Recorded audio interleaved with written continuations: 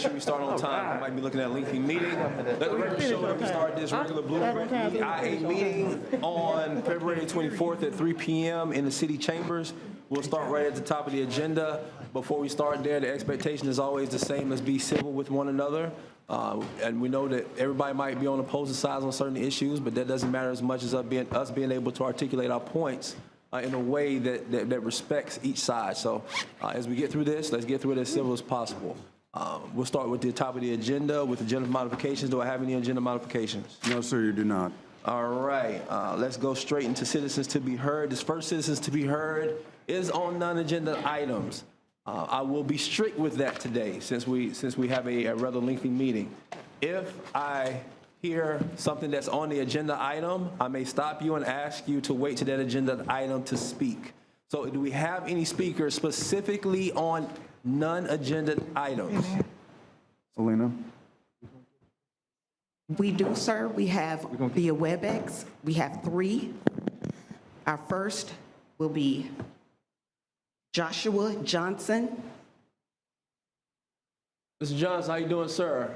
This is, again, citizens be heard on non-agenda items. You get 3 minutes. Give me your name and address, please. Thank you.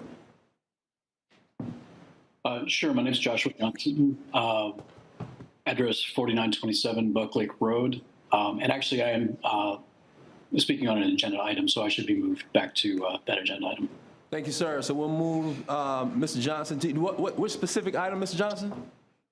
The funding for Doak Campbell Stadium. Okay, so we'll move him to item number 5. Thank you, sir. Our next speaker, please. Next speaker is John Dowler. Mr. Dowler, name and address for the record, please. You get 3 minutes.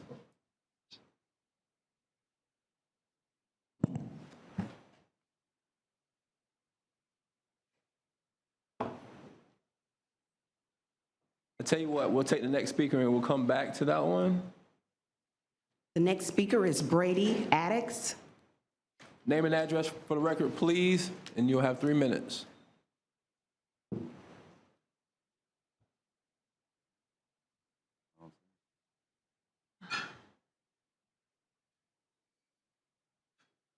Do we know if they're on the line by any chance? I don't see either, Mr. Okay. Okay. I'll tell you what, we'll go ahead and move the agenda. Okay. Is there, Mr. Chairman, 1 second. Alina, is there any speaker cards for non-agenda items of people in the room? There are, yes. How many cards do we have? I have one. Okay. None. We have none? Well, we have one I don't now. have any. Okay, we have 1. Do we have another?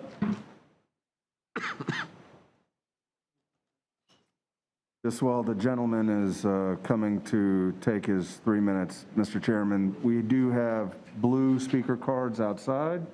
If you want to speak on any issue, please do fill that out and get it to one of the staff people outside. And this will be the final call for non-agenda items after this gentleman, Mr. Chair. All right. Yes, sir. In the room is Mr. Michael Rosenthal. Mr. Rosenthal, you have 3 minutes. Please state your name and address for the record.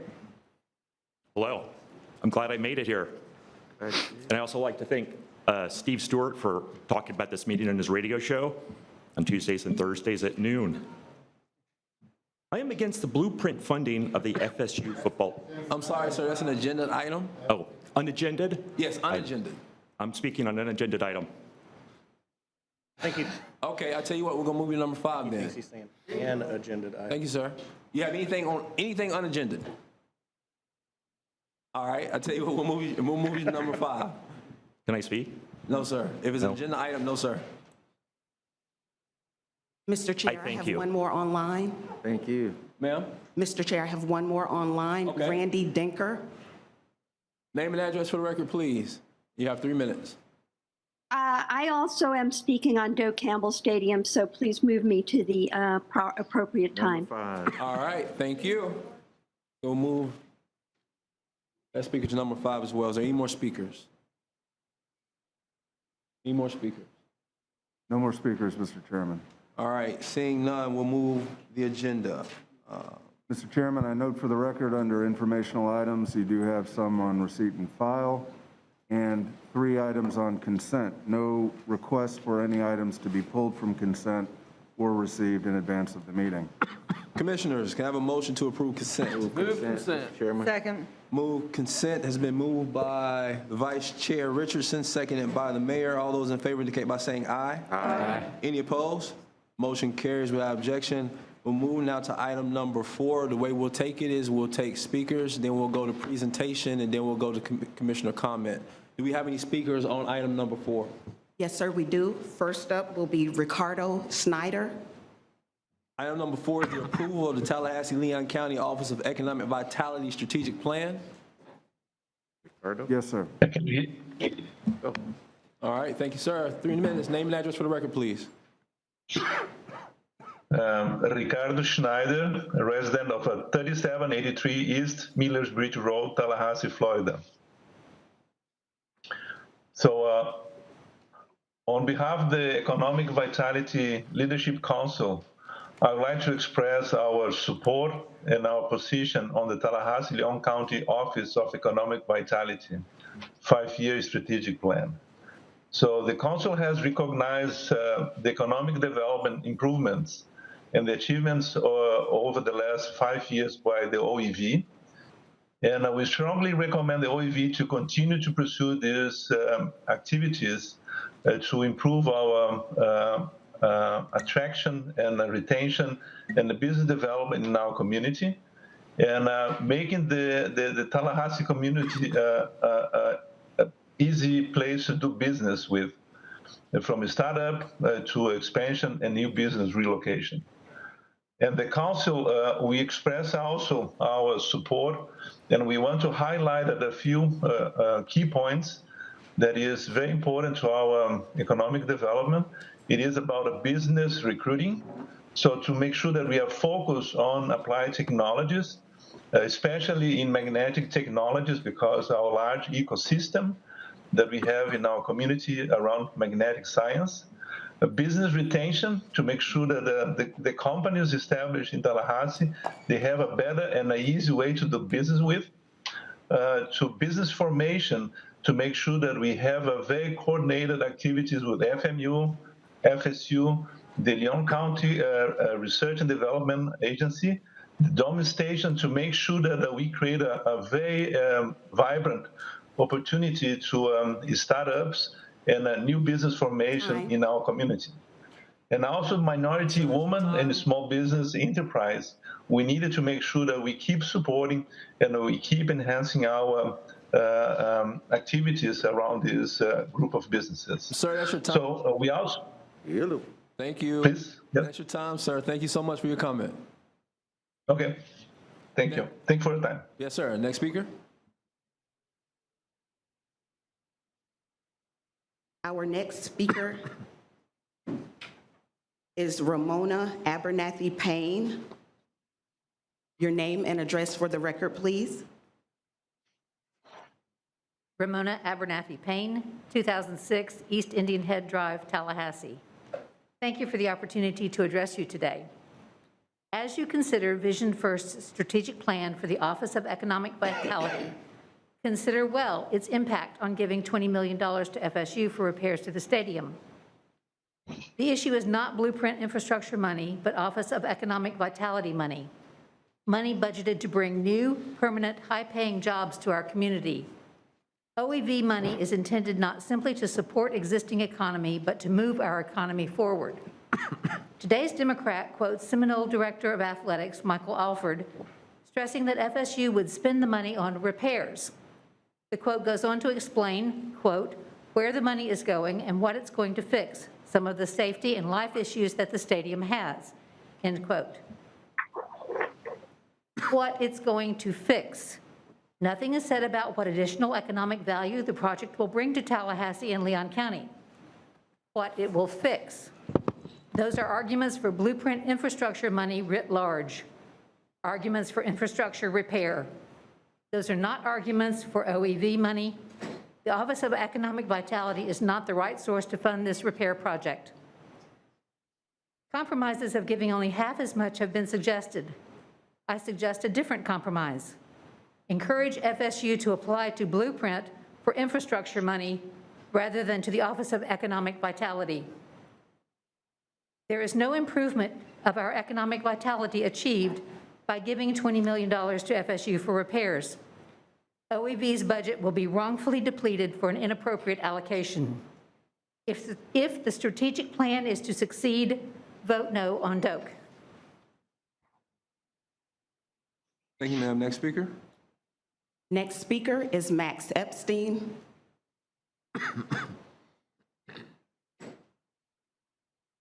Name and address for the record, please. Hello, everyone. Max Epstein, 1001 San Luis Road. And, you know, I didn't really get a lot of time to look at the strategic plan, but a couple things jumped out at me. That 3,000 permanent jobs have already been created with the money that's been spent so far. Now, when we're talking about spending $20 million on a stadium project that'll bring 34 jobs, is that an equitable solution? And, you know, if you look at the amount of impact, economic impact from some of these smaller grants, the Alabama purchase, right? And I can't say it any better than Mr. Pingree, who said, this is a life or death project for people. People have been waiting for this kind of economic investment for decades in their communities. So when that project, 167,000, has a $1.8 million impact and creates 9 permanent jobs, I mean, there is no comparison. So I really would like you all to think about that when you review this item. Think of this money going into our communities. How many $167,000 grants could we give out? 200, 300? How about $50,000 business grants? 250,000. And when we're talking about alleviating poverty, how much farther that money can go? You telling me with 26-point-something million dollars, we can't find some incentives to get food co-ops built? How about get a Publix or something else on the south side? So please, I really ask you to listen and think about how this plan can be better implemented. That's what we're all here for.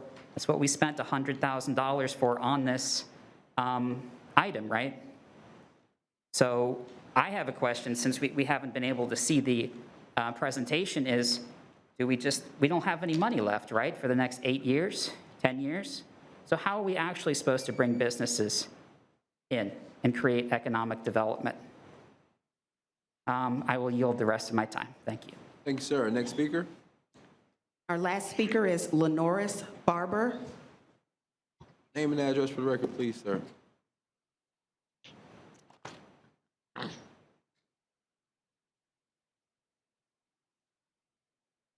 Taylor Norris Barber, 527 West Brevard Street. As I reviewed this item, I focused on the attachment 3, which I view as the results of your initial strategic plan. And I noticed that there were 11 items on that attachment. And it's entitled OEV Project Return on Investment, ROI. Only one item out of 11 was a project that was in a neighborhood of color. And that's the Alabama Street project, which totals $170,000 out of $62 million worth of projects.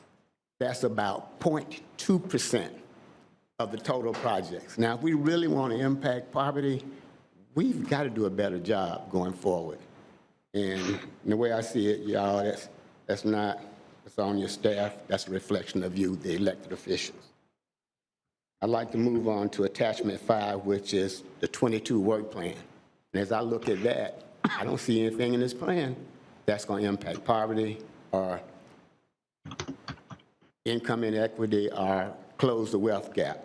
We all have learned recently, we always knew it, but based on the sheriff's recent study that poverty drives the crime. So as I look at this work plan, I see things like promote this, facilitate that, advocate for this, and support this. I mean, that just gives you wiggle room to do nothing. And your deliverables, they're not quantifiable, they're not measurable. There's two that says we are job growth numbers, but there's no target. Then there's another that says GDP growth, but there's no target there either. So what are we measuring? Then those are only two that really, I think, were quantifiable and measurable, except for one more, the one on,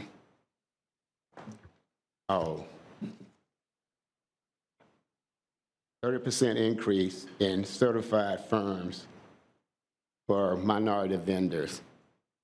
So we're counting. We just counting certifications. 30 seconds. Certifications don't get results. Thank you. Thank you, sir. Any more speakers? No, sir. All right, commissioners, just as we did last time, if you want to speak, just flip that little card over. We're going to go to presentation. After that, we'll go right into speakers. Presentation? Yes. Mr. Chairman, I know that periodically I'll say we have a brief presentation, and on 5 we do. On this one, we're going to spend a little bit more time, but there's a really good story to tell, and it is the story of OEV over the past 5 years under your policy guidance, as some of the speakers indicated, and there's been a lot of conversation about what exactly objectively has been the impact of the Office of Economic Vitality and those projects that you have approved over time. How have we performed against the strategic plan that you approved 5 years ago? You're going to hear about that. You're going to hear about where we are today. What are the current opportunities that exist? And then Gray Swope and his team will talk to us a little bit about where we go from here into the next 5 years. I know there's a lot of conversation on this.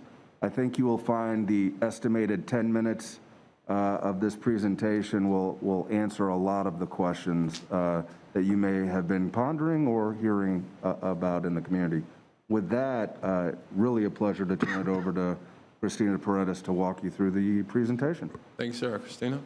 Thank you, commissioners. I'm pleased today to present to you the impact of OEV over the last 5 years, and then turn it over to Gray Swope to talk to you a little bit about your update to your strategic plan. I wanted to start today with defining what economic development means for our community as stated in our 2016 strategic plan.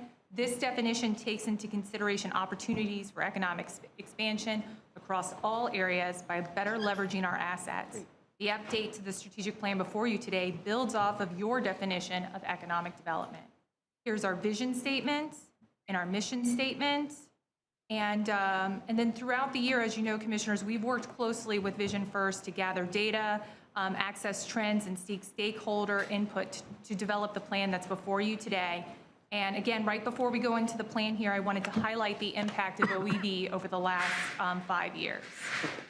As originally envisioned in 2016, OEV provides a one-stop shop for economic development. Over the last 5 years, OEV has served as the keystone organization by actively creating opportunities to coordinate and connect both private and public sector ecosystem members. Economic development is a team sport, and with the coordination and support of all private and public ecosystem partners. Through the Economic Vitality Leadership Council guidance and the IA Board policy direction, OEV has been able to support numerous partners and assist businesses grow and retain jobs. That impact is significant. We've assisted over 2,700 businesses, generated 75 project leads, helped preserved over 13,000 jobs, helped create over 2,900 jobs, certified 317 MWSVEs with more than 1,900 employees. That's a 74% increase. And all of this has had an annual economic impact of 430 million. If you were to add up all the projects I'm going to talk about together, that would break down to about $1 billion. And you'll see that detail in the slides over here. We've also had 11 awards to further show these accomplishments over the last years, and these are both from national and international organizations. And I'd like to take a moment, Commissioners, to thank the OEV team for all their efforts that have led to these accomplishments and awards. That's Daryl Jones, who leads your Minority Women and Small Business Division, and his team, Shanae Wilkes and LaTanya Rappington. Drew Dietrich, who leads the Business Development team, and Kevin Gerke, TJ Lewis, and Dan Lucas. And of course, Mr. Pingree and the County Administrator and City Manager. Again, none of this would have been possible without your leadership and guidance as the IA Board. Over the last 5 years, we've directly incentivized 5 recruitment, retention, and expansion projects, one of which was the largest in our community, the Amazon project, and another most recently within the last 6 months working with a local company, Project Sunrise. And of course, the Danfoss expansions, which directly support our Magnetic Capital of the World business development activities. As you can see here, these 5 projects have committed $5.2 million in OEV dollars and leveraged $257 million in outside investments. We've also supported the economic development infrastructure projects through the Tallahassee International Airport, the North Florida Innovation Labs and the Incubator, neighborhood revitalization projects with Alabama Street, and supporting the sustainability of sports tourism through the stadium investments at FAMU, TCC, and FSU. These are total 6 projects committing $56.8 million in OEV commitments and leveraged another $133.5 million. Commissioners, it is through the Blueprint economic development component of the sales tax that we've had the advantage to be able to incentivize and accelerate projects that create economic activity, jobs, and economic returns for our community. Everything that you have approved to date passes that test and meets your definition of economic development. The Danfoss expansions, the Amazon Fulfillment Center, the Incubator, stadium projects, and at the neighborhood level, Alabama Street. All the projects have committed $62 million of economic development funds and leverage investments over $390 million. This means under your policy direction, you have leveraged $6.30 for every $1 of economic development funds committed. Our MWSBE team is nationally and internationally recognized for their efforts. Again, significant improvements in growth here with the certifications and their partnership with the Florida Department of Diversity Supply. And they've worked very closely with the FAMU Federal Credit Union, and I also want to make sure that I mention the Appalachia Regional Planning Council revolving loan program. Our COVID response has been significant and provided significant resources to nearly 1,500 businesses and helped sustain 13,000 people and their jobs throughout the COVID-19 response efforts here. And when you look at our work plan and the current progress, again, this is all underneath your leadership. We have completed 87% in our work plan. We've advanced the implementation of key policy and program initiatives by the IA Board with a major emphasis on jobs, MWSBE, and local business support. These ongoing tasks that represent just over 40% will be included into your new updated strategic plan work plan. These things include the Magnetic Task Force, the Big Bend Manufacturing Association, MWSBE, our microloan programs, and ongoing collaboration with our partners. And Commissioners, I just wanted to pull up here again too your total impact over the last 5 years, and we also have a handout for you as a takeaway too that summarizes the information provided today. And then before I turn it over to Grace Swope to discuss with you the updated to the strategic plan, I wanted to highlight 4 key points that are included in this update. First, the update before you incorporates and aligns with the City of Tallahassee's strategic plan, most specifically the city's economic development priorities. It incorporates and aligns with Leon County's recently adopted strategic plan, again, most specifically the economic development priorities. And third, as you have heard from our new chairman, Ricardo Schneider of the Economic Vitality Leadership Council, they have supported the plan, and their input is also included in the one before you today. And finally, our 5-year strategic plan. We've developed a work plan to implement the strategies and tactics. The work plan contains measurable and attainable actions that OEV will undertake to bring the plan from concept to reality. The work plan is meant to serve as a living document that reflects the ongoing work of our office and under your leadership and policy direction. It's important to note that the recommendations in this plan are meant to complement the ongoing work of our office. And with that, I am pleased to introduce Greg Swope, President and CEO of Vision First Advisors, to present to you the update of your Economic Development Strategic Plan. As you know, Gray is a nationally recognized leader in economic development and site selection with over 30 years of experience in this field, and Vision First team is based right here in Tallahassee. Greg? Thank you for joining us, Mr. Swope. Thank you, Mr. Chair. Thank you, Christina.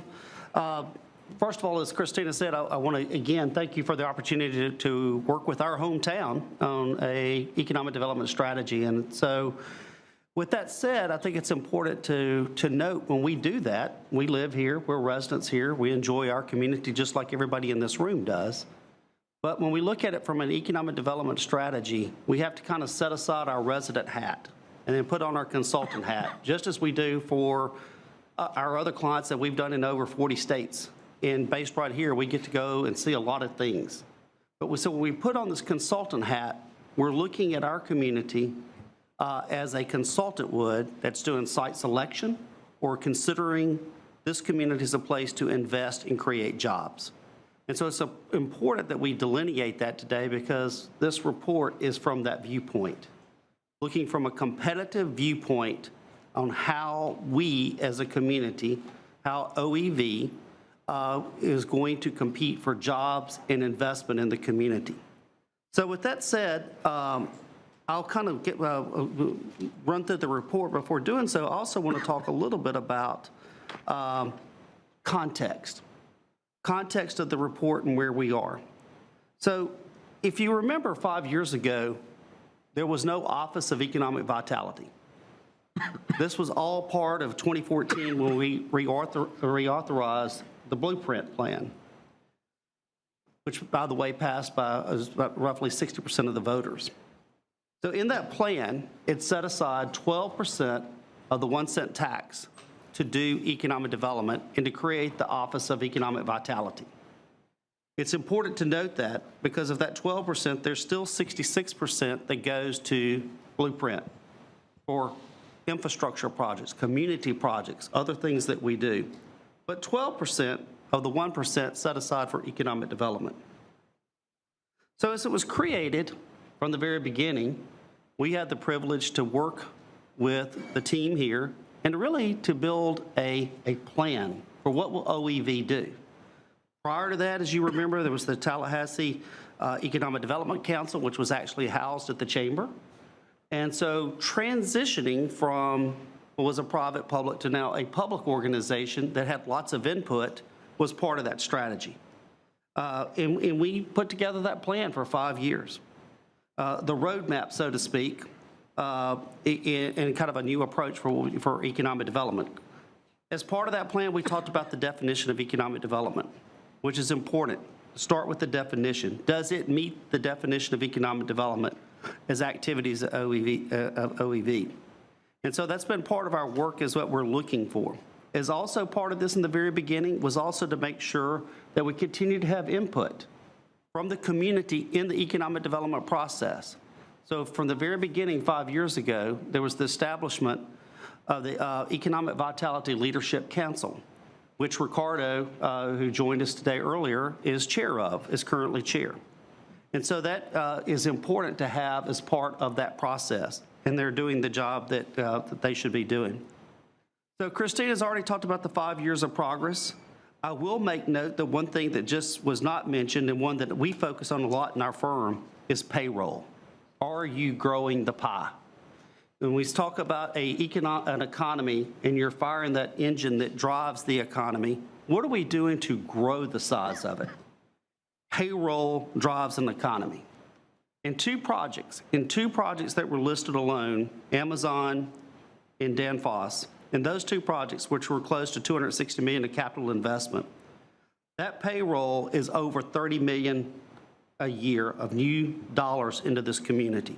$30 million a year from those jobs in those two facilities.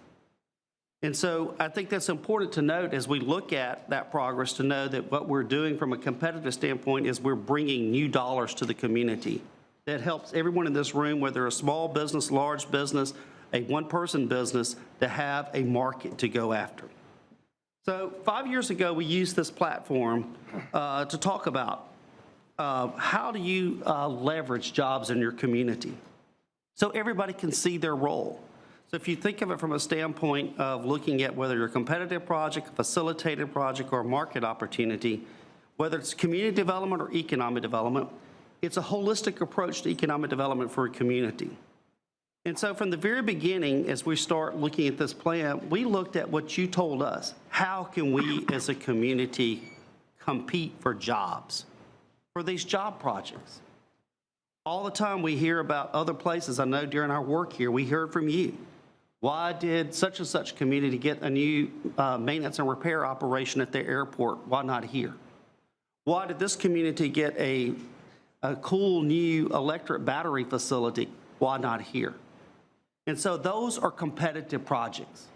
Those are the projects that Christina and team compete for every day. That where companies and site selection consultants are making a decision based on risk. What are the risks of investing in this community versus somewhere else? What is the risk of investing in this state versus somewhere else? What is the risk of investing in the United States versus somewhere else? All that fits into the equation of competitive projects. And we as a community play a role in that risk assessment. We then look at facilitated projects. Well, I'll share a little bit, but that's where choices are made. Is there a return if we invested it? Is there a return made? And then market-driven, where you as policy setters, as elected officials, play a bigger role in a community. Is it a place that we can easily do business? Is it a place where business can thrive?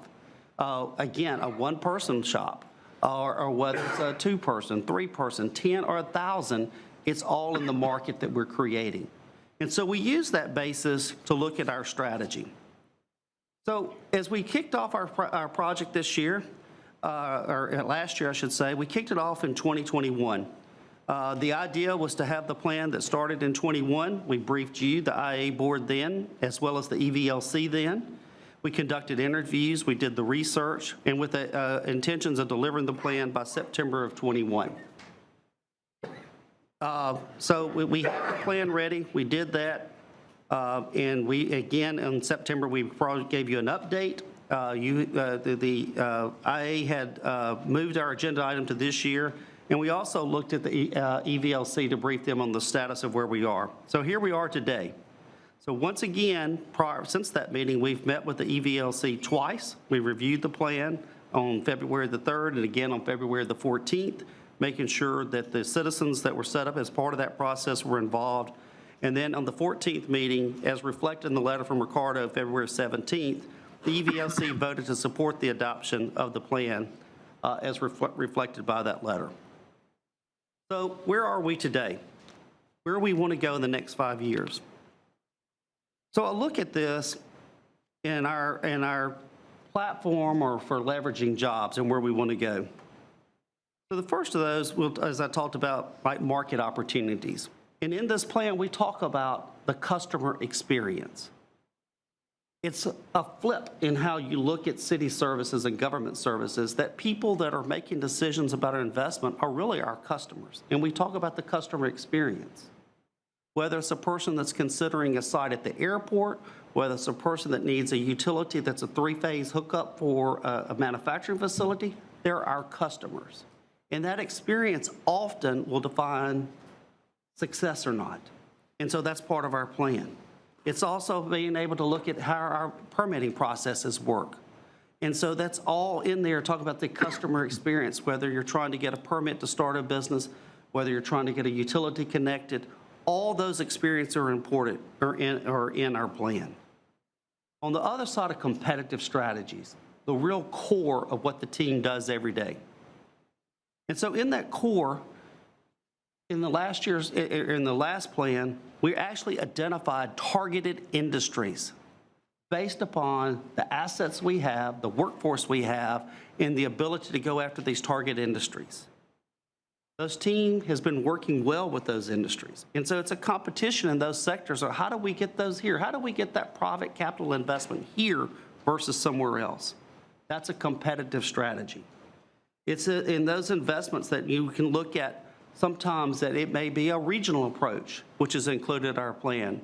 And I know some of you on this board have talked to us about a regional approach, where sometimes it may be that our neighbor in an adjacent county may have a best opportunity to host a manufacturing facility versus here. Why not support that? Because those jobs do come from our community and provide income into our community. That's part of our regional approach as a competitive strategy. And we talk about that in the report as well. We also talk about in order to compete, you have to have product. Competitive projects have to have product. All these projects we read about in other states and around the country, they are locating in places that have product that is ready. Sites, buildings, access to a market that's quick. All those things are based upon having strategy to get there, a competitive strategy, and that's part of the plan as well. And then there are facilitated strategies, where you make decisions in the IA that are policy saying that if we invest $1, what is our return? Now, you do that in competitive projects as well. You looked at Amazon that came here and sat in front of this board. There was a return. For every dollar we put in, Christine and them had an economic impact that showed the dollar return that you get back. The same whether it was Proof or Dan Foss or anybody that was considered a competitive project. The same is true for facilitated projects. And I know there's a lot of people in this room that are sitting here saying, what is he going to say about the big elephant in the room? It is a facilitated project. Facilitated projects are our airport. IA has made policy decisions that if we invest in our airport, there is a return on it based on a return model that the OEV has provided. And so we invest in customs facility at the airport. We do those investments based on a return. The same for DOMI. If a film crew showed up here tomorrow and said, we want to film a movie here and we need help, there would be some type of return that you would have to put together that says, for we invested in this, what are we getting out of it? The same is true whether it's a stadium or an arena. What is that investment? Well, one, if you're looking at it from an economic development perspective, stadiums, facilities are an economic development project as the way it's set up. They're a facilitated strategy. But the question then is, what is the return? And so those are facilitated strategies if you look at it from a standpoint of how do these projects fit into what we have. So from the 12% we look at in the funding, from an economic development standpoint, competitive or facilitated, there has to be a return, and OEV puts a return on every single project that's considered. And at the end of the day, it's up to this board, the IA board, to decide whether this policy is what we want to do or whether it's something we don't want to do based on its return. I share that because it's a lot of the conversation that's going to go on after this report. But it's not the main thing we need to talk about from an economic development strategy. So I want to go through the plan and talk to you a little bit about how it was updated. So Christina talked to you about the vision and the mission. Vision's important, and one of the keys in the new updated vision that the EVLC came up with, and we've helped facilitate that, was really how can our economy continue to be diversified and also vibrant. And so those are things that we used as the basis in helping putting together that strategy. Out of that, there's 7 strategies with 29 individual tactics that are in it. If you look at those strategies, we actually separated in this time to what we call core strategies and enabling strategies. And so if you want to know what the difference in those, core means this is core to OEV. This is what they do day to day. This is what they own or what they implement. And it's the spreadsheet that Christina just shared with you that has every one of the tactics, where we are, how we're measuring it. And all of that can be found. I know, Christine, I will brag on you.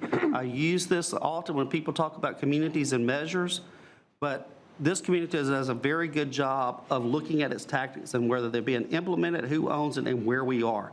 Most places don't do that, and I'll commend you for that. We also look at what should be facilitated and then advocate. What are we going to advocate for in far as customer experience? And again, the EVLC, working with businesses in the community, getting that voice of the customer and helping making improvements. Those are all part of our process. In the essence of time, I'm not going to go through every strategy in detail. We get criticized for this for often because if I just list 7 strategies, so those 7 strategies could work anywhere. Well, that's not true. If you look at the plan, it's over 100 pages of work in here. There's tactics behind every one of these. Also, I like to use the analogy, if I looked at one business's website and the others that are in the same industry, the front page may look the same, but it's the devil's in the details. It's getting behind it where you find the work. So instead of going through each of the tactics, I'm going to highlight a tactic in each one of those strategies, and then we can open that up for discussion. Thank you. So the first of those is maximizing the Oev impact. That really speaks to the coordination of economic development by Oev. It focuses on the team and its core mission, and it talks about alignment of workforce. If you have certain targets, does our workforce align? But the real highlight of that particular strategy and one of the tactics in there is that customer experience. Site selection consultants, business communities speak a different language, business executives speak a different language. Often, as I said earlier, looking at your community of what are the risks of investing here. If we're using our assets wisely, it's important to make sure that we're coordinating that experience and putting our best foot forward with Oev and making sure that whether it's a project looking at Innovation Park or the airport, that we're mitigating the risk and using our expertise to position our community to win.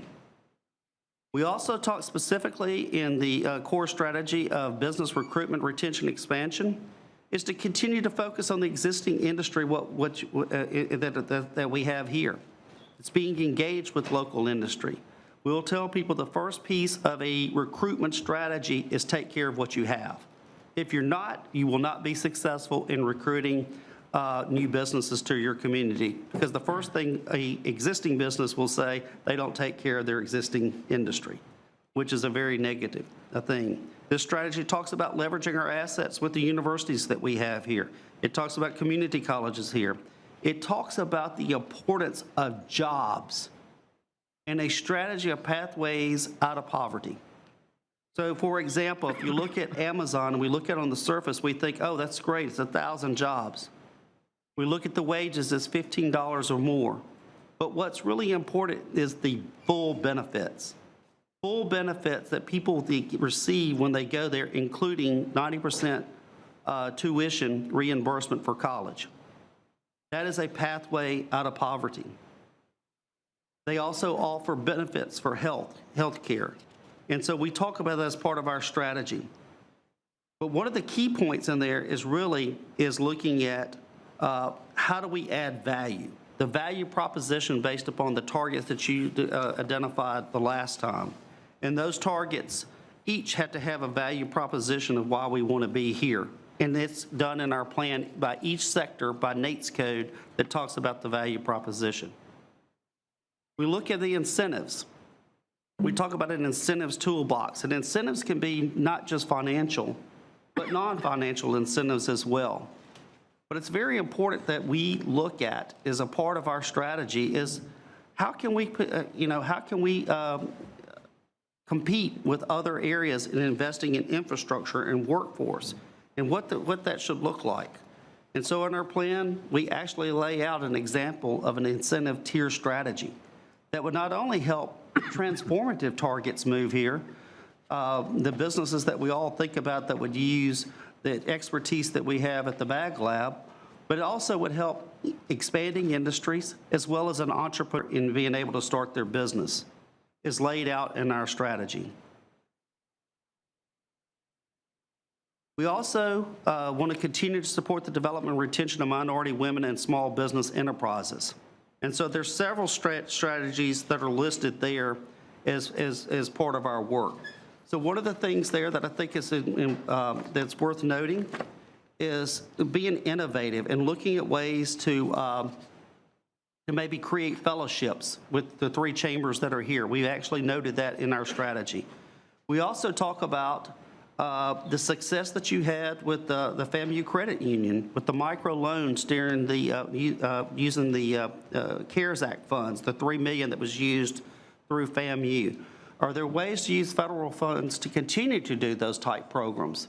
And we lay out a pathway to do that as well under that particular core strategy. Again, we have a culture here of entrepreneurship and business formation.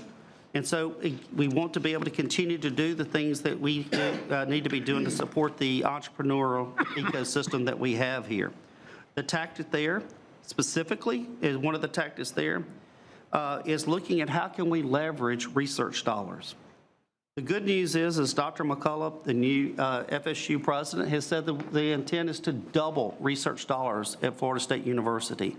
That is a welcome commitment from a university to a community that can take and leverage that for commercialization and build new businesses, whether it's an innovation park or DOMI or through the Research Foundation or even through FSU and the FAMU College of Engineering, all strong strategies that we have there. And next to last, almost there, is utilization of assets. And we have great assets here.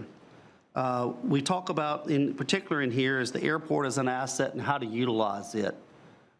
We have an airport here that has land, it has access, and we have opportunity here if positioned the right way. But we also talk about here that's something that's more important now and growing in importance is making sure or companies are making sure that they have pathways and strategies for diversity, equity, and inclusion. What better way to put in our strategies to use a historic black community, college and university, FAMU University, as a partnership to help companies achieve their DEI goals and as part of our strategies. And the last part of our plan is focused on external. It is marketed to the external audiences. It's telling the decision makers in those targeted industries what we have here. What do we have from a standpoint of a value proposition to locate here? It's very specific targeting, not to a broad audience, but to the specific targets that we have identified and going after that this community and its assets fit well for. It's also targeting the site selection consultants and making sure that we have the right narrative as well as the right positioning of labor and cost to make this a viable place for success. So you have the plan. There's lots of things in there. That's the highlights. So, Mr. Chair, I'll turn it back over to you. Thank you, sir. Commissioners. I'm sorry. Commissioner, before we move on to commissioner discussion, I just want to highlight the next steps for you. Briefly? Yes, briefly. There you go. Thank you, Gray. Your next steps, and commissioners, I just wanted to touch base here regarding the Office of Economic Vitality budget here and the next steps for the plan adoption. Our budget fully funds all incentives and funding commitment and supports those business development activities and MWSB activities that we talked about. Of course, it aligns with Florida State statute, your approved economic development plan, and policy direction set by the board. I wanted to highlight here that the sales tax for the last 8 months have exceeded budget projections, and that positive trend is expected to continue. For example, as shown in your data driver, our year-over-year sales tax are up 18.8%, bringing in over $452 million. Commissioners, as I showed to you in the beginning of this presentation, the 11 economic development projects that you have approved to date have a positive economic impact annually to our economy to the tune of $430 million and have leveraged $6.30 for every $1 of economic development funds. As goes the economy, so goes the sales tax and its impact on the economic development budget and blueprints budget. On May 19th, staff will bring a budget update to the IA board for your budget workshop. The workshop will include updated revenue projections. Strengthening economic activity will reveal additional available economic development dollars in current and future budgets above the $13 million currently projected through 2040. Your OEV team remains open for business and continues to work projects for companies seeking to locate and grow here, whether that is through facilitated strategies or our competitive economic development strategies. We'll continue to work these projects and bring those to you in accordance with your policy direction. We'll also annually report back to you on our progress through the work plan and incorporate all those ongoing activities into the new work plan. Thank you, commissioners, for your time today. And with that, we're recommending approval of options 1 and 2. Thank you. Commissioners, it's now 3:50. I would like to get done with this item by 4:15. We got go a little bit over, that's fine. We got 35 speakers on the next item. I want to be out of this meeting by 8:30, 9 o'clock, so everybody gets home at a respectable time. I have Commissioner Minor and Commissioner Proctor in queue. Any other commissioners, you know what to do. Commissioner Minor? Thank you, Mr. Chairman. I appreciate it. Christina and Mr. Swope and Ms. Paredes, thank you for everything that you all are doing on the strategic plan. I think it's a good, step for us to move forward for the next 5 years. I had a couple questions, and then I had I'm ready to make the motion.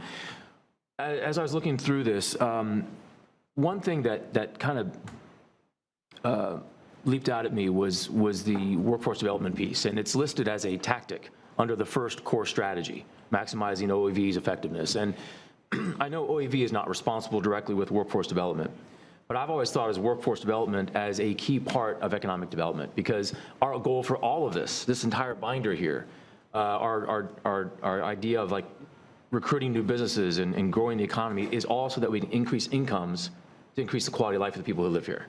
And it's in the definition, right? So the question I had is in my opinion, I'm not a person who does strategic plans for economic development for a living, but in my opinion, it seems like we want to elevate that to a core strategy.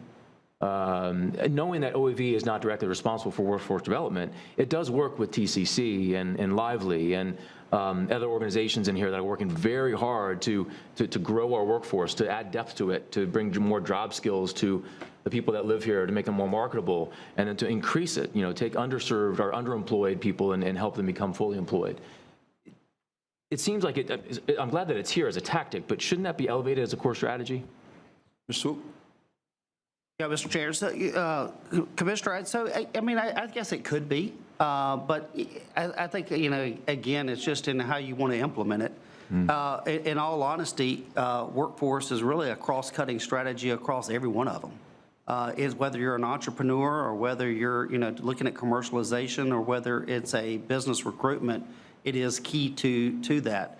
And as you can see, we're pretty heavy in our data about workforce throughout the plan, especially in the appendix where we look at data that drives that.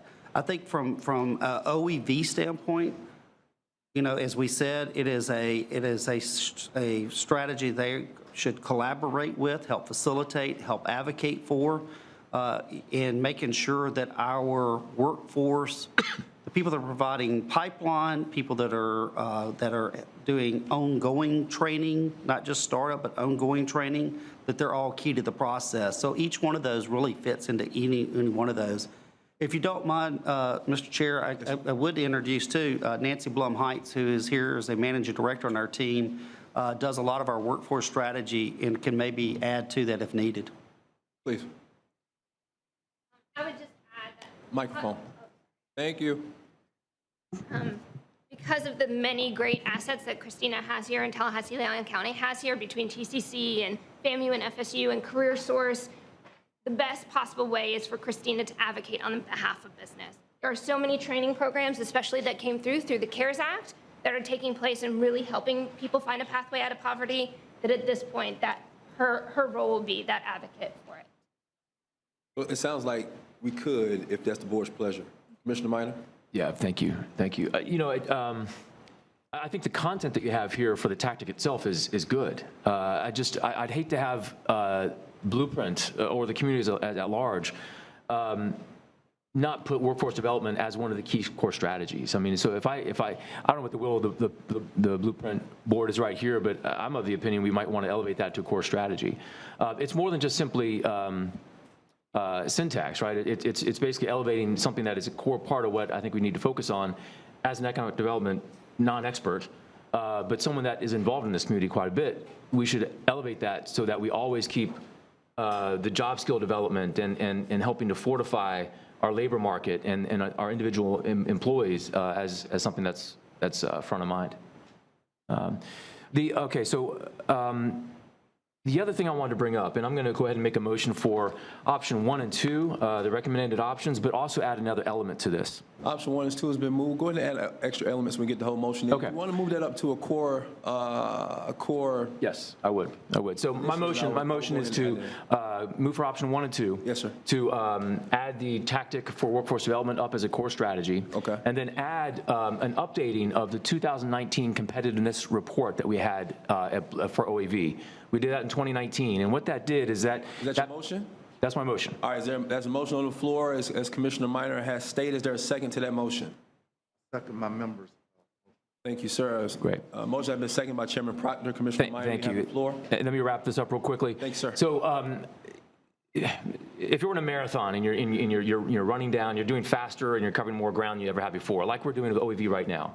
But you turn the corner and you see that there are 10 runners that are ahead of you. We want to know why those runners are running faster. Now, just because they're faster than we are doesn't mean that they're better at economic development than we are. Take a look at Greenville, South Carolina. They've done some amazing things, but it's because they started 30 years ago and they held to that vision over 30 years to get where they are right now with BMW and Michelin and incredible growth. It doesn't mean that they're better than Tallahassee. It means that they started earlier and they had different dynamics. So with this competitiveness report, with this marathon, we see those 10 people ahead of us. This will help us identify why those 10 people are running faster. That, I think, will be a key understanding of what we need to do in Tallahassee to increase our own speed. And so this competitiveness report will be updated from the 2019 version to be more aligned with the strategic plan that we have here. It would also include the ROI on our incentive funding, comparing that with other EDOs in those other comparison communities. And then also include some of the job market metrics, job growth, median incomes. Those are things that we need to compare ourselves with. Everything in here, I think, is really well done, but we're not comparing ourselves with what other communities are doing. And if I'm in a marathon, I want to see where the other guys are. And I want to understand why those people are running faster than I am. It doesn't mean I'm not a good runner, because in a marathon you're really comparing your own performance on past performance, right? But I want to know what is making those guys so successful, so that we can strip out the elements that apply to us that we can achieve, and then put those into practice. So that's my motion, Mr. Chairman. Motion's on the floor for option number 2 with modifications made by Commissioner Minor. I have Commissioner Proctor, Commissioner Welch, Commissioner Matlow, Cummings, Richardson, Vice Chair Richardson, and Commissioner Dozier in queue to speak. Is there any more commissioners that would like to speak at this point? Seeing none, we are in our comment with Commissioner Dozier, and we'll go to a vote. Commissioner Proctor, you have the floor. Thank you, Mr. Chairman. Some of those points were well stated by my fellow Commissioner Minor. And it goes to the point, one of the points that I have, taking care of existing businesses. And some of the points that were offered by our consultant today has us continuously looking external outside of our community for Amazon or Danfoss to come back. I believe that focus on taking care of existing businesses and making sure that opportunities are available there. If nobody else comes to us from outside, what do we do and how do we measure our assistance and care for the existing arena? I'm all about taking care of home first. And I think that in this plan, and that this plan is not saturated, I don't know, I'm not all that familiar, it's not all that saturated in my mind. I'm not sure how long it's been out. But I will say that to the existing projects, commissioners, that we've got some projects on this list, and we won't do everything. That's why we have had these fistfights previously to make the list of 11, 12 projects.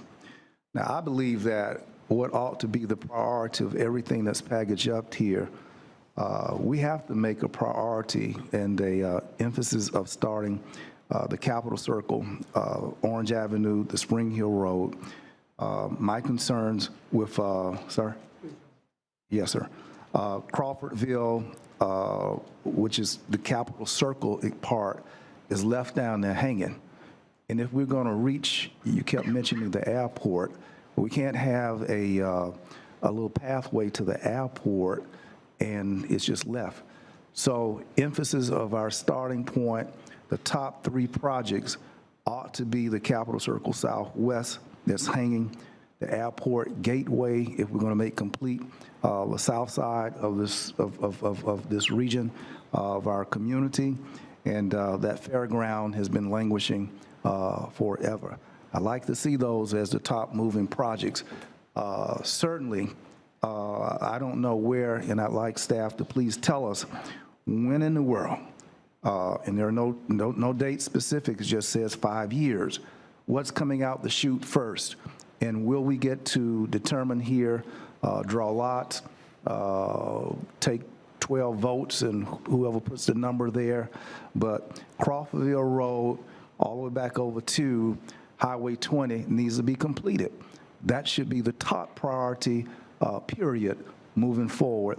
And it is I see a 71 million price tag, a 68 million price tag.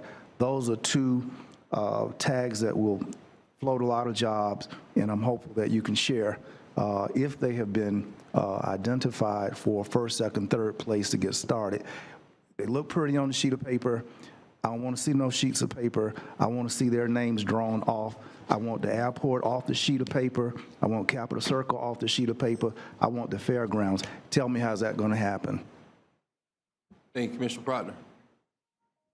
Happy to lean in on that. So both of those segments, you're right, and they're covered in, I think you're looking at the implementation plan. am. So you've got the one segment that is in the state's FDOT 5-year work plan, and the second segment, the one going from Spring Hill Road over to Crawfordville Highway, has been getting pushed back into the 5th out year. We've been coordinating through the CRTPA and with the district office continuously to get that in. It is the top-rated project that we have. That, as you recall, Commissioner, better than anyone, was the final project from Blueprint 2000. It was the first project of the 27 in the infrastructure for Blueprint 2020. So that is absolutely the top-ranked project. We are leveraging substantial state dollars, but we have to work with the state's budget process to get that done. So we meet with DOT District 3 once every 2 months, and this is something that we discuss continuously. And we'll continue I just think having made the list before the train left the station, this project has not been completed, and I'm just totally fascinated with all these pretty words, abstract theories. Ain't no dirt been turned down there, and we need some dirt to turn, and our airport is sitting down there on a two-way path, and I can't see hotels, I can't see the build-out, the maturation of other businesses coming up until we put the serious infrastructure down. So projecting this on a pretty sheet of paper, we need to put our feet down, our feet, all of both of them, 3 of them, and make this happen. So I'm frustrated. I've been at the table too long. I see these papers come to us. Commissioners, this has to be a priority. Here we have $80 million for Northeast Gateway. I'm not saying that Northeast is a word that if you did it in alphabetical order, that it just comes before Capitol Circle. I'm not that good in alphabets, but Northeast Gateway is 80 million, and I think it's in a descending order of how much money is going to be spent. So out of nowhere, we've seen the list before, and now Northeast Gateway is prioritized, at least on this sheet of paper, with $80 million. It get more money than anything else. How we keep doing this to the south side? We're getting screwed over again and again. And I believe, commissioners, that at the top of this list, though it's not the biggest in amount of money, it's certainly been waiting forever and a day. So going forward, since we have no process, Commissioner Minor, it's my desire that the South Side, these projects that have been waiting forever, ought to get off to a first in priority start over a brand-new issue here on this page of $80 million in Northeast. I ain't against the Northeast. I'm just saying that the South Side projects have been waiting too long. Thank you. Thank you. I got Commissioner Welch, followed by Commissioner Matlow, Commissioner Cummings. Mr. Welch. Chair, I'm sorry, but Mr. Pingree does have some information. Just very briefly, and thank you for the extra 30 seconds to get the raw data. So on the one segment from Orange Avenue to Spring Hill Road, that's the one that goes by the airport. Latest, greatest update, $58.2 million in construction is scheduled to begin in September of this year. They're Amen. finishing up right-of-way acquisition as we speak. So that segment, you will be seeing dirt turning in the current calendar year. Does that include Crawfordville down to Spring Hill Road? No, sir, that's the second segment. Crawfordville Road to Spring Hill Road, right-of-way acquisition is underway. It's the construction funding that is still trying to be elevated in their 5-year work plan. That's a $41.4 million amount. Thus far, it's been deferred by the state to fiscal year 2029, and that is what we're advocating to elevate. I just say that staff, I would certainly say to our mayor, and I would say as our chair, it seems like the mayor and the chair of this community, we need to put together a letter to our state that the state of Florida allows its capital city communities airport to lay barren. And from the east side coming into the airport, we're going to languish and come to a 2-lane at Crawfordville down to somehow the other, the state of Florida ought to have a keener interest in the airport of the state capital. And I am willing to put my credit card on the line to secure the seat DOTs making a priority of the state capital of Florida having a functional airport that got 4, 5, 6 lanes that go to it. Otherwise, we're being jerked around. And Mr. Mayor, I'll just say that to you, that I'm willing to put my credit card on the table, and if you walk with me, let's do this, let's lead this. There's no way that we should not have the state's priority, and we the state capital with all these people coming to our community every day, and particularly this time of year. This is crazy. So thank you, Mr. Chair. If I might get 30 more seconds, I want to make sure that in all of these projects that our WMBE platforms are attached and made a part as a core, if Commissioner Minor said, and if it's not a part of the core, is it a part of the core elements of what you're applying in these projects? Christina? Absolutely. MWSB is part of our core strategies moving forward for economic development. Yeah, very good. Thank you, Mr. Chairman. Thank you. I guess I went a little bit too conservative on my my time. Let's say 5 o'clock. Yeah, you might be here to 7. Oh, stop it, man. Commissioner Welch, followed by Commissioner Matlow, followed by Commissioner Cummings. Thank you, Mr. Chair. I promise I'll be done by 4:15. Thanks, sir. I want to say real quickly, thank you to Gray and his team. Folks from Mississippi do good work. All right. I just learned Mr. Swoop and Miss Commissioner Cummings from Mississippi too. So I heard a lot of words in your presentation about positioning and posture and being ready to act. And so I think it's apropos to the later conversation, okay? And that is, this plan is 22 to 27, is that right? Or 21 to 26? 5-year plan. 22 to 27. It has been said that if we approve this allocation this afternoon, we would be left with $700,000 through 2027, $13 million through 2040. Is that accurate, Christina? Commissioners, Commissioner, as I mentioned, we're seeing significant activity in your total taxable sales. So we'll have an updated revenue forecast that'll be brought to you that'll show you all your available funding. Mm-hmm. Right now, our estimates on your current 20-year budget show $13 million. Thank you. So I feel like the answer to that is yes. I know we potentially could have revenue projections that increase that amount, but I think we've seen in the past 24 hours that the geopolitical situation is dynamic at best, and that will have ripple effects across our economy. So I think that using revenue projections for a strategic plan at this stage of the game, I think could be problematic. And you know, my big concern with my biggest concern with the issue later on today is we're about to head out on a 5-year trip. Do we have enough gas in the tank? I look at 18 projects under consideration, 18 active projects, 8 in the queue. My concern, and you don't have to answer this, my concern is, do we have enough gas in the tank to get us down the road? If I'm heading cross country, I want to make sure I've not only got gas in my tank, but I got access to gas. And that concerns me, and I think it's, again, appropriate. We're talking about strategic planning over the next 5 years, and we're talking about later a pretty big issue that's going to impact that strategic plan over the next 5 years. And so I just want to make sure, because I brag on you all the time, Christina, I think our OEV is phenomenal and spectacular and a great tool for our community. I just want to make sure you guys got enough gas in the tank to deliver on the things you want to do, that you're in the right position, that you're in the right posture to pounce when you need to. And so I'll support Commissioner Minor's motions.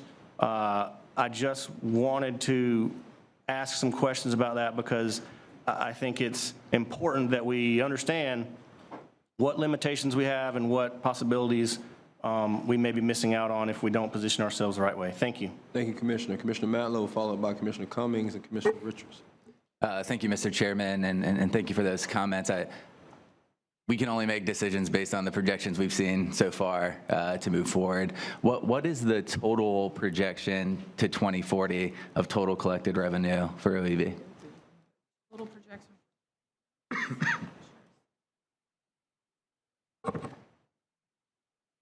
We have over your 5-year.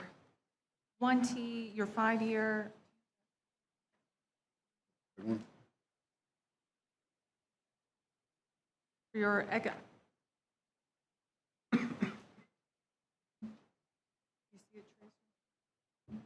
approximately 117. Thank you, Trace.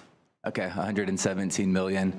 And we learned about the stadium project to the tune of 27 million a year ago, after we've already kind of went down this path of trying to develop a strategic plan. And I thank you for the great work. You know, we're talking about job creation, we're talking about workforce development, we're talking about our target industries, but then what we see is 20% of our budget can be depleted with just a week's notice because of power and politics. So it just seems like saying we're being strategic or saying we're planning is really all just a farce. Thank you, Mr. Chairman. Thank you. Commissioner Cummings, Richardson, and then finally Commissioner Dozier. Thank you, Mr. Chair.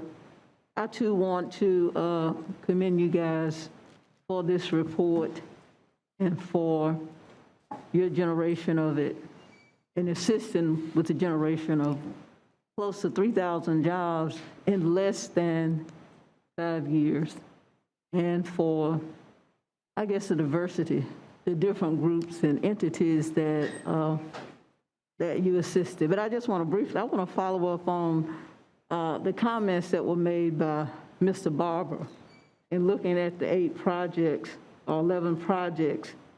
He pointed out that only one was primarily in the Black community on Alabama Street. And I just want you to address, or my concern is there some direction that you can give to our businesses in our Black communities? Is it that they're proposing businesses or entities or activity that's being submitted that's not acceptable? Or what advice can you give? Because we're talking about economic vitality, we're talking about establishing jobs, and clearly in some of our minority communities, we are looking to increase jobs. We are looking to increase the socioeconomic level of our people. So have you seen a trend? What advice or what information can you give to those that are concerned or might have submitted some proposals for economic development in our communities, but perhaps weren't accepted for one reason or another? Christina, also, when you're asking that question, can you talk to us about how many proposals were submitted from the community? Yes, so we had, at your September 27th meeting, you had the proposal by Mr. Stanley Sims that was ultimately not funded by the IA board. That was a non-competitive project. When you look at our competitive projects, in our pipeline, we do have a minority company looking to relocate from the Central Florida area to our community. We, through our MWSVE team, we also assist companies not only with business plans, but relocation plans. And I do know that Mr. Jones is working with several companies right now in that. And this strategic plan that's before you today, Commissioner, our first one did not separately call out as a core strategy our MWSVE efforts. This strategic plan takes the importance of economic inclusion and elevates that as a core strategy, supporting the development and retention of the minority and women-owned small businesses. And then when you look at our business recruitment and retention strategy, it's to support jobs at all levels, to be able to help folks within the Tempo program achieve jobs along those lines. So these are all key important to our total economic vitality for our community. Mr. Cummings? Yes, yes. Thank you for that response, and I certainly appreciate the office looking at bringing in minority businesses here into the community, but I'm certainly concerned about what we can do to support those minority businesses that are here, in the community. And looking at your in-depth report that you all submitted, I think you indicated that one of the fastest growing business segments was in the area of women and minority businesses. So is there any, because of that, and I know we have the microloan program with Florida A&M, the credit union, the university, is there a proposal or any effort to put more money in that microloan program because this is a fast-growing area? Are we doing any specific targeting in that response? In that regard, rather, I'm sorry. Yes, Commissioner, under your core strategy for MWSVE efforts, one of our tactics is to support increasing in financing. That's a mid to long-term strategy in there, and it is something that we will continue to advocate for and support the FAMU Federal Credit Union and Appalachia Regional Credit Union. And my last question is a follow-up to Commissioner Maddox's question about the number of minority proposals that was submitted to your office. I know you mentioned Mr. Stanley Sims was a non-competitive proposal, but I didn't hear any other number. I'm sorry. Oh, it was just his one proposal through the non-competitive one that was submitted. When you look at our competitive projects, we do, like I said, we are working with that company from the Central Florida area as they consider relocation options up here.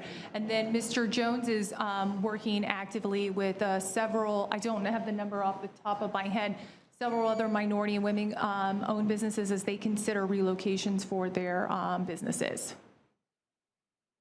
Thank you, Mr. Chair. You're welcome.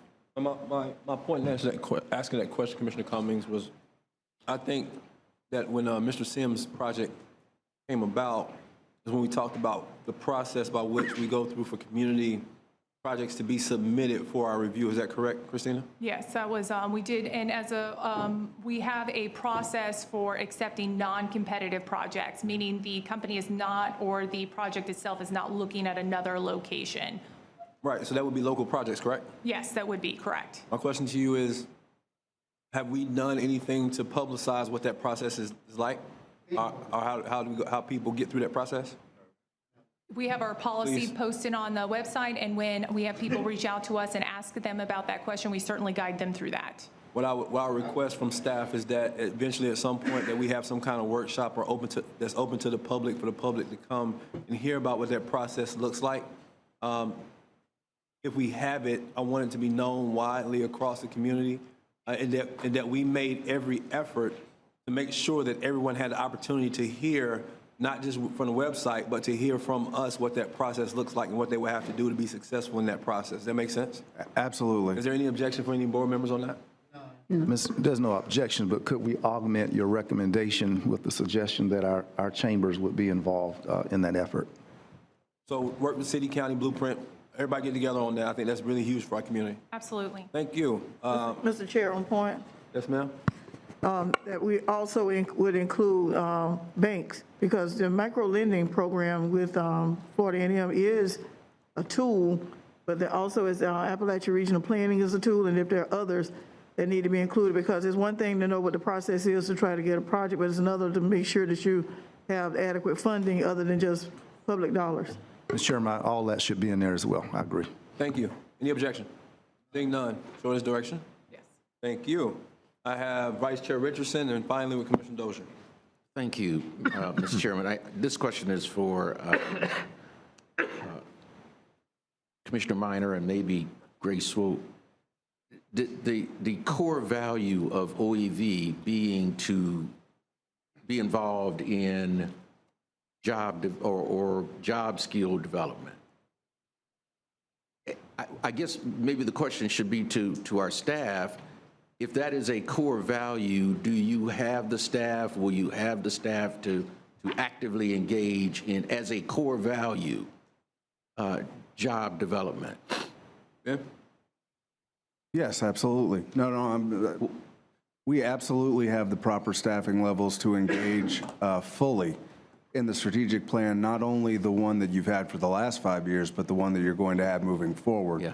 Now, we need, as has been discussed earlier today, and I believe in your motion, Commissioner, we need our partners in the workforce readiness space to lean in. This is, there are some core strategies that OEV truly handles and owns us, and we manage it fully.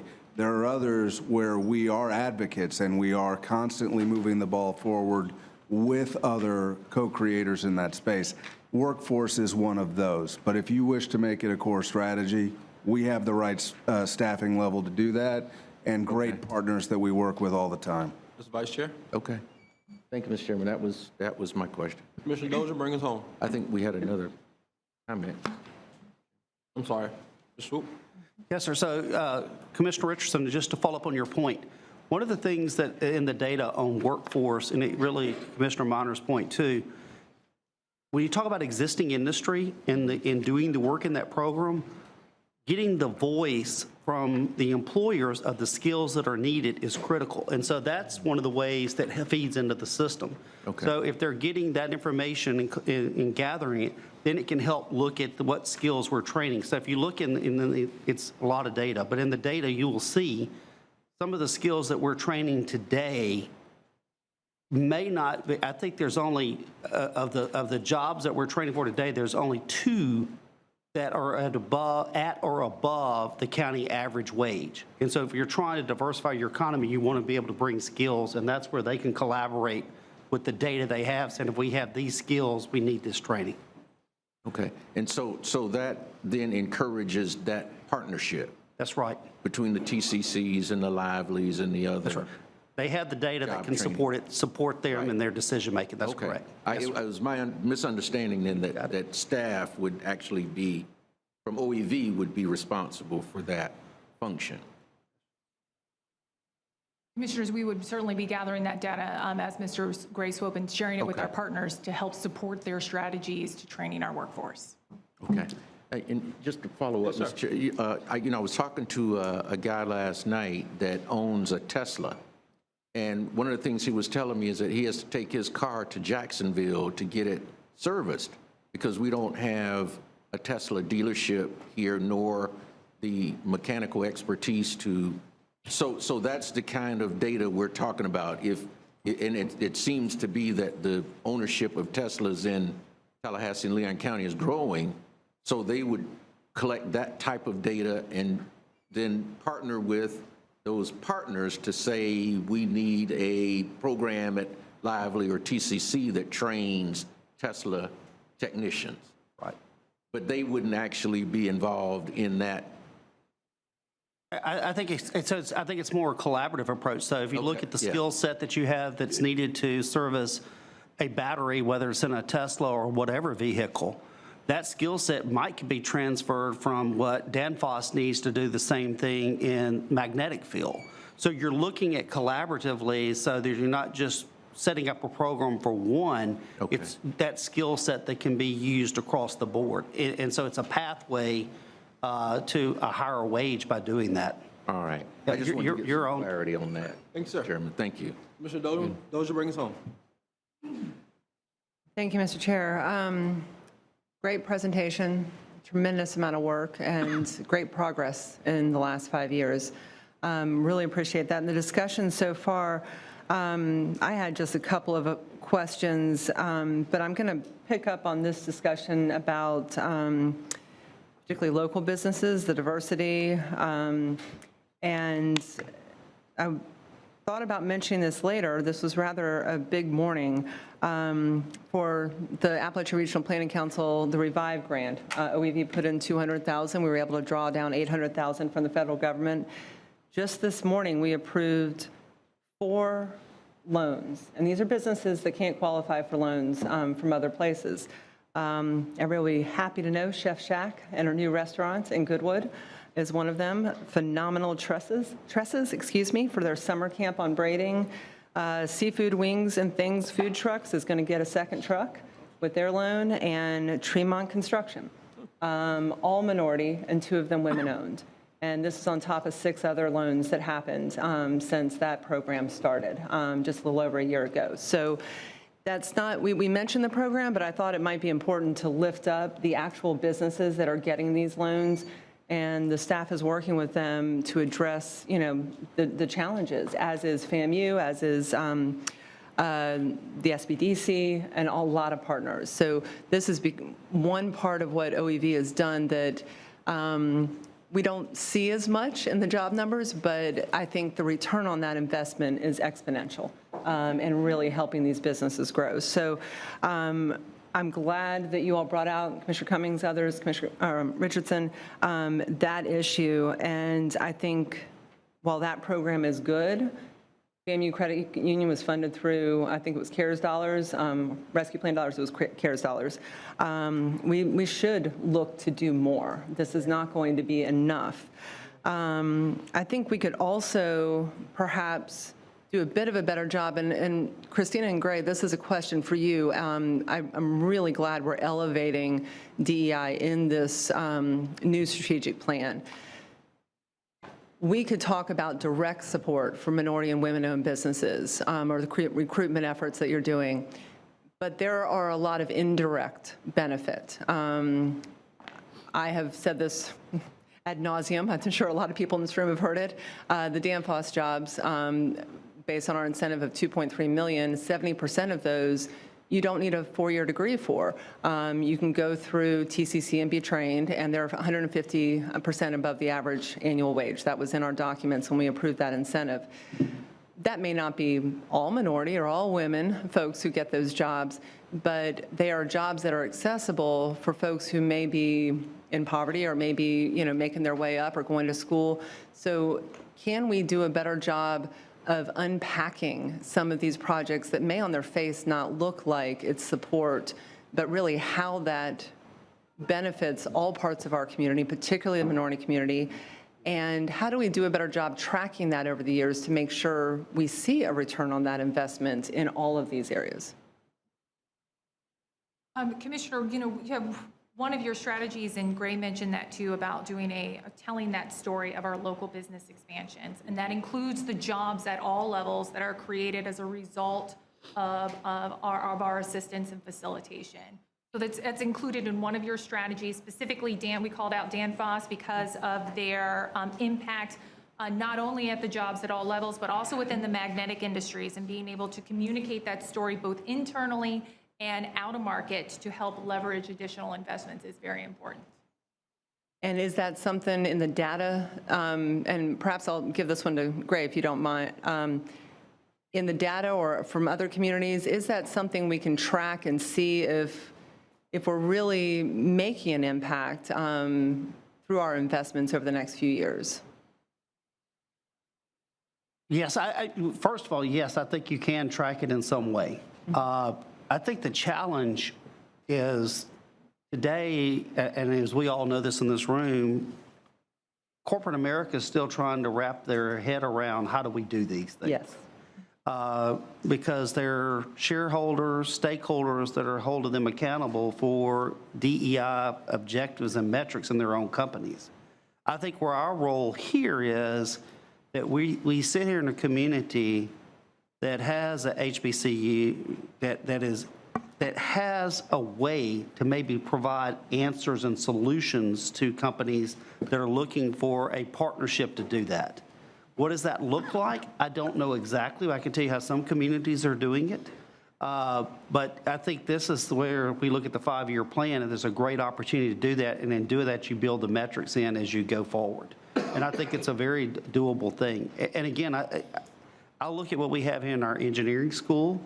I can tell you from the private side of our business, bringing in clients that have looked here and using research here as part of, of their company's overall research goals, they've been very impressed. And so those are ways I think that we can utilize that asset, which is laid out in the plan, in a way to help achieve DEI objectives of those companies. Well, the chairman's going to be very happy because you just answered my next question. And that was to drill down into this, to look at the entrepreneur space and business startups coming out of both universities, particularly FAMU, and significantly DOMI's relationship with FAMU that has been robust since the beginning. And Mr. Chair, I think you asked a question at the end of the last meeting, and if I may, might have been a bit surprised by the statistics of how many folks are coming from FAMU, and minority businesses particularly are getting started. Commissioner Cummings, you're right. It's not just here, but across the country, minority women are the largest sector, growing sector of entrepreneurs. And Women's Wednesday, others, and I know OEV has worked closely with them, has really done a lot to focus on that, so we could do a lot more. But I think that's one area that we could definitely track. The second question, and this is for you, Gray. So I've heard through this discussion about the elephant in the room coming next, that we've got tax incentives. Yeah, some of those have gone away with the state. Maybe brakes on permits, utilities. We have infrastructure. All of this benefits economic growth. And we have a robust and very effective Office of Economic Vitality and Economic Development Organization. Given our status, given where we are, that Commissioner Minor mentioned Greenville, we're not at that 30-year mark, but we're laying the groundwork to get there, and we've made a lot of progress already. Is that enough?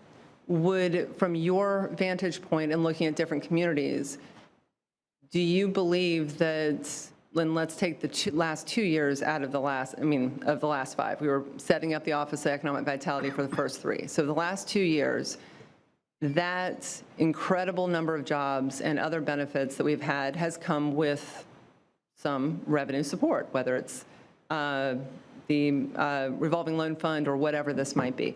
Has that helped us, and would we create more jobs, support more businesses if we had some revenue in the bank to help us as we have in the last 2 years versus that first list? So, Commissioner Dozier, I think that if you look at let me back up. So if you look at where we as a community need to compete, and as I said it earlier, product is one of the areas that we've identified, whether it's a building, whether it's a wet lab with like an innovation park, which was funded from the facilitated strategy piece of that is an area that this community really, if you want to compete at those transformational types of projects, we got to do a better job of. And so figuring out how to be able to do those projects, you do have a source of revenue to do that in that 12% of the 1% that's set aside for economic development, that you can enable where there is a company that may need additional lab space or whatever. There are opportunities to use those funds for those type projects, yes. Thank you, sir.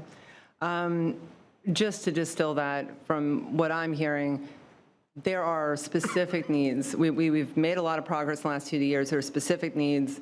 Innovation Park Board, the chambers, others have talked about the shovel-ready sites for a long time.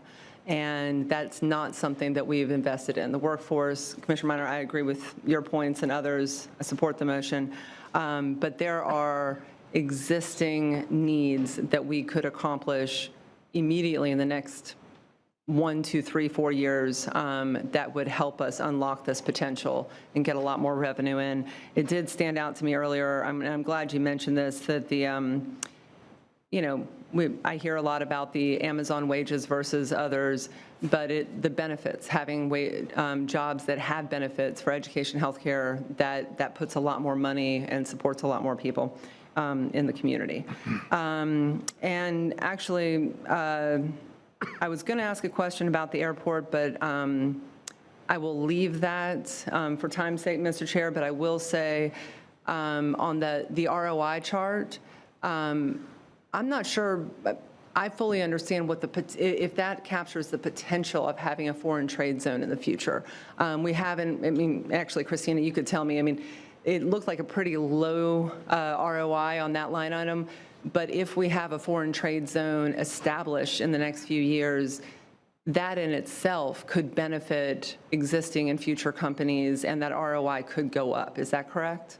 Yeah, Commissioner, that ROI is just for the project itself. Yes. It doesn't take into consideration some of the things that could come down the road or companies that we could attract as a result of that. And Okay. That is certainly something that we can update as that project moves towards fruition.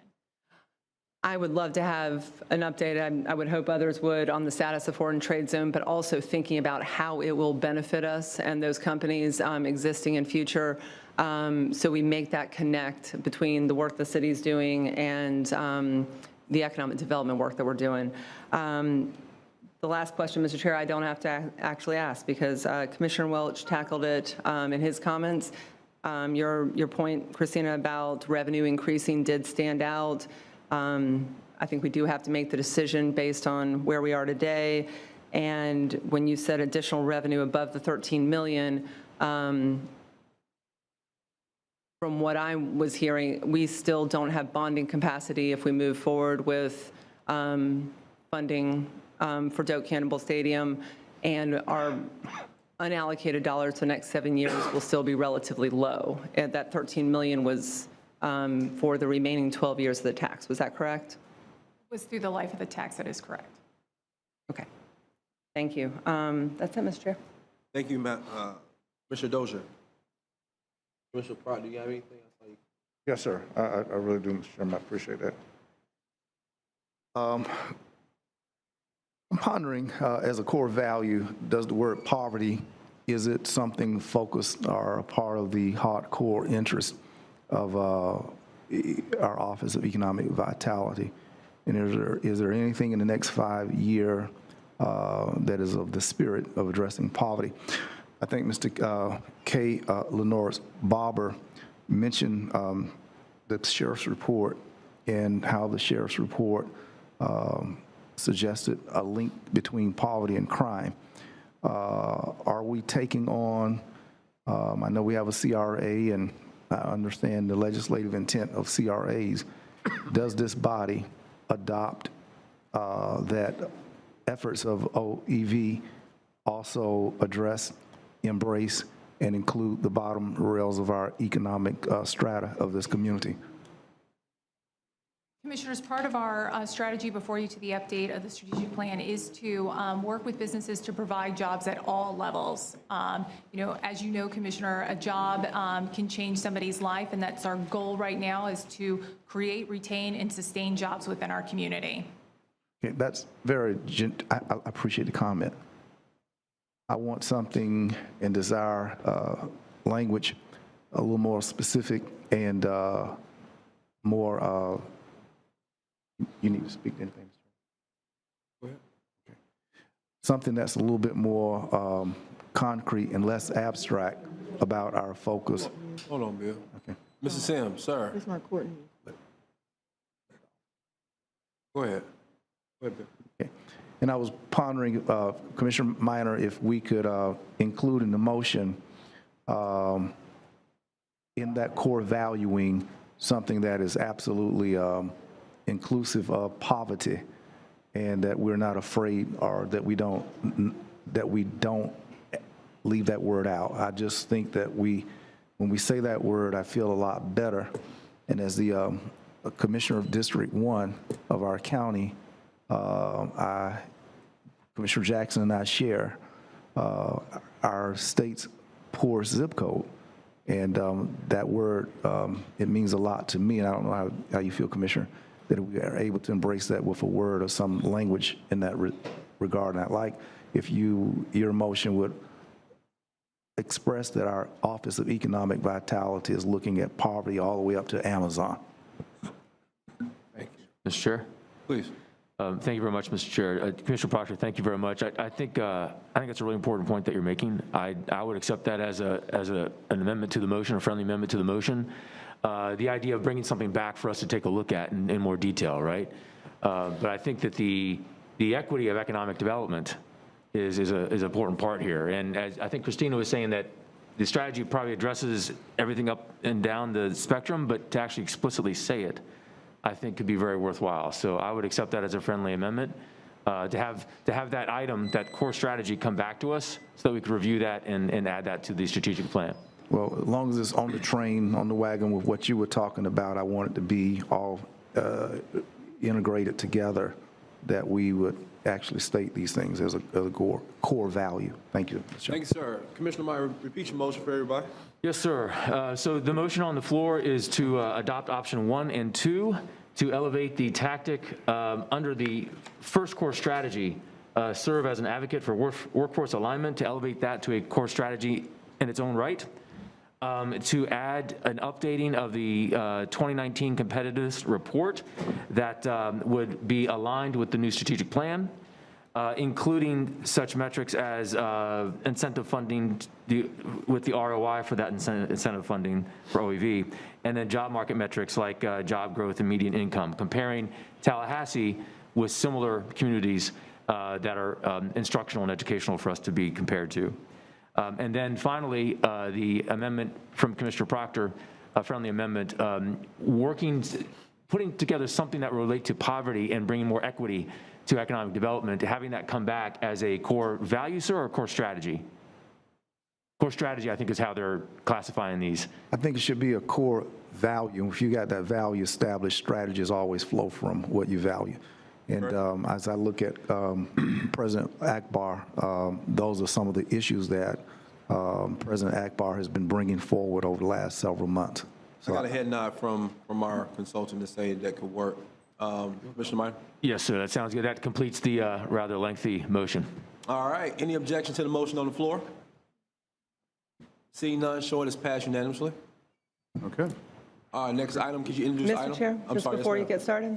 Yes. Before we go on to the next item, I would like to offer a motion to rescind the Blueprint IA Board action of 9/27/21. And Attorney Dawson, do I need to read the full action that we took at the September 27th meeting? I assume I do into the motion. There's no requirement, Mr. Chair, if I may. What action is that, Commissioner Dozier? The action that I'm moving to rescind. Yes. There's no requirement under Robert's rule that you actually read it, but for clarity, it would be helpful if you did, share with the group, the board, what your motion actually is. Thank you, ma'am. Okay. Mr. Chair, it's just a lengthy paragraph. That's why I wanted to check in. So I'm making a motion to rescind the Blueprint IA Board action of 9/27/21, where we directed the agency to proceed with obtaining bond or bank financing and dispersing of funds of up to $20 million And authorize the Director of Place to execute the necessary agreements with FSU. I'm going to skip a line there. To meet the bonding deadline requirements for disbursement and expenditure by December 9, 2021. That is my motion. Yes, sir. Is there a second to that motion? I'll second it. Motion's been seconded by Commissioner Porter. Mr. Chair, if I may, although I am quite sure your full stack of speaker cards relate to the next item. 35 of them. I think we can all agree that everyone wants to speak about this particular issue.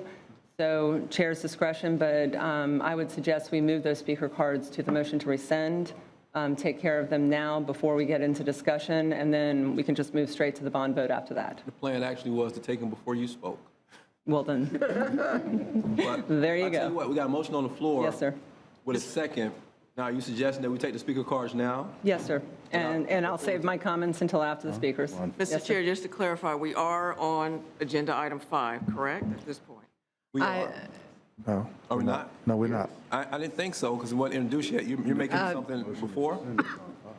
Attorney Dawson, I mean, there's no agenda item on the motion to rescind, so I wanted to bring it into the discussion before we got into item 5, which is on the bond vote. It is a separate issue. It relates to agenda item 5. It's the chair's discretion if you want to go ahead and tee agenda item 5 up and then entertain this motion. Madam Attorney, wouldn't it make sense to entertain the motion before item 5? You Chair. could, as a preliminary step. Yes, sir. I'd rather go ahead and take the motion now and then afterwards take comment. I think what you're asking for is for whatever happened last meeting to transfer to this meeting, correct? Mr. Chair, to be blunt, I didn't want anything that happened at the last meeting to be repeated, and my reading of Robert's rules, I need to make this motion when there is no other motion on the table. It could come at any time in the meeting, and we have some significant and important projects in the bond. So I just wanted to come in here in the middle before we introduced the bond item and talked about those infrastructure programs to get this particular issue out of the way. So as Attorney Dawson said, it's your discretion. It is a motion to rescind. It relates to the next item, but it is not a part of the next item. Mr. Chair, it would be appropriate under the rules to do it within item 5 because there's a nexus or connection with what's being proposed in item 5, which is bonding to include the Doak Campbell Stadium Economic Development Project. To do it prior to entering 5 is not recommended because there's nothing to attach to it. You're really, what you're doing is essentially suspending the rules without presenting that to the body as a whole to vote on, which would require a 2/3 vote. There's no, I mean, it's just an amorphous agenda Mr. item Chair. which you're creating and doing that, even though you have some discretion that would not be proper under the rules. The proper way to do it would be to introduce agenda item 5, which is the bond issuance to include Doak Campbell Stadium, and then this can be taken up first within that particular item. Mr. Chair, on point,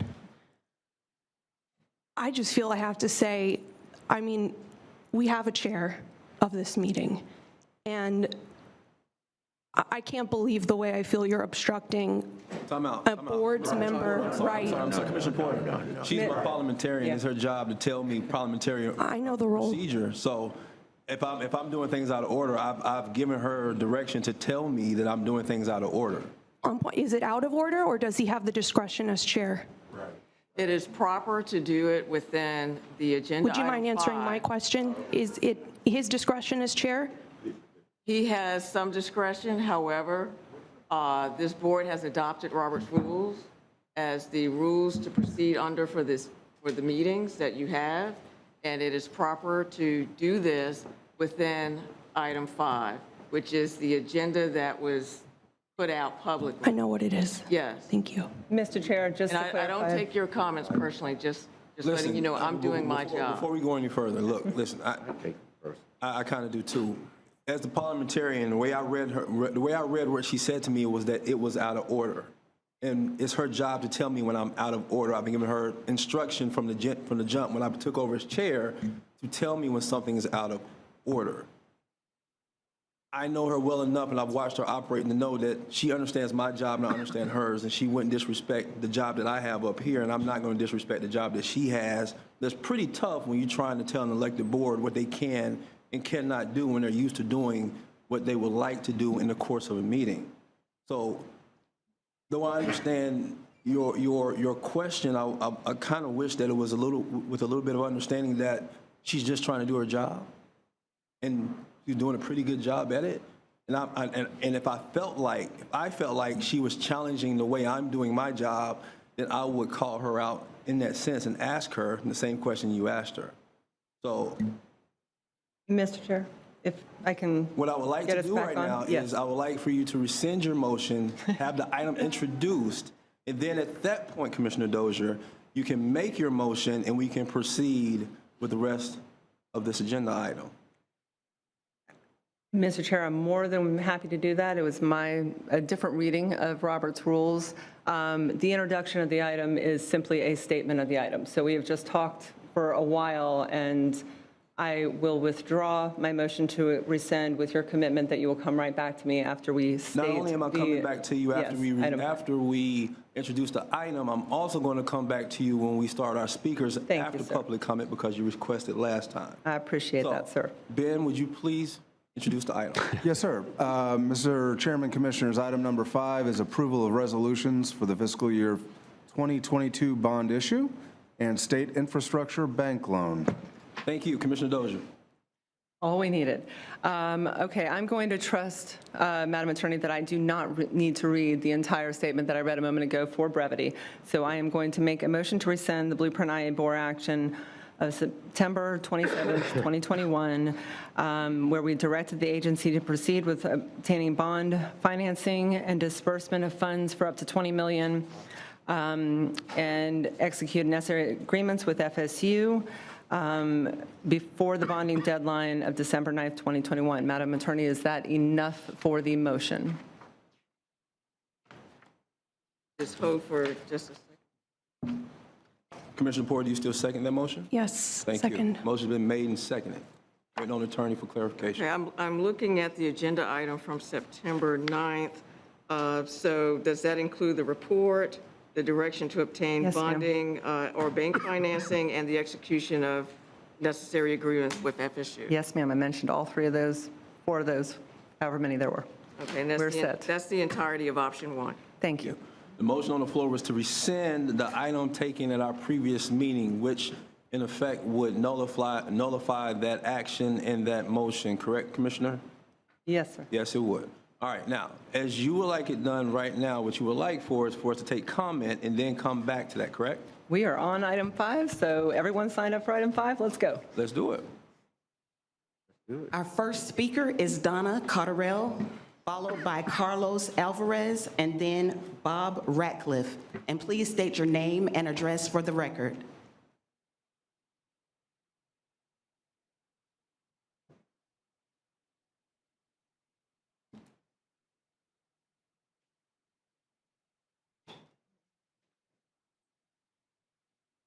Good afternoon. My name is Donna Cotterell.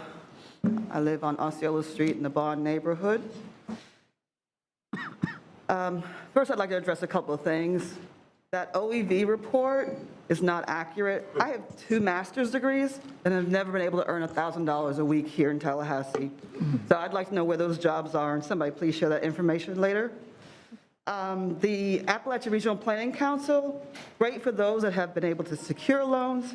However, that funding requires collateral, which significantly impacts the amount of MWBEs that can participate in the loan program, and perpetuates the same institutional systemic issues that MWBEs have faced for generations. So, to the dope vote. Imagine a city where small businesses are thriving, where the dollars are circulating 15 times before they leave the community because of business-to-business relationships. A city where moms raising small children are earning a living wage at one job that provides for their families. Where the same family owns their home in the neighborhood of their choice because there were programs available that ensured that they would be able to live there. Imagine that mom being able to shop for healthy food options in her neighborhood, thus saving gas and giving her more time with her family. Imagine a place where our youth are encouraged to follow their dreams and not worry that they have to watch their back when they walk home from school. A neighborhood where young girls are not worried that someone is going to force them into sex trafficking. My daddy returned to his community to protect and serve. Some of you on the days today knew my daddy, Morris Thomas. Commissioner Jackson, my niece's sons attended your school. I ask that you all be someone that Chief Thomas would be proud to say that he knew, and that knew that you would do the right thing for the least of these. 30 seconds. Fulfill that responsibility to your constituents who voted for you. Be our voice and a voice for the voiceless. Thank you. Thank you, ma'am. Next speaker. Our next speaker is Bob Ratcliffe, followed by Lonnie Mann. Thank you, Bob Ratcliffe, 502D Hillcrest Street. 4 points. First, this is a bailout for a mismanaged, financially incompetent football program. Second, this bailout rewards people who don't need it and can manage on their own. Third, this bailout deprives people in need of investments we will no longer be able to make. And fourth, this is a grotesque example of local government fiscal mismanagement. First point, this football program has lived beyond its means for years. It's built a bloated cost structure that requires future bailouts as far as the eye can see. This would never be tolerated in the private sector, at least not the private sector I worked in for 32 years. For example, the highest paid FSU employee is the football coach. The second highest paid is the ex-football coach, paid $3.5 million this year to do nothing. Together, that's $7.5 million for a combined 19 wins and 27 losses in the last 4 years. Then there are the capital spending plans for a glorious new football facilities, which can include better bathrooms only if we give FSU $20 million. Second point, this bailout benefits people who need it least. They include affluent fans who can afford $40,000 to $50,000 a year for skyboxes, and football and sports gamblers who will benefit from the Wi-Fi and cell phone upgrades. By the way, only 16,000 of FSU's 43,000 plus students get tickets to watch their fellow students play ball. Third point, this stadium is surrounded on all sides by the poorest zip code in Florida, 32304. The people we say we're so concerned about. They include the minimum wage, retired and unemployed families who live in third world conditions while they fund blueprints with sales taxes when they buy necessities. But they'll just have to wait. Fourth point, voting for this bailout amounts to fiscal mismanagement that meets none of the criteria local governments require for other forms of spending, such as the Oev projects we just discussed. Its rationale is bogus, based on an FSU analysis that, surprise, tells us that the FSU bailout results in huge benefits. And your analysis effectively assigns the number 0 to the value of investing $20 million where it could help end the shameful poverty of zip code 32304. Bottom line, this $20 million would go to a game. 30 seconds. Played 6 times a year. The people of 32304 are not a game. Vote no. Thank you. Our next speaker is Carlos Alvarez, followed by Lonnie Mann. Please state your name and address for the record. My name is Carlos Alvarez, 1451 Lafayette Cove Road, Tallahassee, Florida. I have been a Leon County resident for over 40 years. While I have not been before the county or city governments recently, I have in the past participated or chaired committees for Leon County and also have been the chairman of the Florida Elections Commission and one of the founders of the Buck Lake Alliance. And yes, as some of you know, I played football for the University of Florida, the Florida Gators, but I have no doubt, I have the greatest respect for the Seminole program, Doak Campbell Stadium, and Seminole icons like Coach Bobby Bowden, Dion, Warwick, Charlie, and of course, Commissioner Maddox. I am extremely saddened to be in front of you today. I resolutely oppose using blueprint funds for Doak repairs. I am saddened because as an active supporter of the blueprint concept, I never dreamed the money would be used to repair a football stadium. I am also saddened because I so respect each one of you as public officials. As the past chairman of the Florida Elections Commission, I know the sacrifice you have made to serve our community. I'm appreciative of it. Voting for this repair funding of Doak is a huge mistake that will adversely affect and impact you and our community for years to come. In 3 minutes, it is impossible to meaningfully discuss the reasons why this is a monumental mistake. Certainly, two of the biggest points is that we can get a significantly bigger return for our blueprint money with other projects, especially projects that directly and significantly target the south side of our community. The trickle-down economic benefit, if any, from Doak repair funding tells the Tallahassee South Side 10-year-old that needs help now that you were born a generation too soon.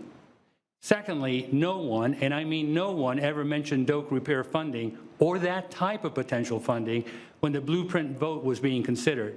The lasting negative impact of that omission, intended or not, on our political discourse will be negatively felt for decades as our community moves forward and more public funds are requested of the voting public. Two final thoughts. A sales tax is one of the most regressive taxes that exist. As you know, that means that it burdens lower income persons in our community disproportionately because it takes a larger percentage of their income than the income of more affluent persons. How can anyone justify using this recessive tax for stadium repairs that do little of anything to those that cannot even enter the stadium on game day or special events because of costs, but the blueprint repair funding allows other athletic department funds to be used to pay coaches' contracts worth millions of dollars and golden parachutes for hiring mistakes. Secondly, Doak Campbell Stadium is not going away, regardless of the blueprint repair money. Name one Division I college stadium in the United States in the last 50 years that has been closed or sized down because of lack of repair funds or any other reason. None. Please.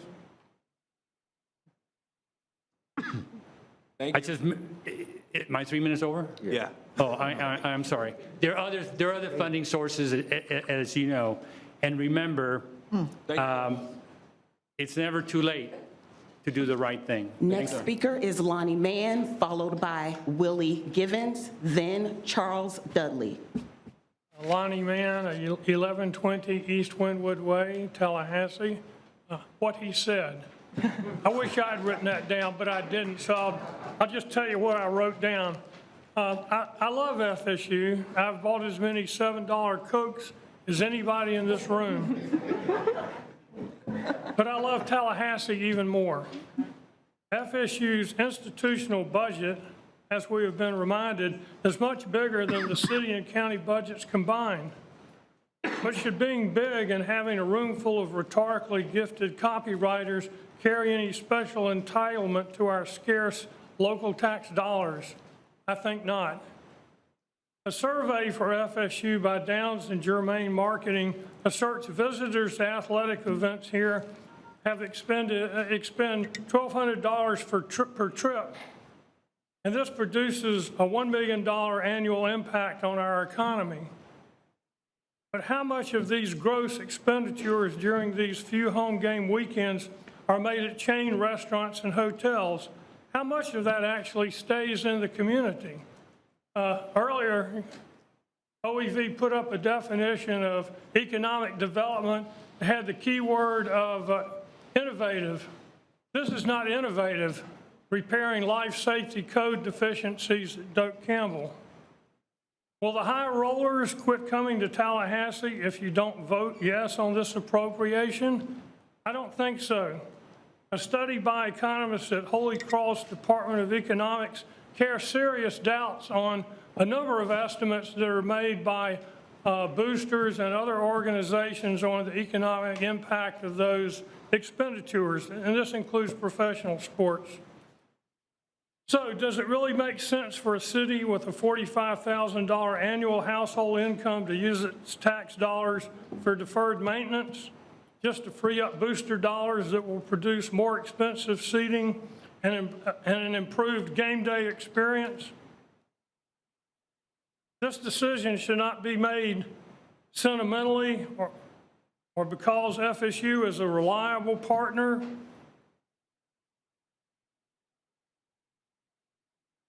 It should not be made based on recently announced promises of free concerts and support for social programs.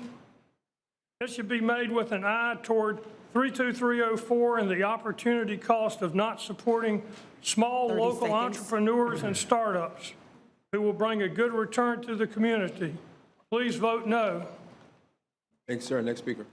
Next speaker is Willie Givens, followed by Charles Dudley, then Hugh Tomlinson. Name and address for the record, please. Hi, my name is Willie Givens. I'm here on annual leave, and I appreciate this opportunity to speak. I live at 3203 Jim Lee Road, Tallahassee, Florida, on the south side of town. What I like to say is I like to take the approach where I can show based on need. I would like to start by how the agency and the program that provides resources to applicants and recipients in programs like SNAP, housing, child care assistance, provided by city, county, or state agencies. In 2018, FSU closed a $1 billion campaign that surpassed what they were asking for by $160 million, which was a bonus or surplus. They then started a $20 million campaign for the Renaissance to help provide for staffing for the new coaches. Upon which they started a brand new campaign in spite of the $160 million overage they got for the $1 billion campaign, for a $100 million Unconquered campaign to do what they're asking you all to do now. As of February this year, an article by Kurt Wheeler of this month, who was covering the Board of Trustees meeting, showed that they had gained $116 million on top of the 100 that they were asking for. So what it seems like, this is a pattern. Whether FSU need the money or not, they're going to always ask somebody else to foot part of the bill, whether they need it or not. And government agencies can't or won't ask their normal citizens to participate in social services like PPP. If you can show need and ability to pay, you're granted. But in this particular case, FSU don't have the need, but they do have the ability to pay, but they're still asking other people to pay for it. That's all I have to say. Thank you. Thank you, sir. Next speaker. Our next speaker is Charles Dudley, followed by Hugh Tomlinson and Michael Alford. Good afternoon. Thank you, Commissioners. My name is Charlie Dudley. I live at 534 Bobbinbrook Lane in Tallahassee. You know, today was FAMU Day in the Capitol, and I was walking around the second and third floor learning more about that great university, and it kind of struck me that we should all be thankful and very proud of what you did for Bragg Stadium. It's iconic in this community. It needed structural repairs and help, and you stepped up and did it. It's a large economic driver on a continual basis in this community and has been, and I appreciate what you did for them. Now we need to do the same thing for Doak Campbell. It is also an iconic brand. Those two stadiums bring us international and national visitors, not just on game days. I think both universities have a plan to utilize those facilities on a more year-round basis. You've been reading about some of that. I don't think that's the reason you should continue supporting it. You should support this because it's the right thing to do. It's consistent with your previous votes to support FAMU, which we support. And I think it's time that we potentially try and figure out here how to get off these divisive issues. Support Doak Campbell. Let's move forward. Let's come together and do better as a community. I think we really can. I've been a resident of Tallahassee for 35 years. I don't think I've ever seen it as divisive as it is. I don't think any of us enjoy that or like it. It's disappointing. Let's move past this. Let's approve the funding for Doak like you did in September, and let's move ahead. Thank you very much for your time. Thanks, sir. Next speaker. Hugh Tomlinson, followed by Michael Alford and Alex Carson. Name and address for the record, please. Hugh Tomlinson, 1187 Ron's Point Drive, East, Tallahassee. Thank you all for the time to speak here. I'm a 32-year citizen of Tallahassee, came here, and what brought me here was Doak Campbell Stadium, go to FSU, and what was happening on Saturdays is a large reason why came to Tallahassee and why I've remained in Tallahassee. For the last 5 years, I've been serving on the Blueprint Intergovernmental Agency Citizens Advisory Committee, seeing a lot of projects come forward through the OEV, and they do a terrific job. But very few can match the economic impact that Doak Campbell Stadium brings to our community, and very few, if any, can really match the potential broad economic impact across this community. So for these reasons, I thank you for your steadfast support of Doak Campbell. Thank you. Thank you. Next speaker. Michael Alford, followed by Alex Carson and Bill Davis. Michael Alford, 920 Live Oak Plantation. Thank you, everyone, for your support of this project that will have an impact of continuing economic development for our community. As stated in the 137 Stadium Assessment Report provided to each of the commissioners, this project addresses safety and ADA issues related to a 71-year-old Doak Campbell Stadium. It will allow it to continue to be a vital economic driver for the community. That was confirmed in the economic study provided to each commissioner to the tune of $80 million annually. As a son of commissioner, of a county commissioner, I thank each of you for what you do for our community and your leadership. And I really thank you for your support of FSU. Thank you. Speaker. Alex Carson, followed by Bill Davis and Mutaki Akbar. Hello, my name is Alex Carson, and I live at 403 Hayden Road, Tallahassee, Florida. I'm a current FSU student and member of Students for a Democratic Society. I am fully opposed to giving $27 million to FSU for something as frivolous and useless as Doak Stadium upgrades. This narrative that the stadium upgrades will generate revenue and create opportunities for the community is a complete and total lie that has been fabricated by the same millionaire capitalists that this funding serves to benefit. If this funding is approved, it will further confirm what most Tallahassee citizens and FSU students already know, which is that Tallahassee local government does not care at all for the well-being of the working class, but rather is an institution that acts at the beck and call of local millionaires and the corrupt FSU administration. If this body was wondering where $27 million could go, here are some places it could start. The sidewalks in Tallahassee are absolutely atrocious and present a threat to all the working people who actually have to use them on a daily basis. The roads in the south side are riddled with potholes and general disrepair. How long must black communities suffer from your austerity while you give handouts to a university that has plenty of its own money? There's a massive houseless population in Tallahassee who are constantly harassed and attacked by law enforcement instead of being properly supported by local government. At FSU specifically, it is common knowledge among FSU students that most of the classroom buildings and dorms have black mold, despite FSU's insistence that it is limited to a few buildings. So the fact that FSU is currently begging for $27 million of the people's money for a stadium upgrade that will not benefit a single working class community member is quite frankly criminal negligence. I'm yet to speak to a single FSU student who supports this funding. If you approve this funding, you will only further demonstrate how ridiculously out of touch this body is with the material needs of the multinational working class in Tallahassee. Thank you, and all power to the people.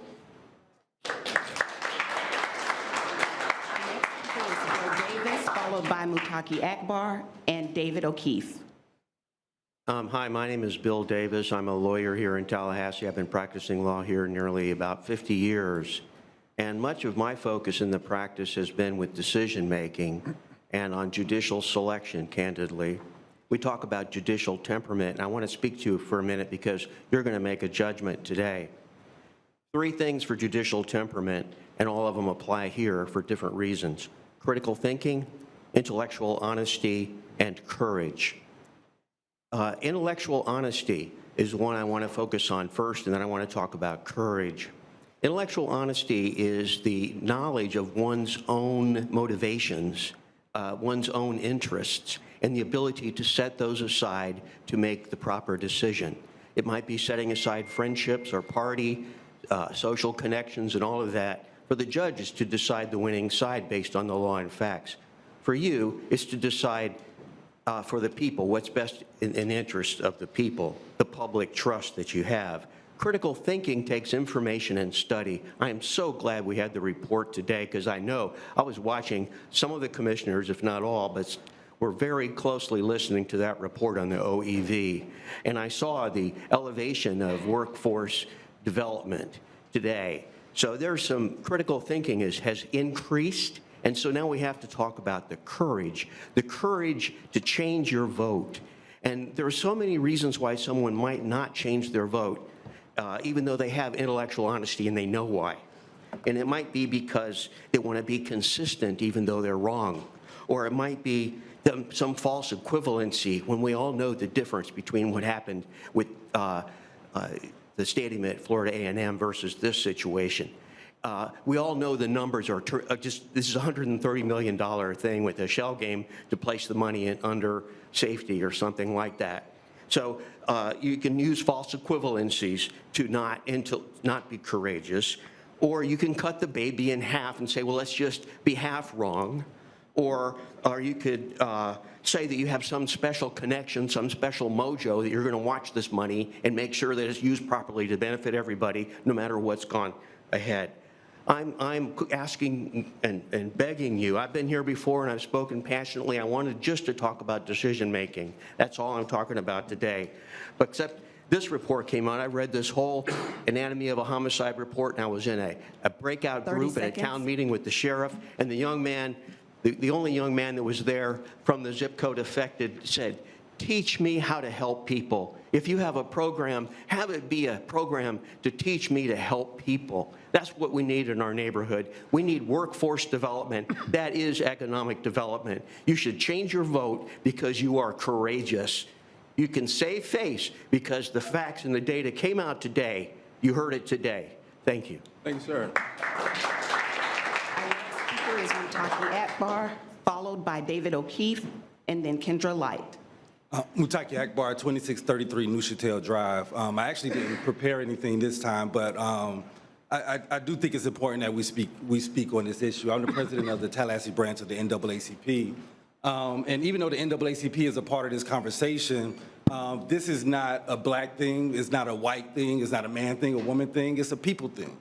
And it's interesting that when the people start talking and start standing up and start speaking about what they want, it becomes divisive to some people. But it's not divisive. This is what the people need. Economic development is a real thing, and it's a real thing that we don't see in our communities, and we haven't seen in our communities. And taking away $27 million for this particular situation is $27 million that we won't see again. Our commissioners, you all were elected by the people. You weren't elected by FSU by themselves. You weren't elected by a certain group of people. You were elected by the people. And the people have consistently spoken out and said that they don't want this to happen. And all we're asking is that you listen to it. When the report was given, it stated a few things that I pointed out, that economic development needs to be diverse and vibrant, that it needs to maximize OEV's impact, and that there's an importance of jobs and pathways out of poverty and to get a full benefit. How is this diverse and vibrant? How is this maximizing OEV's impact? And how is the importance of jobs and pathways out of poverty being shown here in this situation? And if the vote and the math ain't mathing, so I'm pretty sure how the vote is going to go, and I'm just being real.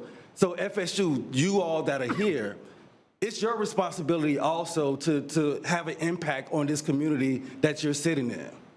Only out of 400 students in the CARES program, 20 of them are from Tallahassee. You all could do a better job going into these communities and helping these students that are in these low-income communities. There's an entrepreneurship program, the Jim Moran Institute. Those programs should be in our low-income communities and helping people build businesses, helping people build companies in order for us to, next time $20 million is there, 20 years from now, that we'll have programs in place in order to be ready to affect our communities and have some economic development. So it's your responsibility also. This is a unique community, a very unique community as we've seen over the last few months. Where else will the NAACP and the Koch brothers have a press conference together? But that just shows how important this issue is, and I hope that some votes gets changed and it's a vote no on this situation. But if not, I just hope that we can move forward and move together and have some real economic development in our community. Next speaker is David O'Keefe, followed by Kendra Light, then Max Epstein. Name and address for the record, please. My name is David O'Keefe. My address is 1138 Cherry Laurel Street, 32308. I'm a candidate for County Commission District 5. I'm an FSU alum, a former FSU employee, and an overall FSU supporter. I stand with the vast majority of the people in this community from all age, neighborhood, ideology, and partisan demographics against millions of dollars for Doak Campbell Stadium. I'm a CPA, a former manager of finance for the FSU Research Foundation, former audit committee member of the FSU Magnet and Research Development Incorporated, and a former external auditor of the city of Tallahassee. I am not unfamiliar with economic development spending. Whether it's $27 million or $10 million, every single dollar that's going to this is not going to real economic development to actually improve the lives of the people in Leon County. I'm here not so much to speak to the commissioners, but to the citizens' attendants and to the people watching at home. The only people with a vote today are the commissioners. The citizens do not get a vote today. Your only power today is 3 minutes to speak. But I want everyone listening to remember how it feels today to be ignored by your representative, and mark your calendar for August 23rd, 2022, and remember this feeling, because that is when you get your vote on many of these commission seats. When these officials ignore the clear will of the people, they think you will forget this by August. They think they can run ads and stand in front of Amazon and say, look how many jobs we had. How could you be against economic development? Never mind the $27 million that is all gone. They think you will forget. Let them know that you are here not because you enjoy speaking to a brick wall for 3 minutes after waiting for 4 hours, because you are mad and they are not hearing you. With today's vote, $27 million is here today and gone tomorrow. Remember this when they say we can't afford affordable housing. Remember this when they say we can afford to improve our neighborhoods. Remember this when they say we can't afford to do those projects that have been on the same list for over a decade. Remember this. What they really mean is the crumbs left over after their projects get funded can't fund those things. They get first dibs at our money and we fight for crumbs. Remember today, when you vote on August 23rd, let every name on the ballot know you will remember where they stand today. And are they going to keep doing the same thing, the same business as usual, or are they going to start putting people first?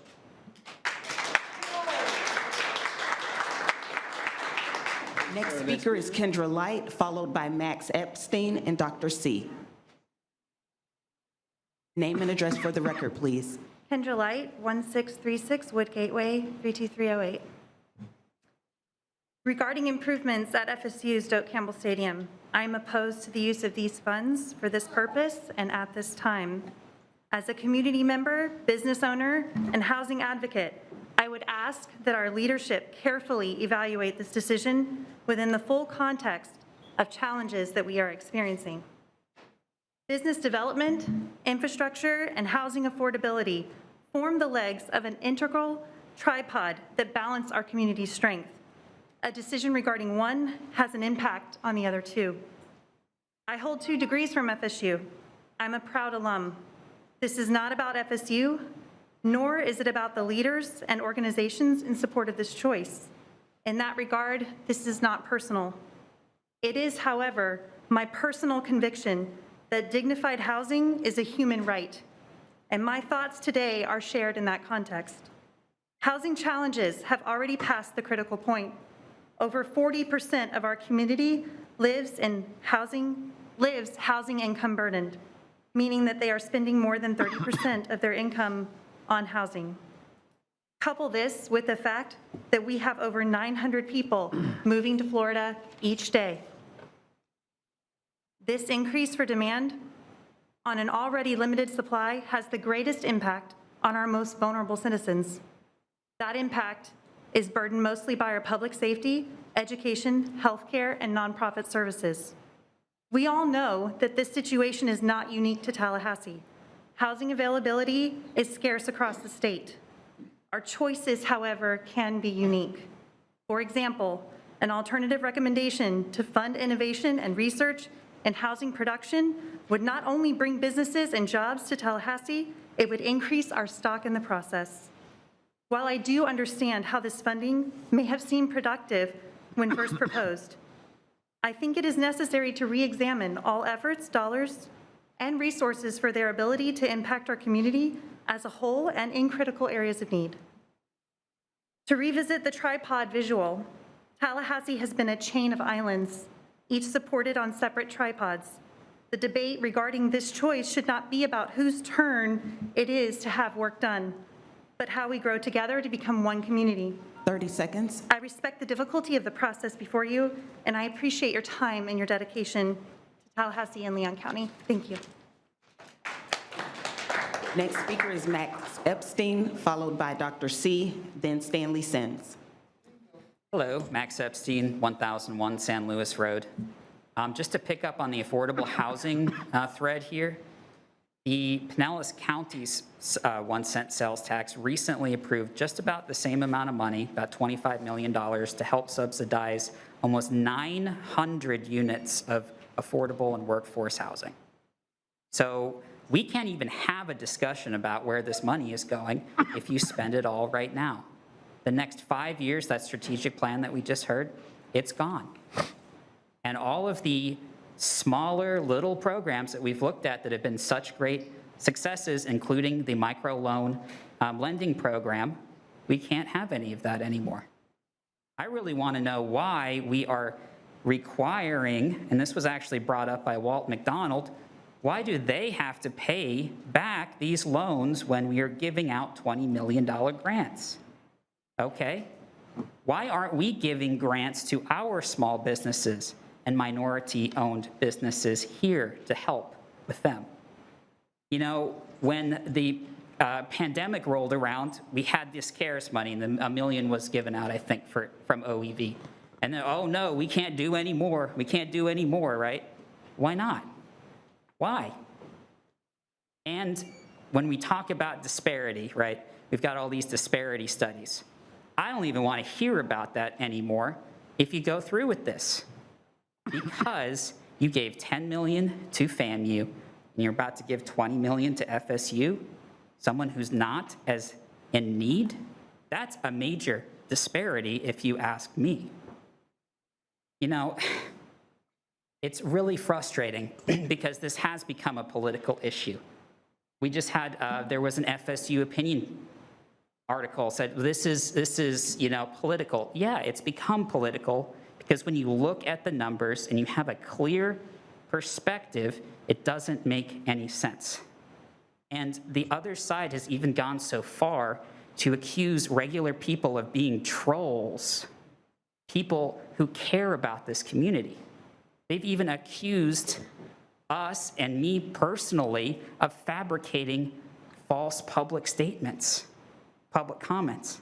Actually, this is the least popular Blueprint project ever.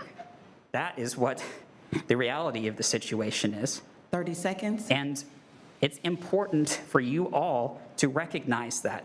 There isn't some false outrage machine. There are people here that have never heard of Blueprint before that are pissed, and they will never vote for this ever again. Hundreds of people I've seen, comments. They don't have any idea about our political bodies and the processes here, but they are pissed that this is happening. There is a much better way to do this. And even if you just waited, give me 20 seconds, 15 seconds. If you just waited for 2 years, they're not even doing this project for 3 years, you save $1 million in financing. Let them come back in 2 years and we can help if there's a difference, right? Thank you, sir. Thank you. Next speaker is Dr. C, followed by Stanley Sims and Stephen Broadway. My husband said, "Why are you going down there again? Why do you keep doing that?" I didn't have a really good answer for him. But if I could, just see the hands of the people who are here to talk about the notion of not giving Doak money. How many people are we looking at? Just hands, thank you. Here's the thing that I continue to struggle with. First of all, the OED was interesting. I don't know any people in 32304 who are making $900 a week. And I have been in Frenchtown for 18 years and nothing has happened. I don't care how many programs and how many meetings I've gone. I stopped going to the meetings because it's the same meeting over and over and over. Yeah. Every time somebody new gets a job over there in that neighborhood, whatever that is, they have to have another study. Well, they didn't do the first one. That was in 2000. So that number, $900 a week, you're talking about people who make $25,000 a year for a family of 4. And you want to use their money for a stadium so they have better bathrooms? Here's the thing. We voted for you to represent us. We did not vote for you to replace our wishes with yours. And I'm not quite sure where that got mixed up, because you're supposed to be representing the people who voted for you, and yet here we come week after week, year after year, month after month, trying to get you to do what we ask you to do. And you won't do it. It's the most extraordinary thing I've ever seen. You're asked to not give these people $27 million, and you're ignoring people who voted for you. We didn't vote for you to have an opinion. We voted for you to have our opinion. And somewhere along the way, you got confused. Let's be very clear. FSU is in the middle of 32304, is it not? Why does it have its own zip code? They have their own zip code. So they're not in the middle of 32304. And yet they're surrounded by people who work there, mop their floors, empty their trash, etc. You have to pass through all those poor people to get to their zip code. But they put their student housing in our place. So all I'm asking here is that you do what we elected you to do. Vote for what we've asked you to do. Not your opinion, ours. Thank you. Next speaker is Stanley Sims, followed by Stephen Broadway. How y'all doing today? I am going to be very good. There's a lot of important people in this room, and I do not want to disappoint them, but I will be me in the forum. One good thing I like to cue out of this mountain of despair is this stone of hope. When this dialogue started, I have gained 2 ways. The president of TCC in this start of this gave me a free invitation to go back to school. But I don't want to talk about that. I want to talk about, at this podium, a FSU fan, her husband had died, and she complimented me on my dress. Contacted me 3 days, Nick, after that meeting, and gave me over $14,000 worth of clothes. That's why I be looking so sharp. Isn't that right, Miss Judy? Miss Judy saw the car. She texted me, and she said, Mr. Sims, I love FSU. And I'm really hurt that an institution that I love has caused so much pain and rift in our community. She also said, and I know you don't agree. And she said, but one thing gave me great pause of whether or not I was on the right side of this issue, is she said, and that's when our mayor gained almost $30,000 and justified it through voter suppression. She said that hurt me. And by the way, she was white. So she said, Mr. Sims, I understand your side now, but I want you to say something that can help us move forward. So I've been talking with my cousin over there. I got some from Georgia, these people from FSU. We will not agree, but we live here and we must move forward together collectively. 30 seconds. But I'm tired of begging for what already should be mine. Thank you. Our next speaker is Stephen Broadway, followed by Jared Willis and Margaret Moore. Please state your name and address for the record. Stephen Broadway, 1901 Gibbs Drive, Tallahassee. I contemplated presenting myself as an officer of the local Democratic Party here today so that you could hear for the fourth time or more our dissent on this project. But I declined to do that because you had that opportunity. The opportunity to listen to your constituents as they are carried through the DEC, the same constituents which put you in your current seats. Instead, I'll be speaking as myself, as a citizen of Leon County.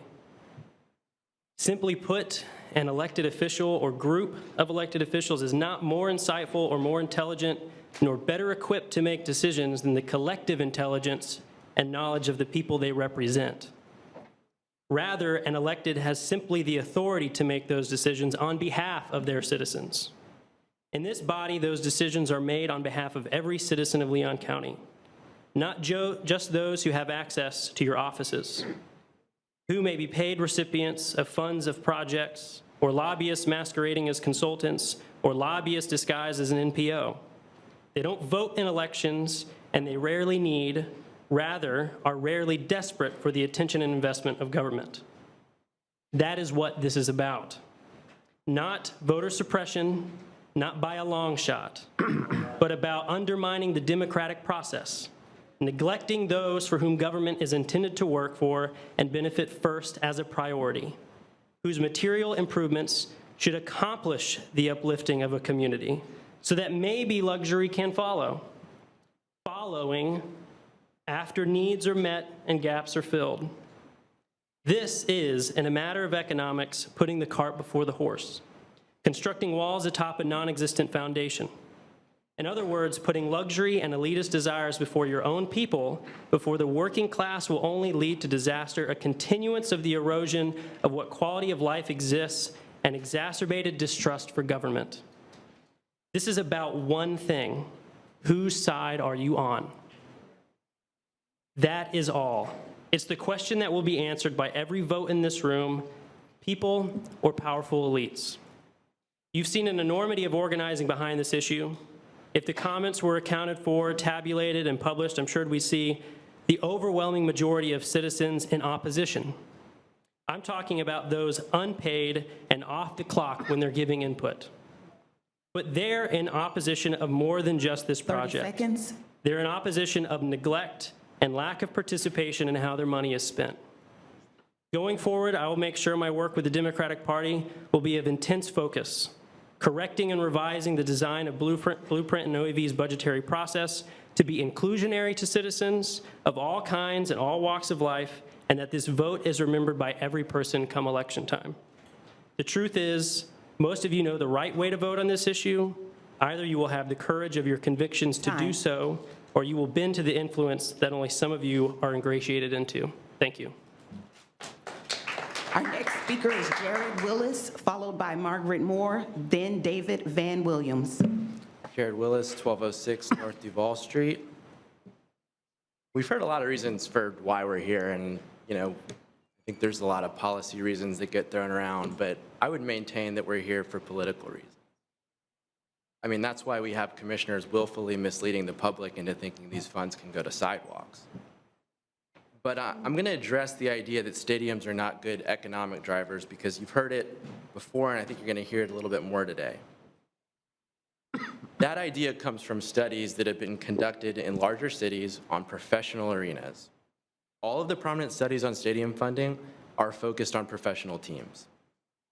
The skepticism in these studies stems from funds flowing to private billionaires and whether the facilities actually bring in new money in large markets that are already saturated with amenities.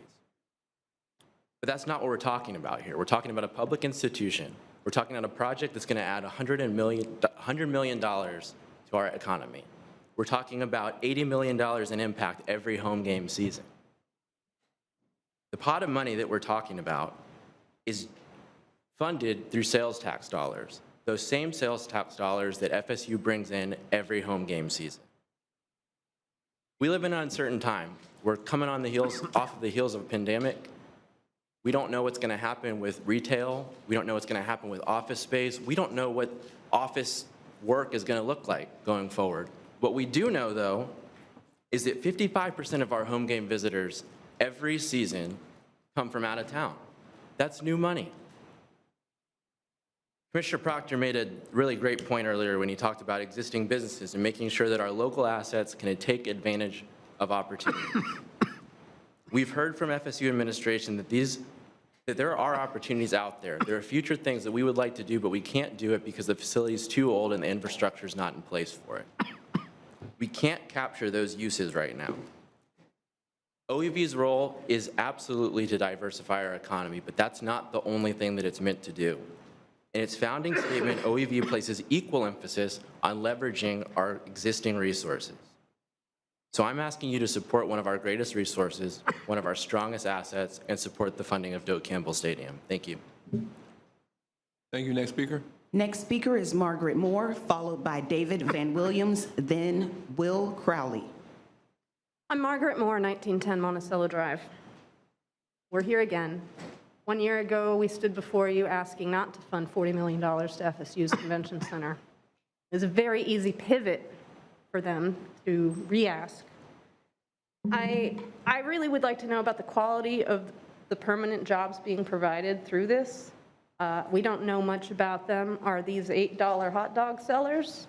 Are these bathroom cleaners to clean your fresh new bathrooms? I don't think that, I would really like to see more knowledge about certain things going forward like that.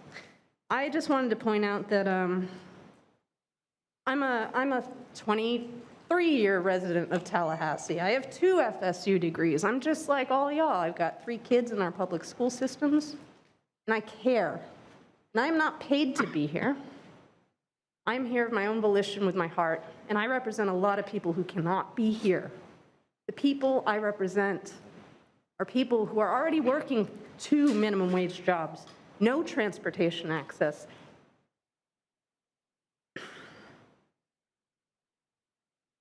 If FSU does not get this money, they're going to be okay. If our residents do not get this money, they're going to continue to suffer.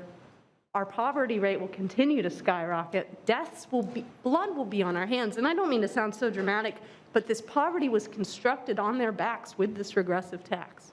It's being exacerbated. I overheard Commissioner Porter, I believe, referencing feeling like a social worker lately. And I am a social worker. One of my degrees is an MSW. The mission statement of the School of Social Work, which is housed at Doak, is that we must prepare professional social workers to enhance human well-being and help meet the basic needs of diverse populations with particular attention to the empowerment of the people who are vulnerable, oppressed, and living in poverty. I have made it my professional life's mission to uphold this mission. I feel it's very antithetical to what I learned at FSU and the communities that I work in. But citing bad data, ad hominem attacks. 30 seconds. The apples and oranges comparison of FAMU to FSU. There is no comparison. We don't know what else to say to y'all. I'm very, very grateful for the leadership that has been presented. I'm very, very grateful for the response from my elected leadership who vote against their own best interests for the community good. And that's the kind of leadership I want. Thank you. Thank you. Our next speaker is David Van Williams, followed by William Crowley, then Ruth Chase. Please state your name and address for the record. David Van Williams. Will Crowley. David Van Williams was fasting, no food and no water for 3 days to protest this, so he might not be feeling too great. Please forgive his absence. My name is Will Crowley, 2308 Cypress Cove Drive. I just want to get it out of the way. I don't have any problem with FSU. I got 2 graduate degrees from FSU, and game day weekends buttered my bread while I was in school. I worked at Don Shula's. I think I waited on some of you guys. I got the fat tips from the FSU crowd and the really pathetic tips from the Miami crowd. Geez, come on. Can't do any better than that. But levity aside, it's not, it's clear to me that I'm on the wrong page. I speak to you all today in the second year of a pandemic that has killed over 1 million Americans. Under the looming shadow of the ongoing climate crisis, while the world looks down the barrel of what could be World War III. As a community, we need discernment and solidarity to weather these and future storms. I admit that I have not lived up to these ideals. I see people in this room that I've used harsh words with, that I have not been kind to, and I am sorry for the pain that I have caused you. But please take a moment to consider my pain, the pain that is at the root of my anger. I have friends who've received great education from FSU. They're hard workers, they're creative, and yet they keep moving away from this city because they cannot find a job that will allow them to live in safe, comfortable conditions. I have friends who have been evicted. I know school bus drivers and substitute teachers who are being forced from their homes so that some guy in Orlando can buy a bigger boat or whatever. Increasingly, the working class of Tallahassee cannot afford to live in Tallahassee. And here, we look to our elected officials for leadership, real solutions that will improve our economic conditions, and what do we find? This board preparing to allocate 80% of our economic development funds for this decade so that tourists can have a nice place to urinate, while we can't make sure our school bus drivers and substitute teachers have a nice place to sleep at night.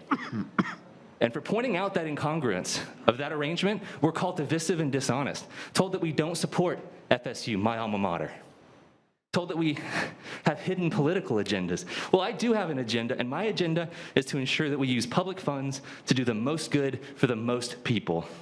Instead of targeting economic development in the communities that need it the most, this deal would give millions to a powerful and well-funded institution with the vague hope that some of that money would trickle down. 30 seconds. Please do not abandon us. Vote against this irresponsible deal. Listen to what Bill was saying. Use your judgment, because we will remember, and I will come to each of you when the need comes in the future and our bank is empty, and I will say, what happened to my $27 million? Thank you very much. Our next speaker is Ruth Chase, followed by Brian Lupiani and Michael Rosenthal. Name and address for the record, please. Ruth Chase, 9540 Oak Hollow Trail. Is there a place to do overheads? Is this it? No. Could staff help her with that, please? I'm going to murder the words of Gray Swoop by doing Gray Swoop for Dummies. In his last presentation, I'm all tangled up, sorry. In his last presentation, he told us that FSU is the goose that lays the golden egg, and the golden egg is research. FSU is the goose that lays the golden egg, and the golden egg is research, not football.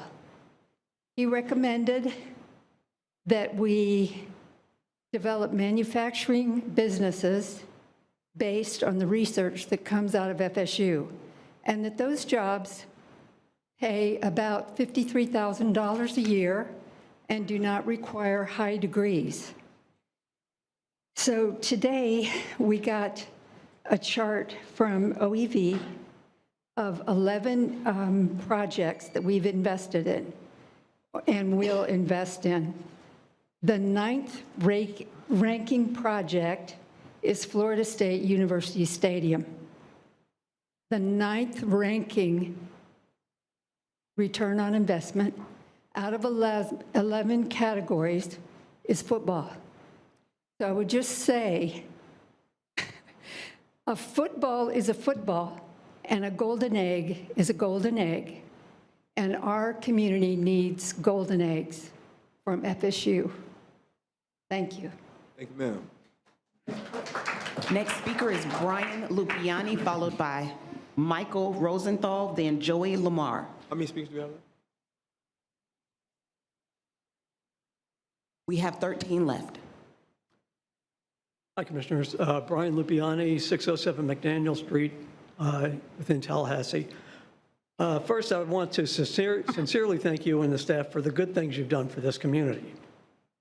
And the but is, but this is not one of them. I want to just echo everything that the supporters of Commissioner Dozier's measure has said. And a couple other things I'd just like to mention, and I'll try and be quick. This thing about misleading people by saying this is paying for luxury boxes and that sort of stuff. Okay, let's set aside the fact that if we give them $20 million to fix up the stadium, that's $20 million that they can raise to do other stuff. So it's kind of hard to say it's completely different categories. But just for the sake of argument, okay, this is only about painting the stadium, fixing the ADA requirements, and this and that and the other thing. Well, those 34 jobs, which is pretty lousy even for $140 million, I think, but those only come about if the entire thing is done. Our 20 million and the boosters 100 or 120 million. There is nothing that comes out of ours. You look at the list of things for the $20 million, it's, okay, they're great construction jobs and things like that. I don't know how many people in town can, are able to sandblast and paint an entire stadium, so I don't know how many of those are going to be local jobs. But the only things on there that could lead to anything permanent are enhanced Wi-Fi in the stadium bowl and a central commissary facility. So you're going to have, you might create a job for a couple of techies for a few weekends out of the year. And then all those other jobs are going to be those great things that you can raise a family on, like serving, cooking, cleaning up. This is not economic development by any stage. And for what it's worth, I also disagreed with using economic development money for FAMU. If that came out of infrastructure, that's different. But I'll give you all a way out. Put it on the ballot. They don't need to do this for a couple of years. Let's put it on the August ballot or the general election ballot and see what people think. Now, you can either just say, yes, we want to spend $20 million in blueprint money on Doak Campbell Stadium, or another idea would be to say, yes, we agree to another penny sales tax for the next, 6 months, year, to raise $20 million for Doak Campbell Stadium. But why don't you let the people who put you here make the decision? Thank you. Next speaker is Michael Rosenthal, followed by Joey Lamar, then Whitfield Leland. Name and address for the record, please, sir. Hello. Hello, my name is Michael Rosenthal at 4045 Kilmartin Drive. I have to hand it to you for uniting our community. United against you. I am against the blueprint funding the FSU football stadium. This is not the intended purpose of blueprint money. The money should not be used to help the rich and powerful who can pay for it themselves. FSU paid out $19 million to buy out a former football coach and his staff. They can pay for that. They can pay for their stadium. It's time that the Blueprint Committee represent the weak and powerless, those who can't make large campaign contributions nor fund lobbyists. Serve your community, not special interests and the well-connected. For those of you who claim to be environmentalists, you should vote against it because of the stadium's carbon footprint. People can watch it at home or stream it on TV. I'm holding you accountable for your rhetoric. You say one thing and do another. Please vote against this bond issue. Make the people first and not special interests. The vast majority of people who spoke here are against this measure, but I bet this measure will pass because the fix is in. I remember when you were voting on the FAMU way, and about 3 years ago, this committee room was filled with people speaking against it, and they were speaking against it. They went past midnight, but you voted for the project. You don't represent the people. It shows you that this measure shows that the process is a charade. Thank you. Thank you, sir. Next speaker. Next speaker is Joey Lamar, followed by Whitfield Leland and Kenneth Webster. Good evening, Commissioners. We've heard a lot about the economic impact that this vote will have on our community. Let me explain what economic impact means to a taxpayer. It means that I'm taking your money and you will not see any benefit in your community. And what's worse is you'll likely never see that money again. Can anyone tell me how this investment will help the people out in Lake Jackson in my district? I've heard the term, this is an investment. Well, if it's an investment, that means that we are the investors. The taxpayers are the investors. And the first question you have to ask is, when do I get my money back? I haven't seen one proposal where they say, when I get my money back. If you can't answer that question, you must vote no. Everyone sitting at this table has to understand the time value of money. So for every dollar that we give FSU, what percentage do we get back? Is that 85%? Is that 50%? Is that 15%? If you can't answer these basic questions, we must vote no. Everyone at this table is for job creation. Well, I've read that this project will only probably create 34 jobs. And I did a little math. That's $800,000 per job. And the sad reality is that the salaries won't even be 10% of that. So if everybody is for economic development, don't tell me that. Show me. Show me with your vote. Vote no to this so we can have real economic development in our communities. I've knocked on over 6,000 doors. I have not met one single person who is in favor of this project. Yield. Thank you, sir. Next speaker. Next speaker is Whitfield Leland, followed by Kenneth Webster and Dorothy Inman Johnson. Name and address for the record, please, sir. Whitfield Leland, 754 West 7th Avenue, Tallahassee, Florida. You know, I've been in here, well, we all been in here 3 hours. And what's evident is when we come down to this issue, on this side, the majority, because I have heard some people get up here and support the funding, but the majority of the people, the majority of the voters, the majority of the taxpayers, they don't want this to happen. At the end of the day, I hear the comparison about FAMU and I hear the comparison about Florida State. Okay, and I'm gonna say this, and it really don't matter how a person feels, but this is really what the truth is. If FAMU wouldn't have had received that funding, they couldn't have played football that year. And on the backside of that, in the black community, when FAMU have a football game, we get on the back street of Perry Street and we make us some money. Florida State, we get them 20 million. Well, I can't go park my food truck up there and sell no food at Florida State because I can't even get close to Gang Street or whatever that is, Pensacola Loop Round Stadium Drive. So it's a big difference investing 10 million in FAMU and for us to invest 20 million in Florida State.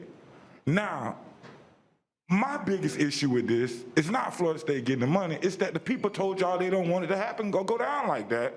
and we still pushing it through.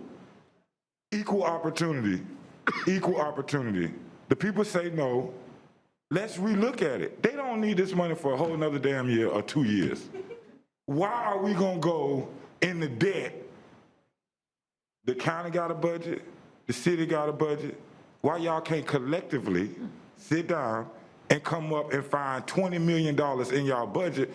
That way we don't bankrupt OVV. We don't have the community uprise and going against all y'all. And I'm gonna tell y'all this. If this vote passed today, and whoever vote for it, I stand with this community. I'm gonna walk, I'm gonna talk, and we gonna make sure August 23rd, that's what it is? August 23rd. August 23rd, that you, whoever sitting in this seat that voted for it, you won't be here. Y'all have a great day.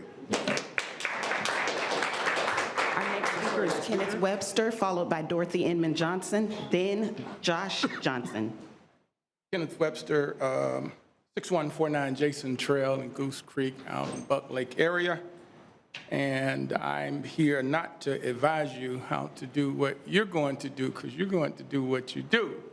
But I'm asking you to do something that you haven't done.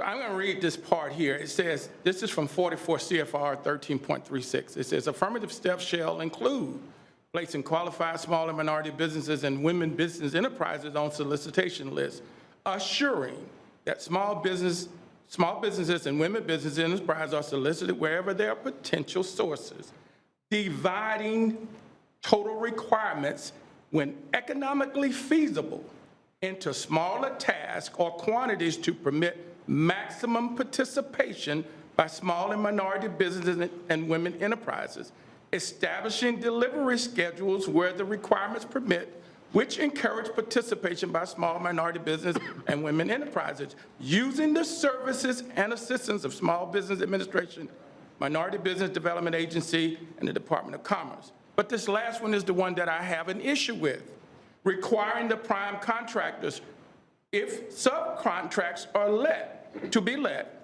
to take affirmative steps listed in paragraph E2I through V of this section. Now, we don't have a government, local government or state government in this country anywhere that don't use assistance from the federal government. But why is it that no one is supporting this documentation? It's written by the government. 1990, I worked in the Small Minority Business Advocacy Office under the governor's under Governor Lawton Childs and Buddy McKay. They had goals, and I understand that some people think that they don't make sense, and you can't do quotas and so on and so forth. Well, you know, whether we have quotas or not, we have disparity studies. Well, whether we have disparity studies or not, we know how many black folks, how many white folks, how many Indians, and how many other Asian Pacific. We have a count. So if everybody's paying taxes, then everybody should be able to get their piece of the pie. Unfortunately, when I think of the numbers today as an economics major from FAMU and a statistician from the state, if 2.1 billion is at FSU, and it is the size of the city and the county. So let's say you guys combined as another 2 billion. And if FAMU is a 0.4 billion, that's about $4.4 billion, right? Man, if it was 10 or 15% of that going to women and minority businesses, I wonder how many black millionaires Tallahassee would have. So right now I'm having that issue because I'm not doing this to you. I've been doing this in New Orleans since Katrina. Okay. And they have a 35% disparity study. And they don't have a ton of black millionaires either. Finish your comment, sir. So my question now to you all, please, make sure everybody's included. If FSU's gonna get the money, put somebody on staff to make sure that the money's going where it's supposed to go and everybody plays with the money that you give them. Thank you, sir. Next speaker is Dorothy Inman Johnson, followed by Josh Johnson, then John Claire. Dorothy Edmond Johnson, 2121 Trescott Drive, Tallahassee. People talked about how long they'd been here. I've been a resident of Tallahassee for 51 years. I'm a retired employee from FSU. I have nothing against FSU, but I am here to speak in favor of Commissioner Dozier's motion and to speak against item 5 that will give $20 million and almost $7 million in debt service to FSU. I have been before these bodies many times talking about poverty in the number 1 highest poverty community, the 04 zip code, and the 2nd highest poverty and crime zip code in South City, 01. Many times, bringing projects before you that would have really uplifted those communities. And all we hear is the city's pet project, Tempo. Tempo is good at what it does, but Tempo is no comprehensive poverty fighting program. It is not about lifting people one at a time. It's about changing what's happening in the community. I want to tell you that you have been hearing from this community over and over and over again for several months, and almost all of them have been saying no. And if after all of that, it has not sunk in what right is to listen to the people in the community, not sit in your well-appointed offices in City Hall and the courthouse and presume to know what the needs are in the community instead of listening to the people from the community who are trying to tell you. If after all of this, you still vote to support item 5, I am embarrassed at you. Some of you who live in those zip codes. And to FSU, I'm embarrassed that you don't understand that you are taking from people who needed so much more than your well-heeled university.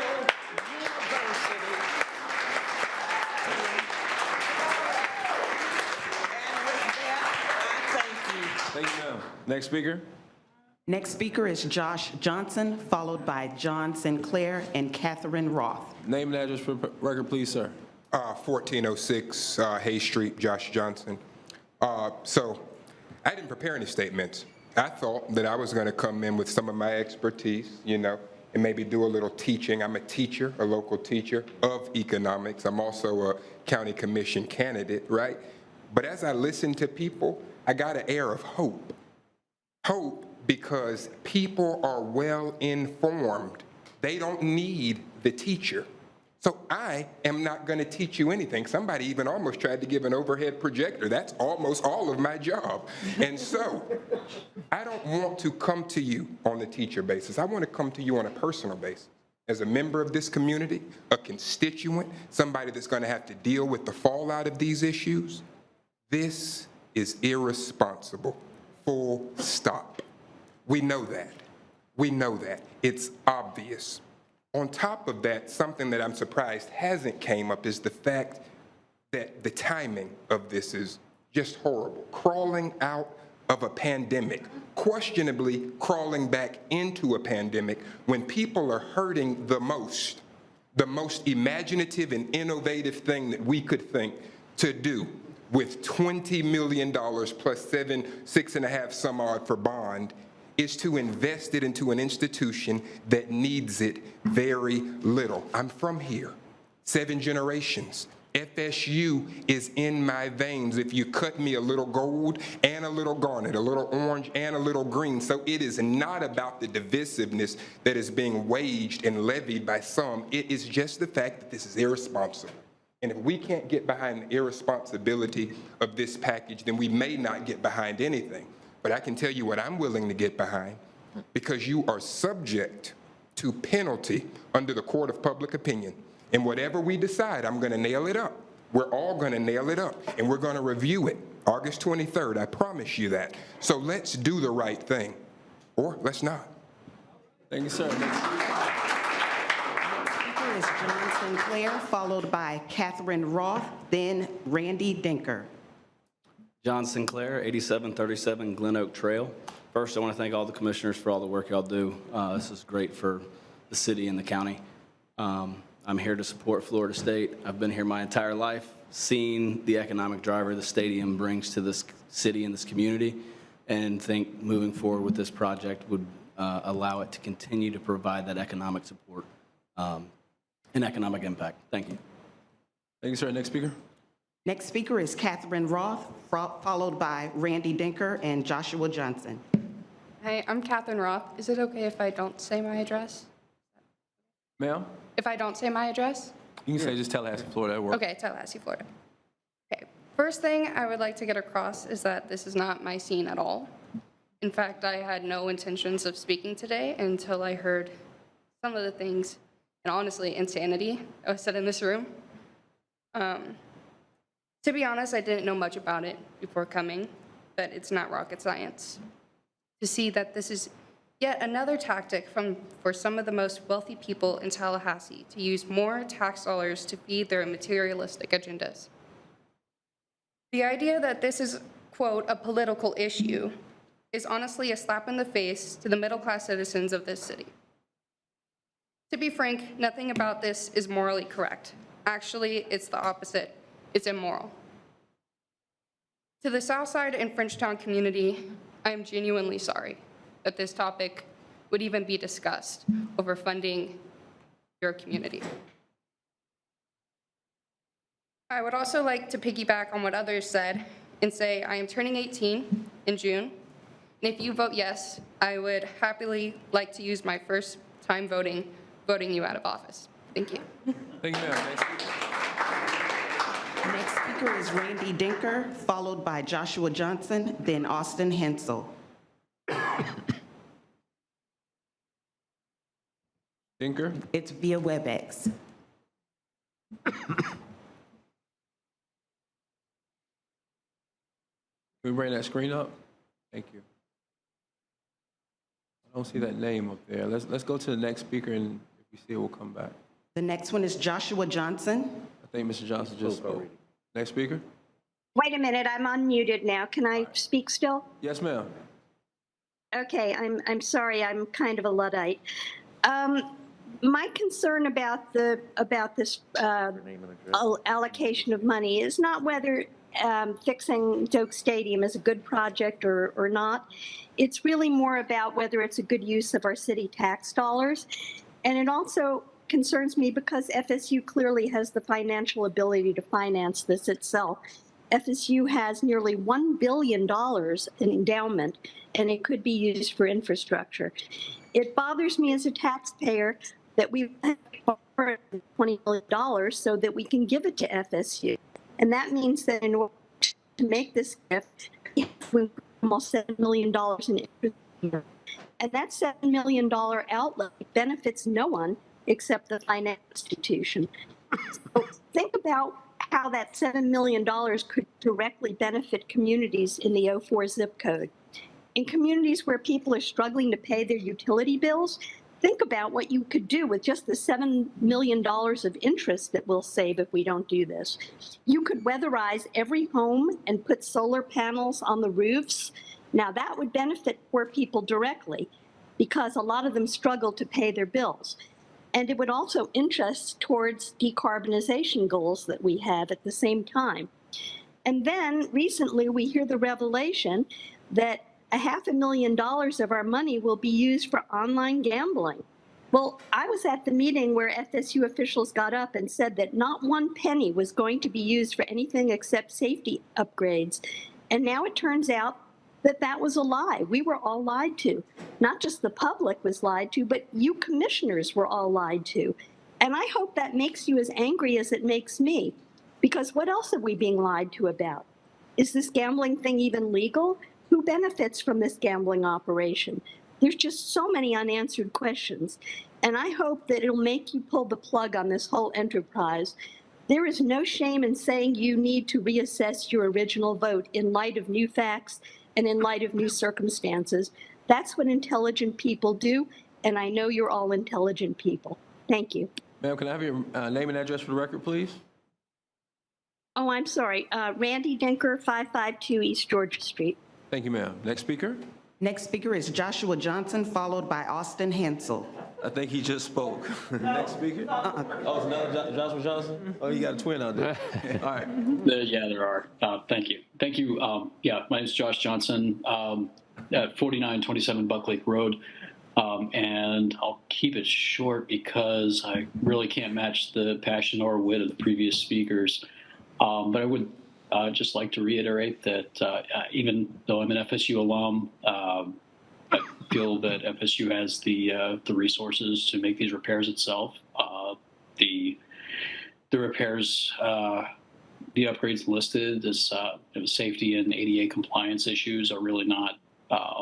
It's really kind of a basic responsibility of ownership, and I think FSU should be responsible for that itself. Thank you very much. Thank you, sir. Next speaker is Austin Hensel, followed by Jeannie Dixon.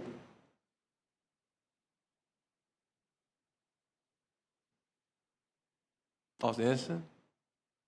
This WebEx as well? Yes, sir. Can you hear me? Okay, there you go. Yes, sir. Perfect. Austin Hensel, Tallahassee, Florida.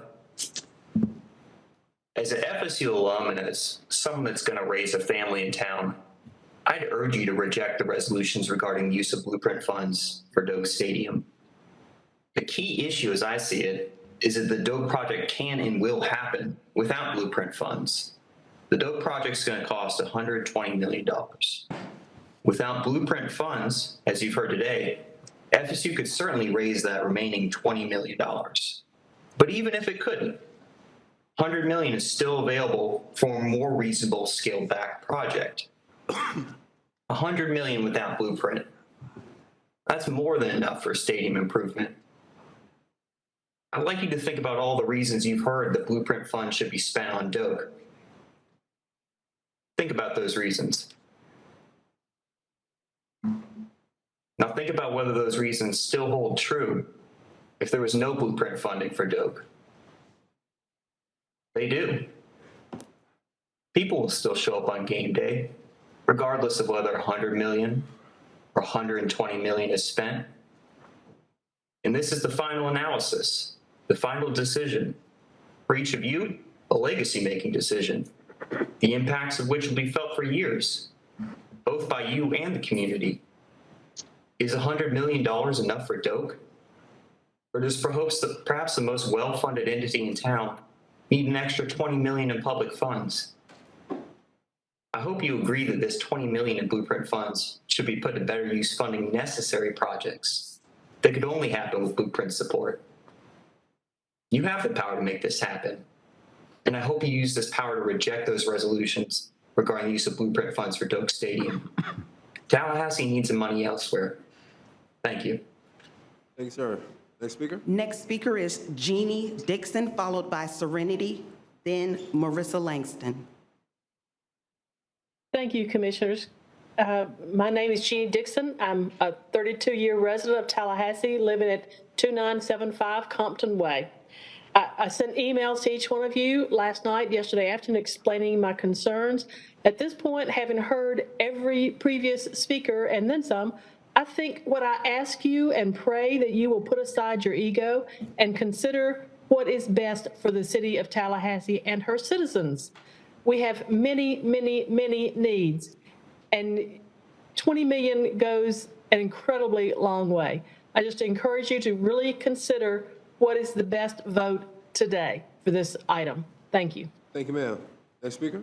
Next speaker is Serenity, followed by Marissa Langston.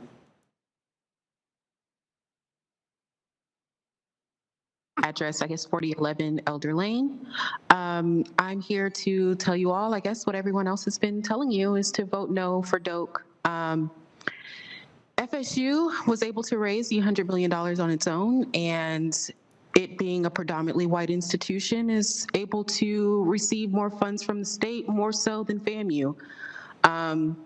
And there's been articles written on that recently in Forbes about how terribly underfunded our HBCUs are in comparison.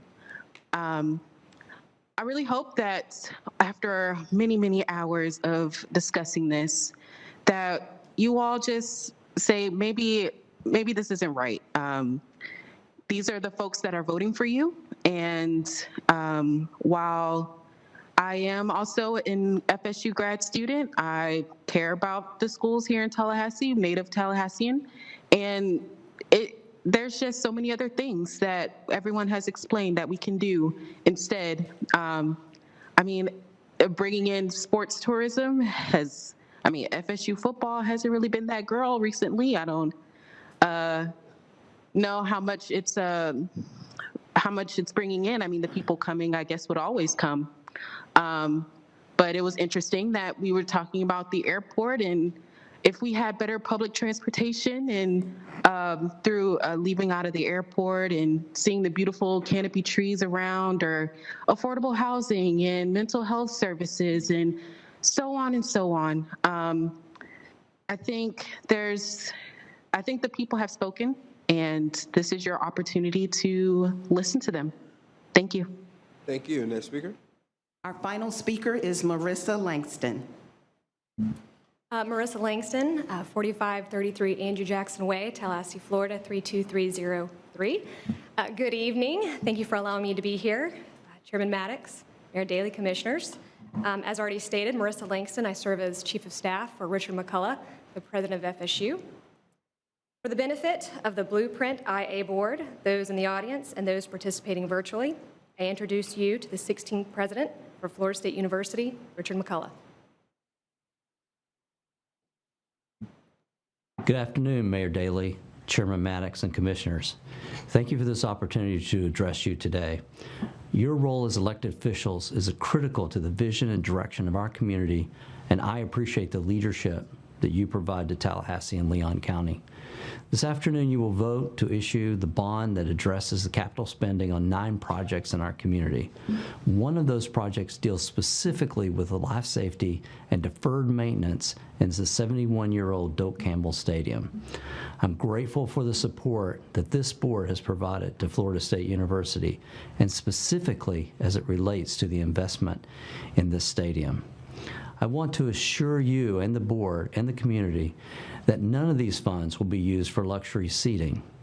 As the largest outdoor venue in Leon County, the stadium represents a tremendous economic generator to our community.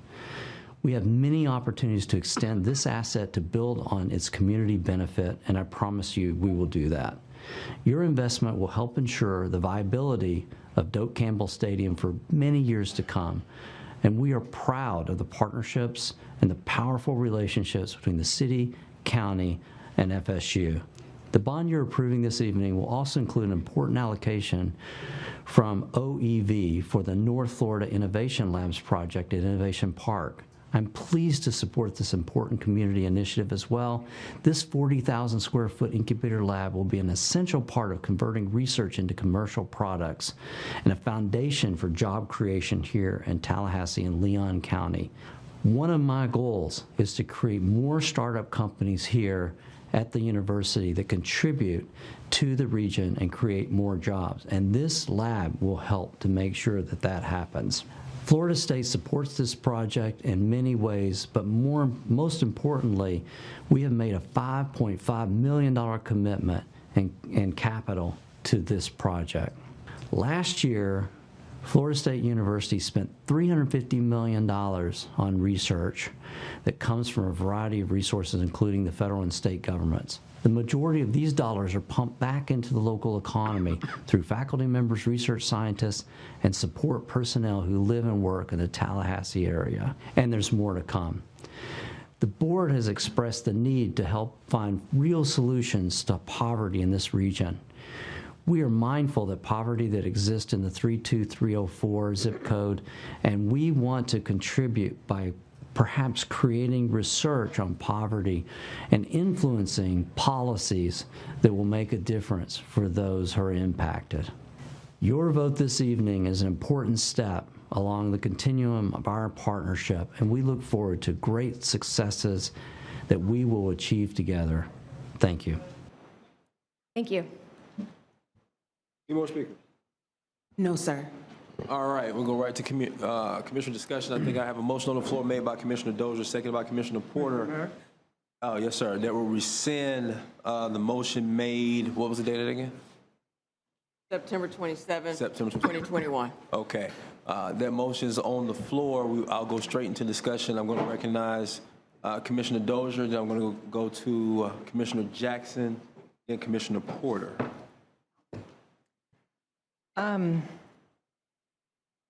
Thank you, Mr. Chair. Just pulling up my notes, and after 37 speakers. Oh. I'm sorry, Mr. Chair. I'm sorry. Commissioner Matlow, you want to speak as well, right? Yeah. Yes, sir. I can pause for a second, let you get your count. Go for it. Okay. 37 speakers, and by my count, 6 supporters and 1 possibly neutral. And before I say anything else, I have to thank every single person who has showed up, even those who are opposed to it. I mean, people who participate in this process, it is important, but specifically for those who are supporting this motion. So that got a little confusing. Those who are against the funding, who want to keep this funding working for our whole community, you all have done an incredible job over the last 9 months and educating each other, educating us, talking about what the needs are for our community, and I cannot thank you enough. This has been a difficult 9 months for many of us. I know some wish we had stopped talking about this in September, think we should have stopped talking about this in September. But the decision is just too important, and the impact is too great. And it is important to remember that none of our decisions are final until the last vote is taken. We often will reflect with new facts, with public opinion, at the very last minute, after we have spent money, after we have taken other votes. We will reflect, and I hope that's what we do today. I think it's also important to note, and this is a unique meeting, we started with a strategic plan. The OEV staff, led by Christina Paredes, has done a phenomenal job in the last 5 years. And they have proven they can get the job done, especially in the last 2 years. The day the tax went into effect, they were ready, they were prepared. 3 months later, we shut down, and they shifted gears immediately, and they provide incredible grants to nonprofits and business in the community before the state or the federal government stepped up. They have done a phenomenal job. I won't repeat the numbers we heard in your presentation, but 2,900 jobs in the first 2 years. There's a lot of discussion about what else can we spend the money on. Well, I think we got examples in the first 2 years, and we've heard a tremendous amount from our community about what those needs are, and a tremendous amount in the plan. We need to live to talk about those issues, to decide what we're going to do, and have some resources to put behind that. There is so much more we need to do. And again, I can't do better than what we've heard tonight in recent months. If we approve this funding, and I will repeat again what I've said many, many times, I cannot fault FSU for asking. I understand. This is not about the quality of the project. at all. This is about keeping our commitment and doing what's best with limited resources. If we do this, we will be dramatically slowing down the efforts of OEV right at the time when we're getting ramped up.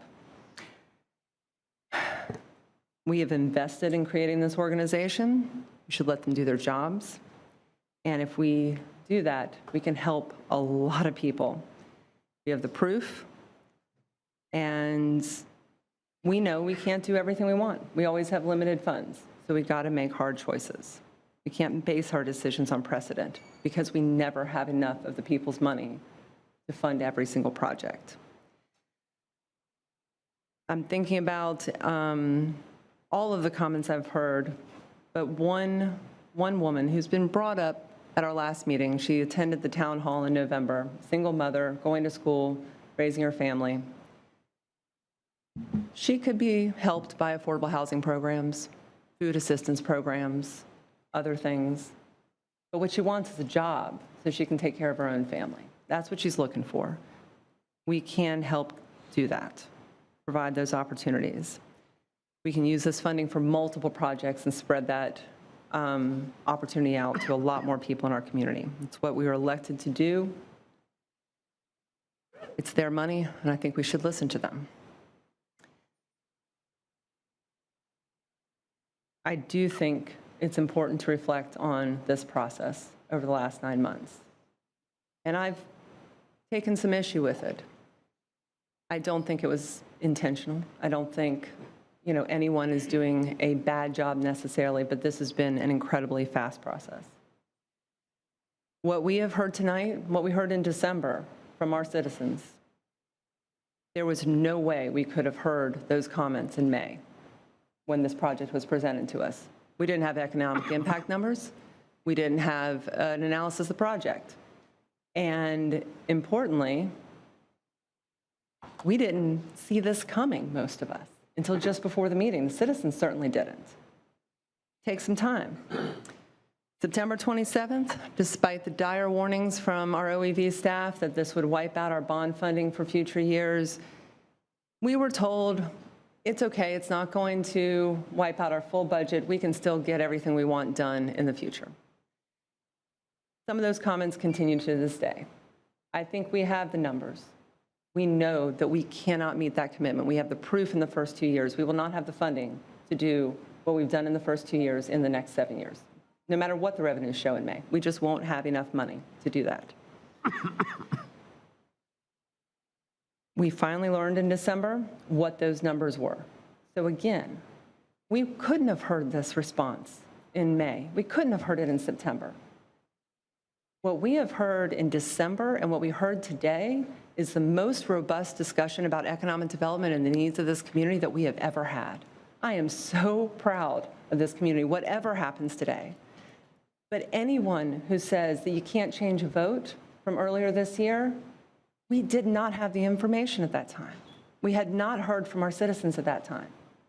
You can change this vote. This doesn't have to happen today. There isn't a dire need. We want to come back at some point in the future and provide funding for the stadium. We can do that. We do not have to do it today. We've got a strategic plan. We've got a lot of information before us. We should pause. We should not let an arbitrary deadline of this bond with other good projects in it drive us to a decision that's going to affect negatively the next 17 years and beyond. For my part, I have done everything I can to keep this conversation focused on what we need to do, what the money was intended for. It has gone a lot of different directions. A lot of folks that have voted a lot of different things, luxury boxes and this and that.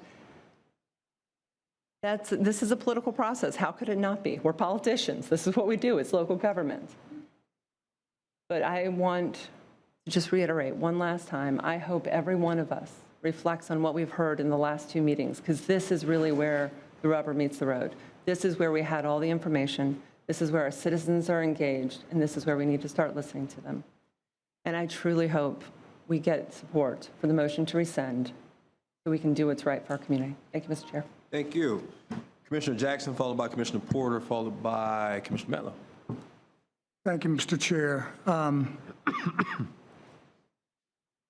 I'd like to offer a substitute motion, but in light of that, I'd like a couple of minutes to explain my reasoning for it. Could you make your substitute motion first? Sure. Make the motion first? Yes. Yeah, I would suggest that we approve option 1 and option 2 for bonding all 9 projects. Motion been made for option 1 and option 2. Is there a second to that motion? Mr. Chair, point of order here. Yes, ma'am. For a parliamentarian, it's my understanding with Robert's Rules of Order, well, I don't want to do your job for you, ma'am. This is a motion on a different subject, not approving the full bond. Is the substitute motion allowable in this respect, or should we let the motion to rescind move forward? Thank you, Ms. Dozier. I was actually going to ask that question. Thank you, sir. Okay. Let's see, section 1269 discusses what's proper in terms of a substitute. And it basically states that essentially a motion to amend by striking out an entire paragraph, section, or article, or a complete main motion, which is what the motion to rescind is considered a motion to substitute. So you can do that. You can substitute the entirety of that motion with the motion that Commissioner Jackson proposed. I believe the clarity that Commissioner Dozier was looking for, as she stated, was that the motion that she made was not necessarily on the subject, correct, Commissioner Dozier? My motion doesn't reflect on the bond whatsoever. And in Chapter 35-6, which you pointed me to at the last meeting, and I am not the lawyer, so I'm going to let you interpret this, but there is a paragraph on amending something previously adopted in the motion to rescind, and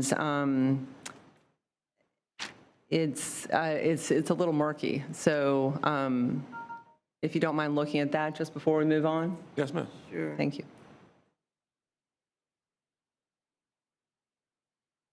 Mr. Chair, Yes, ma'am. as she looked for clarity, did I understand that there was a substitute motion and a second? Yes, ma'am. Okay, Just making sure the substitute motion and second is in okay, correct order. okay.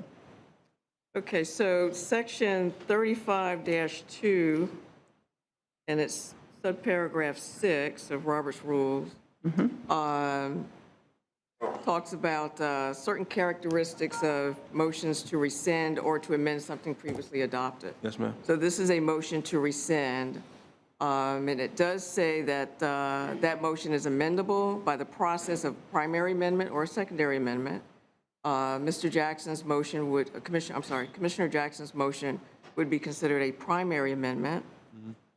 And it says a motion to rescind can be amended by substituting for it a motion to amend what is proposed to be rescinded in any of the forms discussed in 12, which is section 12, which is what I just read, which is the substitute motion paragraph 12.69, section 12, paragraph 69. So in essence, the substitute motion is in order? Yes, sir. Commissioner Dozier, do you have anything? Just to clarify this, because this is, I thought you were just saying that it has to relate to the original motion. That's what my question is. What he's actually doing is submitting or putting on the table a substitute that replaces your motion in its entirety. Okay, Robert's rules are as clear as ever. Thank you, Mr. Chair. Thank you. So, Mr. Chair. Motion been made for option 1 and option 2 by Commissioner Jackson, seconded by Mayor Daley.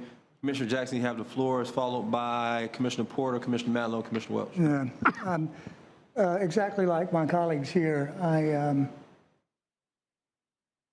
can't appreciate more the passion you have for our community and showing up in force here today. But I do want to, for just a moment, I know that all of the decisions we do with IA and Blueprint and OEV have ramifications throughout the county and the city. And that we serve as a representative, some of us, of particular districts. This particular project is in District 2 as it relates to the Leon County Commission.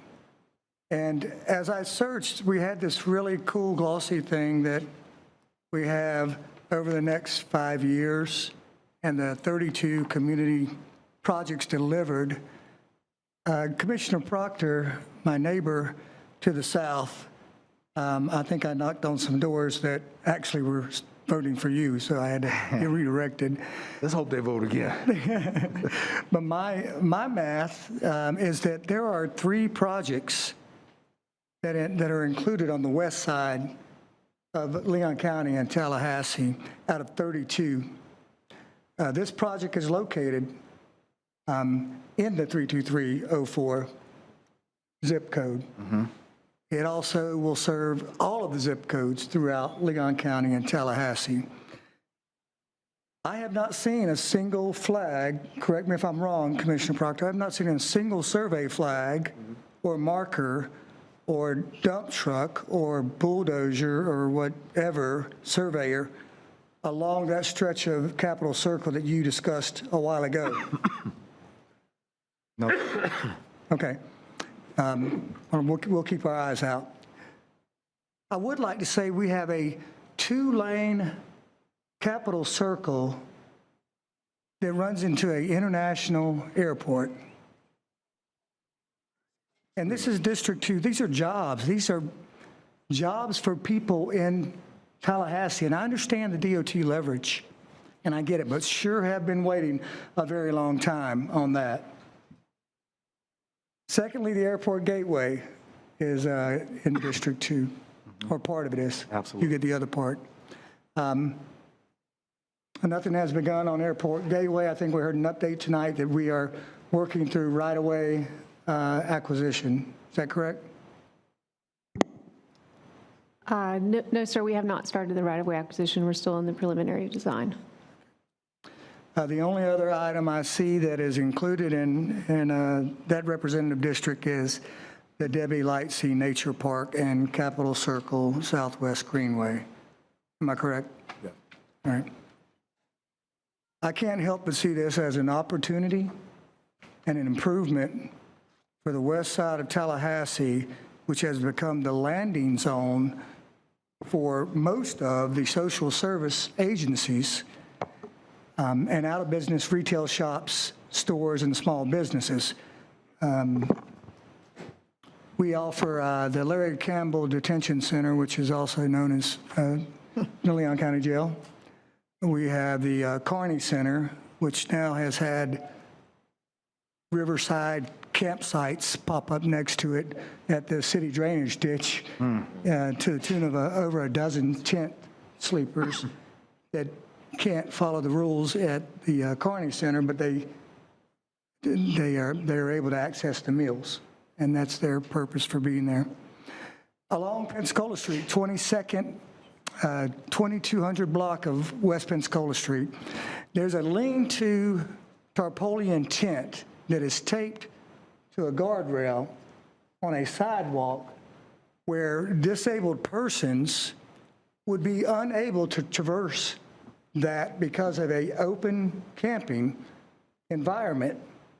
Directly across the street is property in the 2200 block of Pensacola Street that is an old shut-down car wash that at one time was cleaned up and put a fence around it.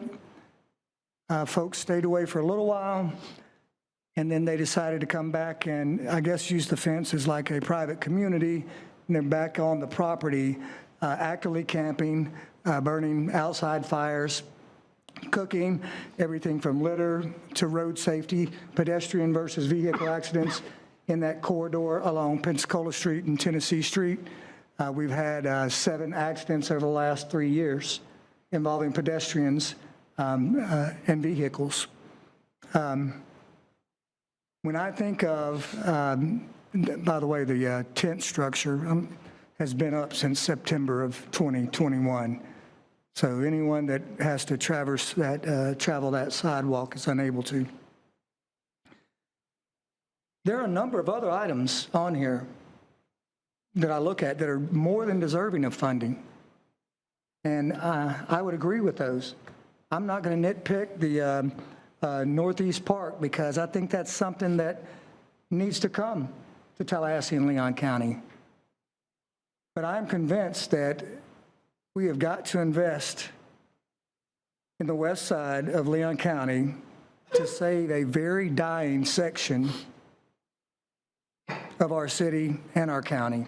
Do you realize that 47% of the children that attend school in 32304 and 32310, which encompass that entire west side, 47% come from a family that is living at or below the poverty level? 1 out of every 2. And being on the front lines of that, I know the struggles as a school principal in 32310. We see that daily.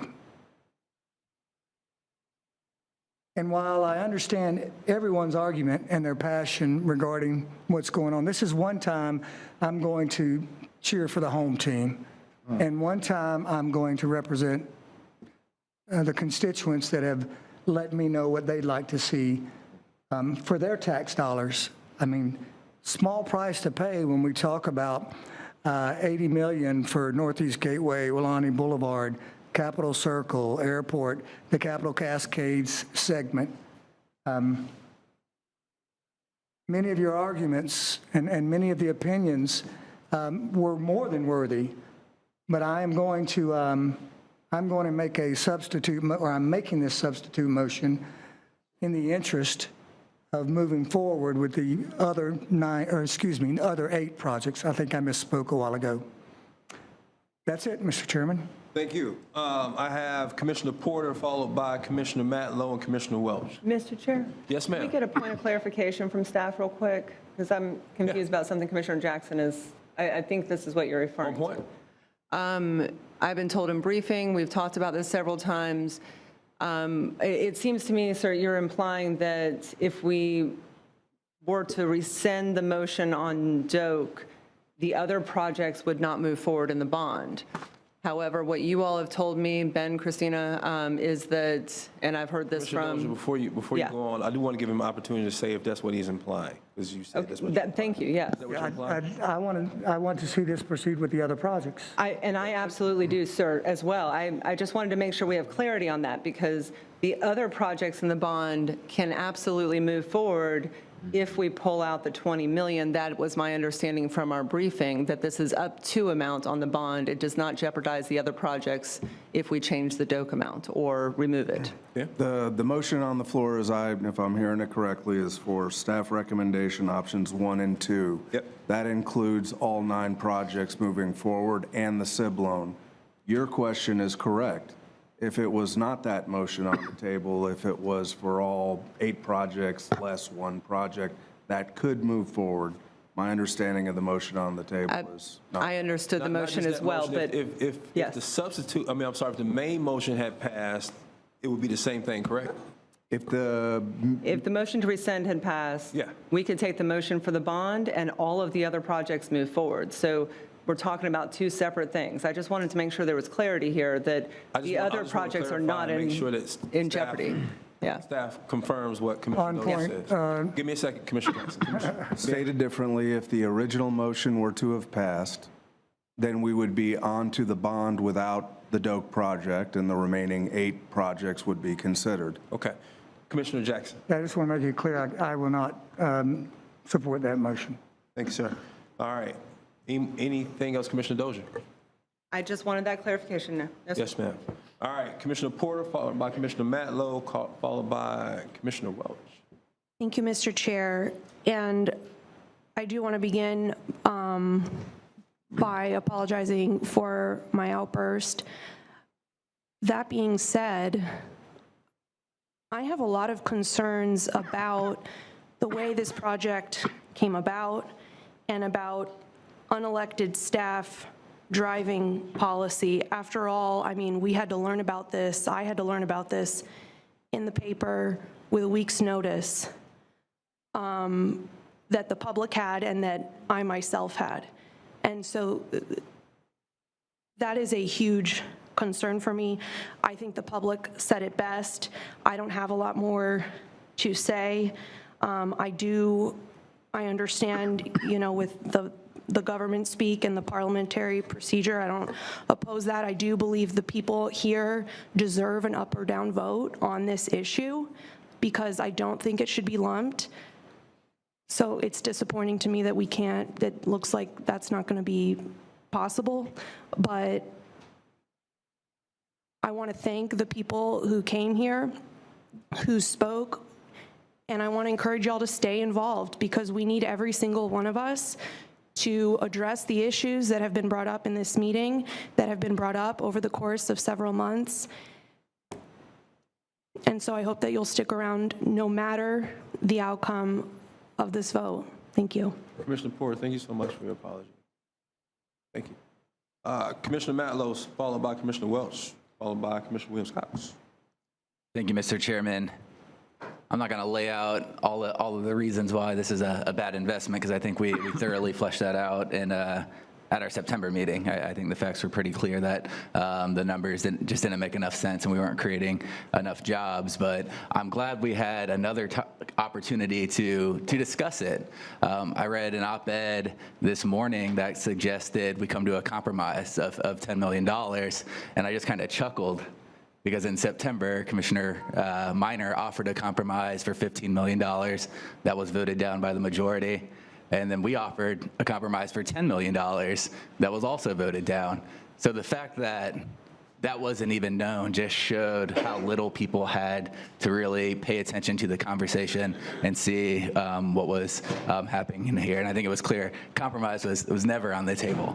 To the people who all came out and spoke today, no matter how this vote goes, you won. The people showed up. They know what's going on in government, and that's more powerful than any decision that comes down today. To the board, you know, I look at what played out on this vote and why, and what we've already seen today, the need for Commissioner Porter to apologize because people are concerned on this board that we're going to abuse parliamentary procedure so they can't get on their record the position they want. And there's no reason to do that. We have a substitute motion now on the floor just because, even if Commissioner Dozier's motion was voted down, this same motion could pass. So my question is, as we try to work together as colleagues, what's the point of that? Why not take up the motion on the floor, let it go up or down if there's no desire to rescind? Because all of the public speakers that came today, both from Florida State and from the community, are interested in that one position. And we conflate a bunch of infrastructure projects because it is one bond, and I can hear Commissioner Dozier saying, infrastructure and economic development is separate and we should have separate meetings and discussions. But we're not here today to dispute the airport gateway or any of the other projects that are contemplated for bond today. I haven't heard anybody wanting to vote separately on anything except for this vote to bond Florida State separately. And I just have to ask myself why members of this body are being denied that opportunity. So I look at this in a totality, and I just see a very real lack of trust, and it's based on how we've operated in the past. I find that we've seen attempts to limit commissioners speak to only 3 minutes to move business quicker. Other times we've seen commissioners silenced altogether. We've seen refusals to split items before this so people can get on the record. And then we see how, again, expressed earlier, how we got into this position to begin with, because like some of you, the first time I heard about it was when the press called me and asked me about it, and I didn't have information. So I think it would be nice at some point for the public to know who knew what and when, and how did we get here, and what was that process. So when people watch these meetings, they come in person, they watch from home, they see that this environment can be toxic and cordiality has left the building what seems like a long time ago. So no matter how the vote really goes, my only ask is this: with the whole city watching, let's be kind to each other. Thank you, Mr. Chair. Thank you, Commissioner Matlow.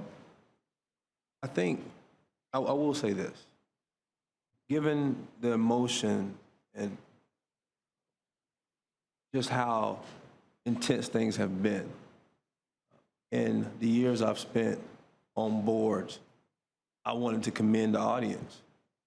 Because if you think about where we were when we first had this conversation, where we almost had to break up a fight, to where we were today, where everyone spoke their piece, but they were respectful of one another. And even on this board, the reason I thank Commissioner Porter for her apology was not because I thought she shouldn't challenge staff. It was the manner in which she did it. I think we all have the ability to challenge staff. We feel like there's an opportunity there for us to understand what and why staff is doing what they're doing. But that whole thing about collegiality, I actually think we've been as collegial as you can possibly be during this conversation. And if you look at the prior conversations that we've had, this is the most collegial meeting we had thus far, if not, but it's also the biggest meeting that we've had about this so far. So I, on the opposite side of that, want to commend the board as well for having a conversation that's going to affect our community, that all of us, not just the community and the speakers, but the board itself can be emotional about, but having that conversation in a way that's civil and not attacking towards one another. And I would ask that as we continue, that we continue to act in that manner. So to the citizens that showed up today, the emails that we received, none were attacking each other. They were just simply stating the facts of how they felt. The conversation we had today, people spoke on how they felt. There was not attacking any of you or any of us. And the conversation we had here today, I applaud the civility of it, and I hope we continue in that. So I didn't want the whole thing about the collegial part of it. I can't agree with that piece of it, because I saw that September meeting.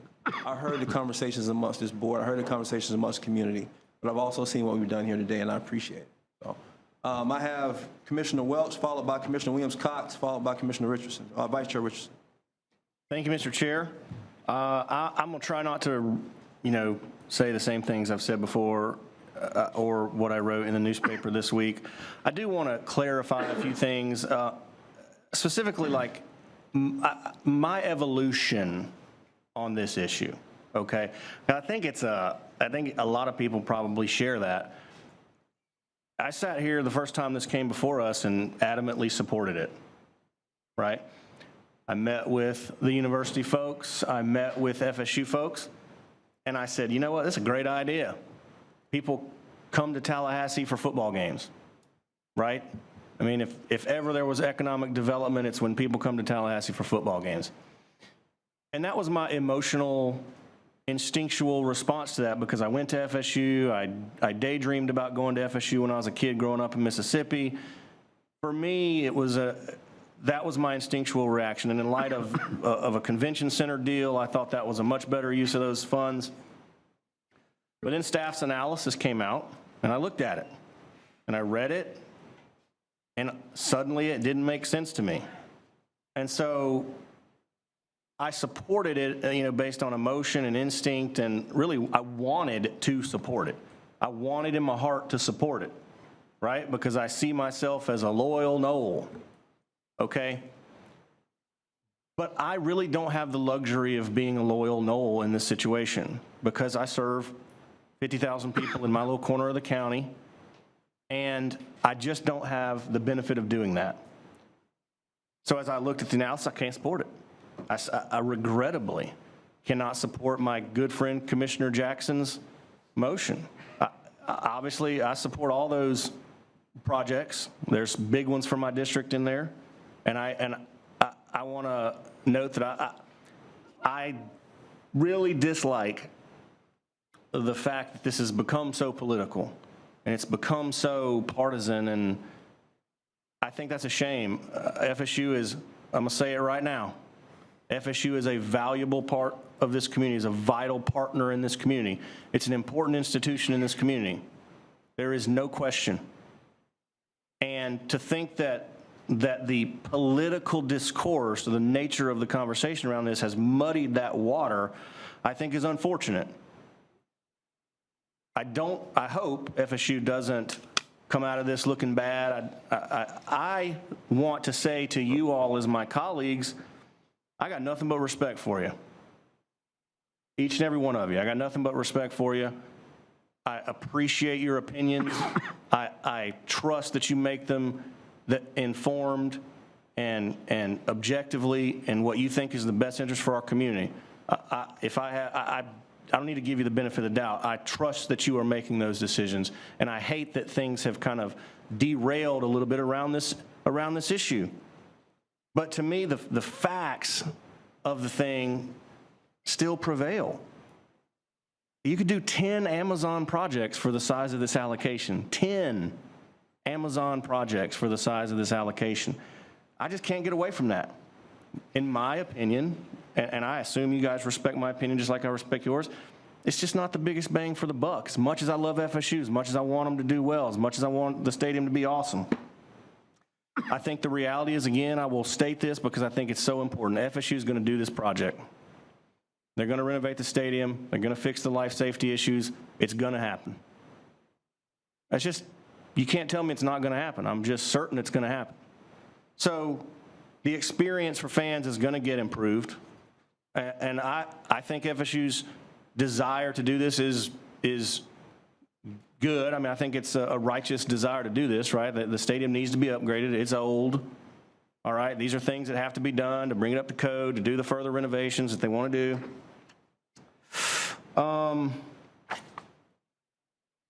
I thought it was interesting and a point that's salient and worth making, as we are now going to vote this up or down based on Commissioner Jackson's motion. I read all them emails. I counted them up. That's not true. I had Kyle Frost count them up. Okay. I got over 300 emails in support. Nearly double that in opposition. And over 100 of the emails in support were from people not from our community. Ponte Vedra Beach, Jacksonville, Orlando. A gentleman earlier said 55% of home game attendees are from out of the area, which means 45% of home game attendees are from the area. I'm no math teacher. I teach social studies, all right? But there's 300,000 people in our county, roughly. If 45% of 60,000 is average attendance, right? We're downsizing the stadium with this deal. We're not increasing capacity. I think that's a salient point. 60,000 is the average attendance, and we're going to make the stadium meet that average attendance. If 45% of that, that's a little less than 30,000 people in the stadium every game that are actually from Leon County. So let's just say 10% of our county's population routinely goes to FSU home football games. I think it's safe to say that more than 10% of the people in our county fund this tax. This tax is funded, probably the flip side of that, probably 95% of this tax is funded by people who live here. Maybe 5% is responsible coming from people traveling here for football games or whatever. And so I just thought that was a salient point to notice so many supportive messages from people who don't live here. Don't pay this tax. Routinely, like my constituents in Killarn do. The people in Summerbrook pay this tax. The people on the south side pay this tax. People in Indian Head pay this tax. People in Killarn Estates pay this tax. Not the people in Ponte Vedra. They might occasionally, sometimes pay that tax when they come here for a game, but I think that's an important point. I think another important point I used to be the voice of the Timberwolves at Childs High School. I called the football games for like 8 years. So I was around a lot of football players, a lot of football coaches. And we see this arms race in college football now. We see this paying coaches exorbitant amounts of money not to coach, paying them exorbitant amount of money to coach. I had a high school coach one time tell me, you know what, Brian? The craziest thing about college football coaches' salaries is they do it for $100,000 because they get to coach football. Mike Norvell, what I know, he's an awesome guy. I bet he'd do it for $100,000 because he's still making six figures and he's doing something he loves. But, you know, this is the way it is. TV contracts, big money, got to have a cool stadium. You got NIL now. I'm getting off the tracks here, I'm sorry. But I think that it's important to understand really the implications of those things on what we're doing right now. One of my favorite movies is Field of Dreams, based on a book actually called Shoeless Joe. I'd encourage you to read it. The book's better than the movie, and the movie's awesome. I always cry at the end. All right, when the kid has to play catch with his dad. Famous line from that movie, right? If you build it, he will come. It's built. The stadium is built. Shoeless Joe would not care if it had luxury boxes. And so my argument then is that I get it, we got to compete, it's an arms race. But the people that go to the stadium every weekend, man, they'd go if it was still the erector set from the 1970s. Because they love FSU. It's the only thing I'll clear my calendar for. FSU basketball, honey, what time's the game? 7 o'clock? Can I find it on the television? Probably not, because the ACC networks need some money, frankly. Right? That's the way people feel about their sports. I get it. So I'm concerned. I will remain concerned. I will unfortunately be unable to support my good friend, Commissioner Jackson's motion. I would encourage all of us as we move closer to this vote in a few minutes to really think about those things. I offered a compromise. It was soundly rejected. I feel like we still have a chance to do this right. All right? I feel like we are calling something economic development when it's an economic donation to a booster organization. It's like if I took my sister's refrigerator and I donated it to the person down the street so they could have one in their garage. She'd be mad about it. It ain't my money to donate to FSU. There's not enough return on the investment, in my opinion, to support such a substantial allocation. And that is not personal. It's principled for me. So thank you all for listening to me. I really appreciate and respect all of your opinions. No matter how this goes, I'm going to respect you and appreciate you after the fact. Thank you, Mr. Chair. Thanks, sir. Commissioner Williams-Cox. Thank you, Mr. Chair. I want to start by saying thank you to everyone who participated today. I'm not a politician. I'm a community servant who got elected. And I've sat in these seats many times, not only here, but at school board meetings, Florida legislature, wherever the issue was, I was there. But at this moment in time, I'm here on this side, and I want to start my comments by thanking Deputy City Manager Cynthia Barber for accompanying me to a meeting with Dr. McCullough at Florida State University President. What I'm interested in is a community benefit. And in that conversation I had with him, we went with some requests for some community benefits. And some of you are privy to the letter that I received committing those community benefits. But for those of you who are not, let me just share a few of those with you. The city and FSU will seek to expand programming at the stadium to drive economic growth and provide an increased community benefit. From emergency management initiatives such as the Real-Time Crime Center and Disaster Relief, COVID management provided at Donald Tucker Civic Center, to healthcare initiatives such as the Neighborhood Medical Clinic in Mabry Manor, and renewable energy initiatives like the university's participation in the city's solar program. FSU and local government continue to enjoy a long-standing partnership on multiple fronts. These are things that they were already doing. Subsidies and free access.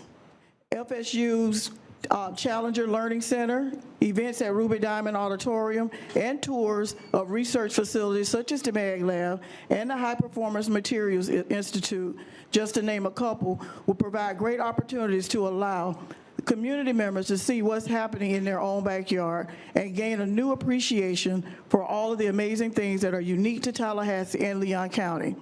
FSU will work with the city to identify opportunities to invite the community with free access to certain events and subsidized access to certain FSU facilities. So it's beyond Doak. It's also other facilities. FSU will work with the city to identify and attract opportunities to bring new events to Tallahassee and to Doak Campbell Stadium. FSU will work with the city to identify opportunities to encourage women and minority-owned business to apply for construction opportunities and to examine procurement standards to identify ways to encourage and promote diversity in project teams.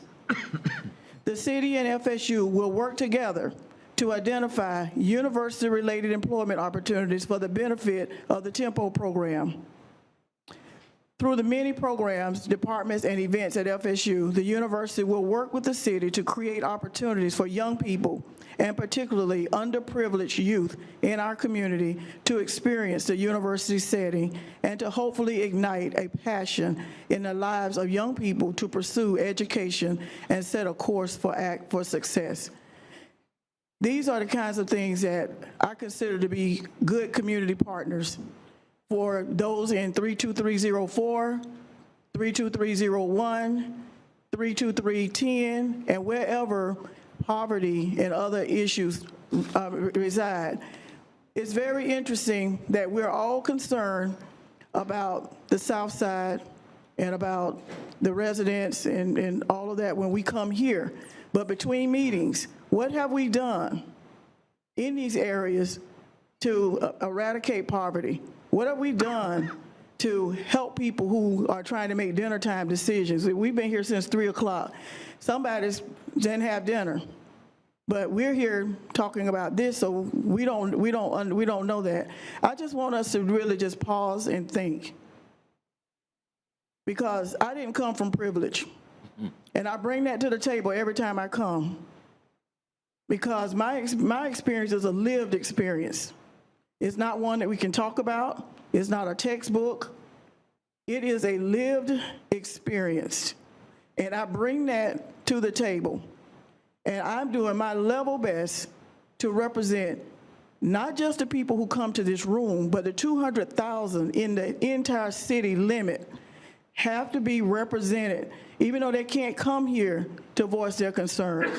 Even though they may not know everything that's going on here, it is my job to represent them as best I can.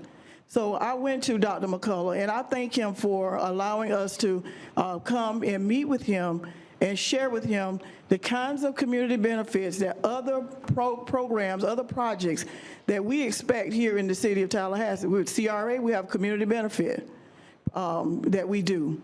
And so this was their commitment. I want to thank Kevin Graham. I think he's still here. He was in that meeting with us. Kevin's son was severely injured this past weekend. He could have lost his life.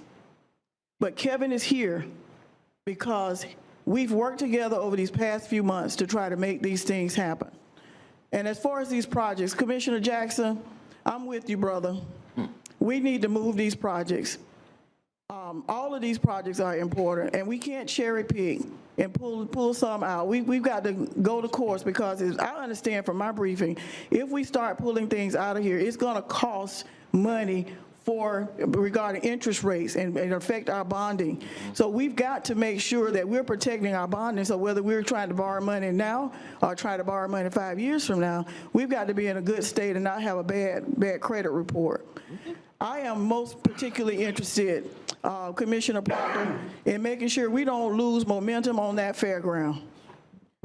We have come a long way to get attention, and we are now at the point where it is on a list, and not on the bottom of a list, but it's at the top of a list that these things can happen. So I am pleased that we are finally at a point where we can move our community forward. I'm sorry And I apologize.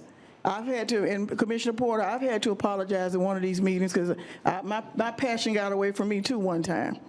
And I had to apologize. And so I feel you. But we've got to bring our community back together because there's going to be a next. In case you hadn't heard, there's a war going on. And it's not in Tallahassee yet. So let us not war against one another. Let us come together and move our community forward so that we can stand, Commissioner Matlow, as one Tallahassee. But the only way that can happen is we've got to bring those up who are not there yet. And these projects will do that. They will help bring those up. You know, we say that, you know, whatever the saying is about tides rising. Well, we've been waiting a long time on the south side for the tides to rise. So now it's time. The time is here. Let's meet this moment and let's move our community forward with these projects. Thank you. Thank you, Commissioner. I got 3 more speakers. I On got point, Mr. Commissioner Chair. Richardson. On point, Mr. Chair. Can we get clarification on the comment that removing a project would affect our bond rating? That was mentioned in a briefing. Commissioner, we have the bond counsel here that can help answer that question. Repeat the question. It was stated that in briefing that if we removed a project, it would affect our bond rating. I'm not sure what the reference was in the briefing, but removing a project would not impact the bond rating. Okay, thank you, sir. Well, let me, since that was what I said, that was what I understood, because I understand at the city of Tallahassee, we protect our bond rating. So if I misspoke or misunderstood, I'm just saying we want to make sure that we have a good credit report. Because when you don't, ask me, when you don't have a good credit report, you can't go to the bank and get money. And that's a lot of people who look like me have that issue. So I'm just saying we need to protect, if that was not the issue, we need to protect the interest, because if we don't borrow now, interest rates are going to go up, and we're going to have to do some things. So on point, Mr. Chairman, thank you very much. Just to clarify what was said earlier, so because Commissioner Williams-Cox said that in order for, if we were to split the projects up, remove this away from the set of 9, it would somehow affect the funding for the fairgrounds, and that is also not true. We're removing the stadium funding from this bond issuance, and moving forward with the 8 projects does not in any way impede the bond finance for those 8 projects. Is that correct? On point? Wait. Staff, is that correct? That's correct. We could move forward with the other 8 projects with this bond, but it's the timing that will affect the interest rate. So I wanted to clarify that. Give me a second. Does anybody else want to correct anything Commissioner Williams-Cox said? Commissioner Williams-Cox. Not Amber, Autumn has explained what I understood. Yes, ma'am. I may have misspoke, you know, I've been here since 3 o'clock, so. I just wanted clarity on the point. I'm fine. Yes, sir. Yeah, Yes, sir. All right. Mr. Vice Chair. Thank you, Mr. Chairman. And I'm going to approach this from a couple of different perspectives. One, as a 30-year resident of the south side of Tallahassee. The other, as a 20-year member of the, or 20 years ago, as one of the original members of the Blueprint 2000 committee. I am a 45-year resident of the city of Tallahassee, 2-time FSU graduate. Have lived on the south side of town for 30 years, first as a renter and then as a homeowner. My wife and I built our home on the south side of town. We raised our family there. We live there currently. I have that, as Commissioner Williams-Cox said, that lived experience. I'm glad to hear a lot of people now have an interest, a current interest in the south side of town. But 30 years ago, I showed that interest. And let me tell you, it was worse then than it is now. And so that's why I decided that as a student, well, as a recent graduate, I was working then, that I would live on the south side of Tallahassee. And I've been there ever since. To make a difference, to be an example to others that the south side of Tallahassee could be as attractive to live as any other part of this community. And when it wasn't, then it was incumbent upon me to make a difference. And so as a 30-year-old single male, no children of my own, working in the public schools of Gadsden County, I decided to run for the school board here in Leon County. The reason I did that is because I saw the inequities that existed in the public schools in Leon County in 1988 when I ran initially, when there was nobody who looked like me on the school board. And resources weren't going to schools on the south side of town. And so I decided that if a difference was going to have to be made, I would have to be where the decisions were being made, where the money was being distributed in order to bring resources to the south side of Tallahassee. I didn't talk about it from some other part of town. I didn't say that it was what I heard. It was what I was living and saw every day from the children who attended those schools. And so that's what got me started in politics and public service here in the city of Tallahassee. I love this community. I can't imagine myself living anywhere else. But as Commissioner Williams-Cox said, you know, we've got to make that kind of commitment, not just verbally, but by our actions, in making sure that every person, this community has been designated an All-America City twice. But I can tell you there are people who live in, it's not just the South Side, and I want to debunk a stereotype that everybody on the South Side lives in poverty. I want to debunk that for all of you all's notion. It is not true. I love the neighborhood where I live. There are other neighborhoods surrounding where we look. Are there pockets of poverty and need? Of course there are. And we're looking to address those. And I think all of us have made that commitment to do that, so that wherever a person lives in this wonderful city that we do live, they can feel like they live in an all-America city. And we're trying to get there. Are conditions perfect? No, they're not. And so that's what brings me to the position that I have now, an earnest commitment to making sure that wherever a child lives, a family lives, they have the opportunities for a quality of life second to none in this, the capital city of the state of Florida, with all the resources that we have. I made that commitment 30 years ago, and I'm still living it even today, not only in elective office, but in my volunteer capacities as well. And so that's where I get to my second point. When 20 years ago, this community was growing and we didn't have the infrastructure and people were at odds as to how we would grow, where we would grow, there was a small group of us that got together representing neighborhood interest. At the time, I was president of my neighborhood association. We had representatives from the chamber, from the business community. We had representatives from the environmental community, and we came together and put in hours of our volunteer time looking at what the needs of this community were in terms of the infrastructure to accommodate that growth that was occurring in certain parts of Tallahassee. And so that's when we came up with Blueprint 2000. And so we identified a number of projects that were needed in order to accommodate that growth, infrastructure projects solely. And we went to the community and said, you know, in order for us, we didn't have the money in our collective local government budgets, and we knew that, so we went to the community. We said, hey, you know, we need to agree to tax ourselves in order to fund these projects. And over 60% of the voters who voted in that election said that, yeah, we will agree to tax ourselves to fund these infrastructure projects. 20 years later, every project that was promised to this community was completed, fully funded, and funded and completed on time. So 2014, we're about to come to the end of that, and I'm going to get to the end of this story here in a second, but I'm just saying this because that's what brings me to where I am now in terms of this vote tonight.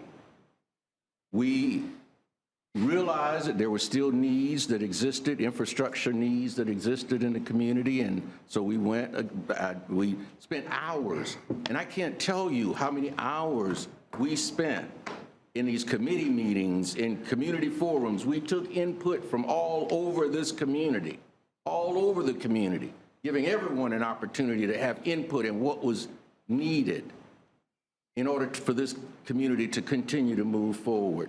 And I can tell you from my perspective, and there were others, Christique Henry, Terrence Henson, I can't remember everybody who was on that sales tax committee. I served as chairman under Steve Evans, but what we said was, we know that there are needs in certain parts of this community. And so we identified those projects. The fairground funding was one of those, $10 million for fairground improvements. I'm proud to say that of the 18 blueprint projects, am I correct, Autumn, that 11? 18 of the 31. 18 of the 31, I'm sorry. I knew 17 of 18 the was in there 32. somewhere. 17 of the 32. Okay, 17 of the 32 projects that were identified as infrastructure projects for this community will go to the south side of Tallahassee. $270 million. That's just blueprint, y'all. That ain't the $6 million for the fire station on Lake Bradford Road. That's not FAMU Way. And so finally, that kind of attention is being paid to the south side of town. And thanks to Darrell Jones, I think he's still here, the current chairman of our school board, we are now paying attention to those Title I schools on the south side of town and in our central city. We were at a luncheon today of Leadership Tallahassee, and they have made a commitment to volunteering in those schools to provide additional resources to make sure that those children are successful. And so I am supporting this issue tonight because I've studied the issue. I've been there for almost 25 years now with this issue. And I believe that this is an opportunity for us to continue to move this community forward in terms of the economic development that we need, job creation, job training, so that when the jobs are created, we've got people who can assume those positions. And so all of that is what brings me to where I am. I would hope that my 16-year-old daughter that will graduate from high school next year, or my 21-year-old daughter that y'all will be graduating from the Naval Academy this year, that when she decides where she's going to live, or they are going to live the rest of their lives and maybe start a family, that they will choose Tallahassee because of what we did here to make Tallahassee attractive to them in terms of job growth and protecting our environment and our economic development. And so I see this project these projects as a way for us to accomplish that. And so that's what brings me. It has nothing to do with what somebody promised me or said they would give me. I don't operate that way. I've been in 3 different public offices, and my ethical record is spotless, if you want to check it out.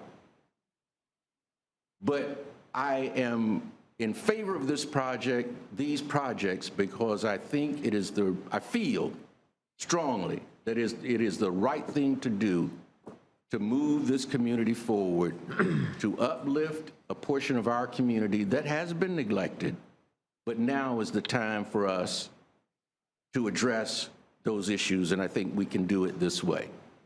Thank you, Mr. Chairman. Thank you, Mayor Daley. Then finally, Commissioner Minor. Mr. Chairman, thank you. For the sake of brevity, I am prepared to vote on the substitute motion. Thank you. Thanks, sir.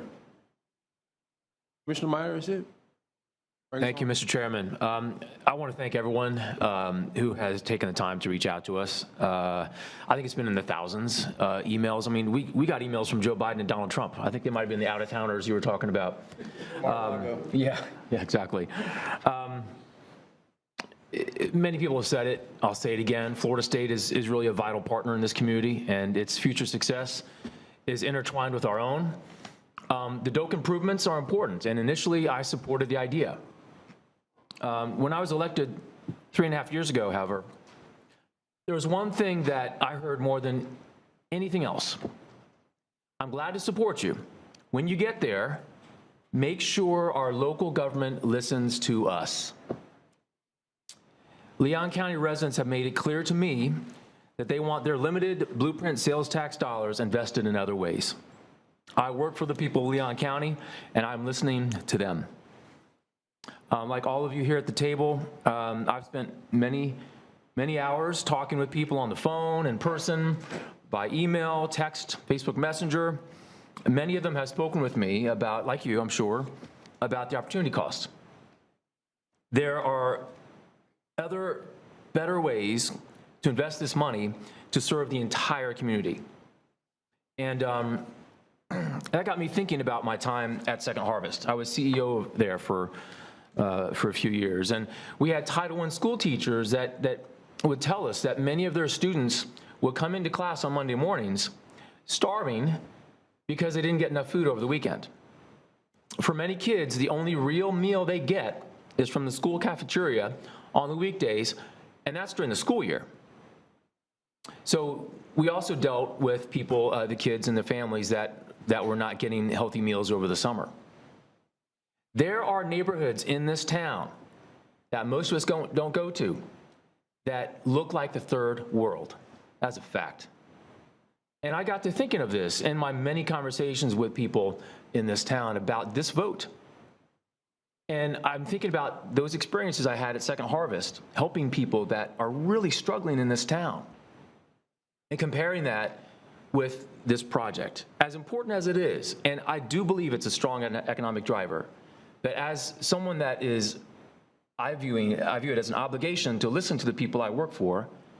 Am I doing everything I need to make sure that their voices are being heard, and that this project is as helpful as it is? I know it's a good project. I know FSU needs the stadium improvements. But am I really using that money that does not belong to me?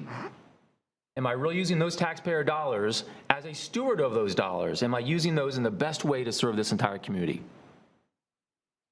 I also spoke with a lot of people about the fundraising capability of FSU, and sometimes I would actually check them a bit. I mean, I've raised money for the nonprofit, for Second Harvest, and I think we've all raised money for our campaigns. It is hard to raise money. It is really hard to raise money. And I'm sure it's very hard to raise $20 million. But I tell you, I think FSU can raise that easier than pretty much anyone else in town. I know they need the money. I know they need the stadium. I love FSU. I love how FSU is integrated into the fabric of this community. But I cannot, in good conscience, as someone who is elected to represent the people who I work for, I cannot, in good conscience, vote to support this project, because I've heard overwhelmingly from people that I've known for many years in this town, that I respect, that think through these things, that tell me they do not want this money going to this project. They do not want their taxpayer dollars in Blueprint going to this project. So I'm going to vote against the substitute motion. I want to be very clear to everyone here. I support the other 8 projects. I support the other 8 infrastructure projects. I'm voting against the substitute motion, not because I think Doak is not a worthy project, not because I have some lack of love for FSU, but because it's not the right project with these kind of dollars. Thank you, Mr. Chair. Thank you. Politics is the association, the activity associated with the governance of a country, a county, especially the debate, conflict among individuals and parties. Politics is certainly always political, but it's not always collegial. Neither is it always courteous to one another. As I said before, I want to thank everybody for the way they conducted themselves today, the way this conversation went, the emails that we received, the courteousness that you've given each other. It was emotional, but it was indeed one political setting where I felt like everybody got their point across, again, without attacking one another or trying to make one another look bad. in this environment that we live where things can be so polarized. That in itself says a lot about the community that we live in, says a lot about how far we've come in the discussion of this issue, says a lot about who each and every one of you are as constituents and citizens of Leon County. I think it says a lot about each and every one of you at this table as elected officials, and I appreciate the opportunity to serve in each and every one of you. Before we go any with that said, I want to go ahead and call a vote on the substitute motion. The substitute motion on the floor is for options 1 and 2, the staff recommendation made by Commissioner Jackson, seconded by Commissioner Daly.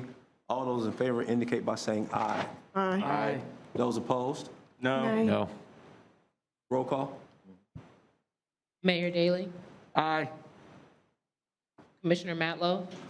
Nope. Commissioner Porter, Nay. Commissioner Richardson, Aye. Commissioner Williams Cox, Aye. Commissioner Cummings, Aye. Commissioner Dozier, No. Commissioner Jackson, Aye. Commissioner Minor, No. Commissioner Proctor, Aye. Commissioner Welch, No. and Commissioner Maddox. Aye. Motion carries 7-5. We'll move to the next item. Mr. Chair, Yes, ma'am. given the lateness of the hour, if we have any additional work, can we just move it to the next meeting? Well, There's no other- Commissioner Williams, that was the final item. Now all we have left is citizens to be heard on citizens to be heard. Okay, Are there any citizens to be heard? I have one speaker. Just one speaker. okay, all right, good deal. Mr. Chair, Yes, ma'am. I'll have something during sharing of ideas. Thank you. Is that virtual or is it in person? It is virtual. Okay, let's go ahead and do that. As you leave, please leave quietly. We have a speaker virtually. Our next speaker is Robert Blackledge. Mr. Blackledge. Thank you for allowing me to speak today. My name is Robert Blackledge. I'm the Executive Director at Dummy Station. I live in Tallahassee, Florida. I'm hoping to share with you today is a request we have on behalf of Dummy Station, and I will try to make it as quick as possible. So Dummy Station, as you know, is made up of local individuals. We have a full-time staff of 3 people, several part-timers, and several interns that end up most of the time in Fortune 500 companies. We're led by local individuals with our board. And what we provide is incubation programming. So we work with small businesses at the early stages, really 0 to 2 years from idea to early growth. We also provide co-working here in a county building that was unoccupied. It was actually full of election equipment, and we converted that into a space that now creates incredible economic impact. In fact, in 2019, we created $109 million of economic impact. That's about $43 for every dollar that came in, a total of $2.5 million in the first few years. And last year in 2020, or the year before last, we did $211 of economic impact for a total of $74 million of economic impact in Tallahassee. These numbers are provided to us by FSU Center of Economic Forecasting and Analysis. That's a 182 million plus economic impact since DOMI was created in 2014. We have a strategic plan to create $1 billion of aggregate economic impact by increasing our presence and partnerships with regional organizations, as well as increasing the member numbers that we have both in co-working and incubation. We've received funding from Leon County for a total of $408,000. That was $250,000 in improvements and upgrades to the facility 7 years ago, as well as $158,000 in support and operational support over the last 7 years. The remaining of our support, about $2.7 million in total, comes largely from grants and other sources of incomes like incubation revenue and co-working revenue, as well as private donors. In 2020, there was $25 million in revenue generated by companies supported by DOMI, over 660 jobs created, and about $18 million in investments. But we are reaching the capacity of our space. We've had a shift in the utilization of it. There's more and more individuals wanting offices. In fact, we have a 15+ waiting list for the office spaces we offer. And so we need facility improvements. And so we've been working with Leon County to discuss how best to do that. One of the options is to do an upgrade and renovations to the facility itself. You can see here we look to add 28 new office spaces as well as create to meet that demand. That should generate about an additional $53,000 for revenue from Domi Station. And what I'm asking for the board is to allow OAV to work with us, continue to work with us to put forward a written recommendation to be added to the agenda in March. Thank you very much for your time, and I'm welcome any questions. Thanks, sir. Commissioner Dozier. Mr. Chair, just as a reminder, we had this issue come up before us in December at the County Commission meeting and had asked for a presentation to come back, and I believe the county administrator and staff directed him to OEV. So I believe that's what Ms. Blackwood is asking about, because he was directed back here to have a presentation. So I would like to hear if you need a motion or if that's already on your list, Christina, to bring back at our next meeting. Christina? Yes, Commissioner, according to your non-competitive project policy that was passed in September, we would need a motion from the IA board to review Domi's request and bring it back to you at your joint meeting in May. Commissioner, would you like to make that motion? I would like to make that motion, sir. Thank you, as stated by Christina. Made and seconded. All those in favor indicate by saying aye. Aye. Any opposed? Thank Motion you. carries without objection. Commissioner Porter. Thank you, Mr. Chair. I know everyone's ready to get on with their nights, and so I will be quick. Piggybacking off of some of the concerns I made earlier tonight about, and I'm not going to return to the merits of the project, but about how the project came about. I'm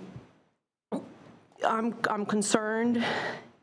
There are people who I hear from in this community who are concerned, like I am, about the accountability in Blueprint. I feel that we have so thoroughly diluted the role of elected officials in this decision-making process, and that is no more clear to me than in the Doak project.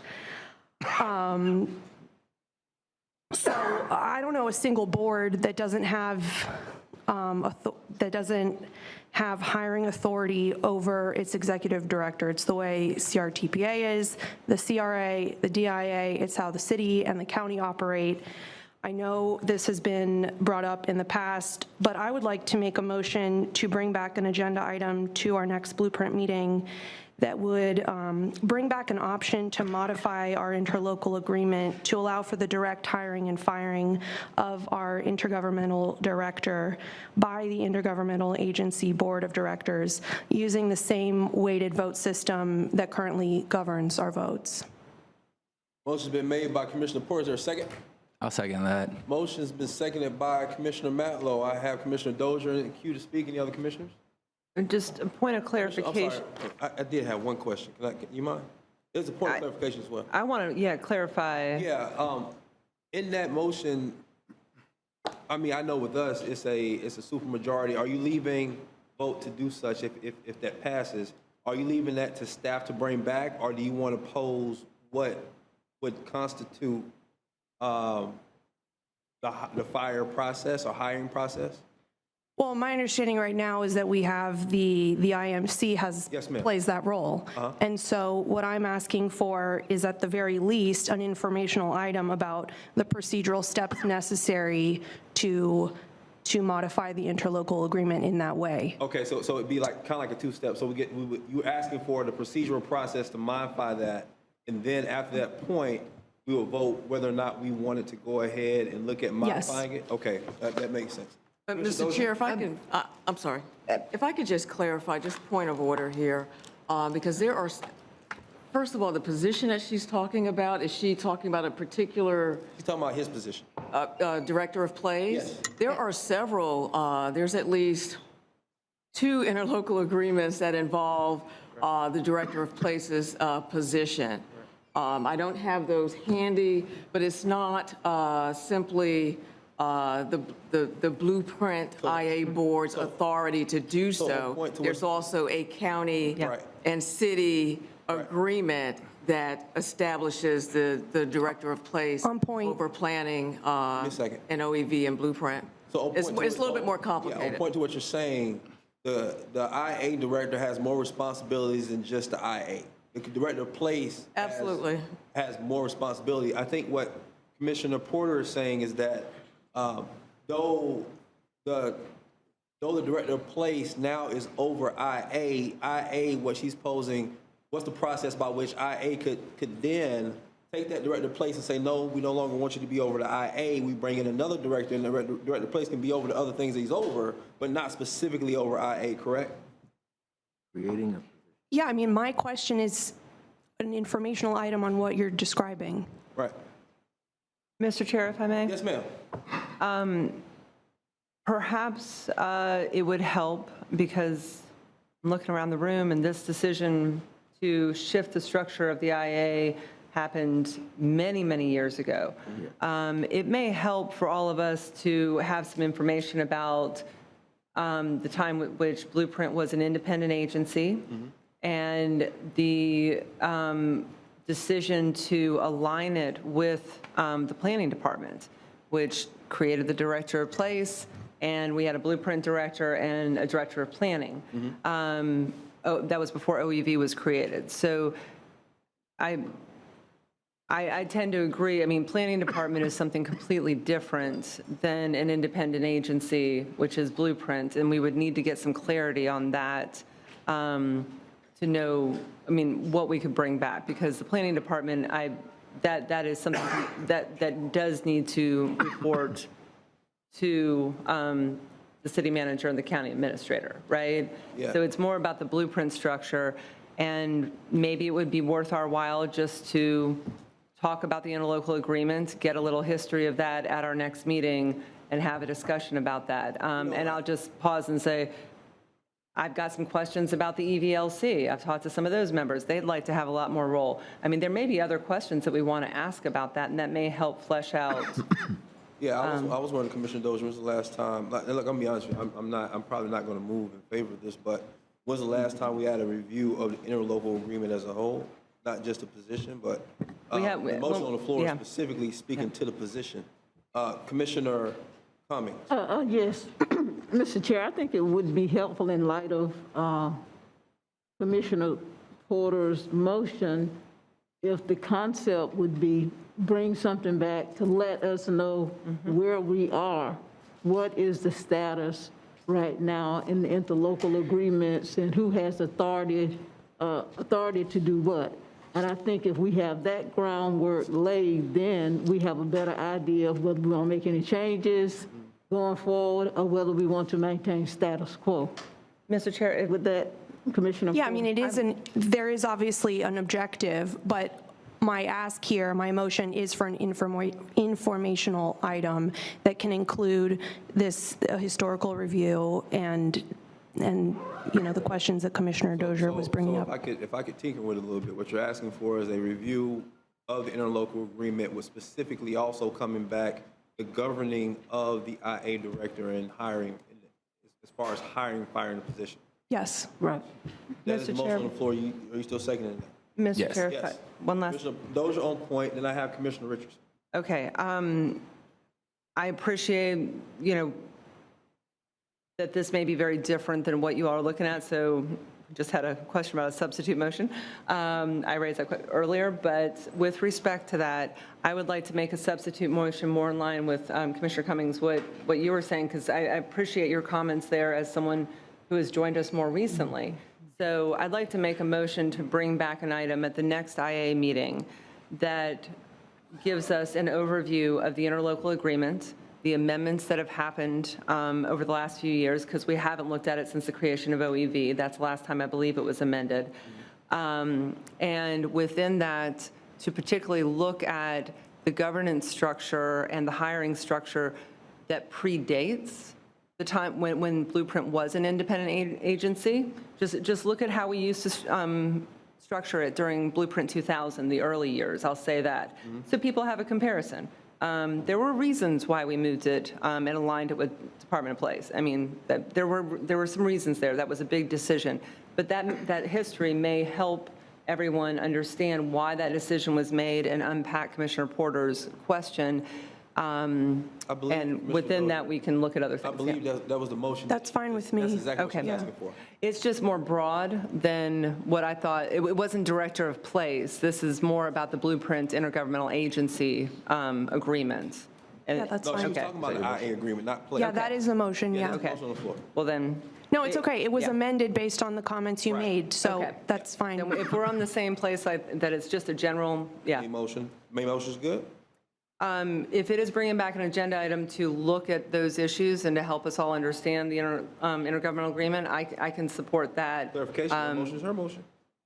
That's fine. All Is right. that good? So I have Commissioner Richardson, followed by Commissioner Williams-Cox. Any other commissioners who want to speak? Commissioner Minor, last round, Commissioner Matlow. Write this down if I forget. So again, I have Richardson. Mine's just a quick question. Richardson, Matlow, Williams-Cox, and Minor. Okay. Anybody else? All right, after that, we're going to a vote. Commissioner Richardson. Thank you, Mr. Chairman. I don't have a problem with the motion at all. I will support it. What I disagree with Commissioner Porter is that this has been staff-driven, because if we say that this has been staff-driven, that says something about us as a board. And I've been on top of this. I've worked with this staff for 2 years now, since OEV was established, and they have 6 years.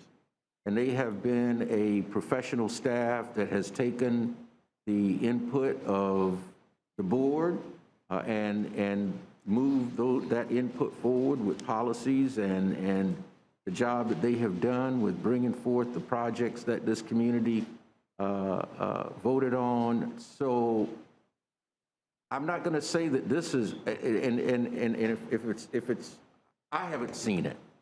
And I'm not willing to say that staff has driven my decisions other than them bringing back recommendations based on the direction that we've given them. If we say that, then we really have a problem. And I'm not willing to say that in my tenure on this board. Thank you, Commissioner Richardson. Mr. Vice Chair, I got Commissioner Matlow, followed by Williams-Cox, followed by Minor, and then finally the maker of the motion, and then we'll go to a vote. Commissioner Matlow. Thank you, Mr. Chairman. And yeah, I'll just be very brief. I support the conversation. It gets, even me trying to explain to people the structures here can get complicated. So I think it'd be just healthy for the public to understand the inner operations and what we do and why. So thank you, Mr. Chairman. Thank you. All right, Commissioner Williams-Cox. Well, my question is real quick and simple as well.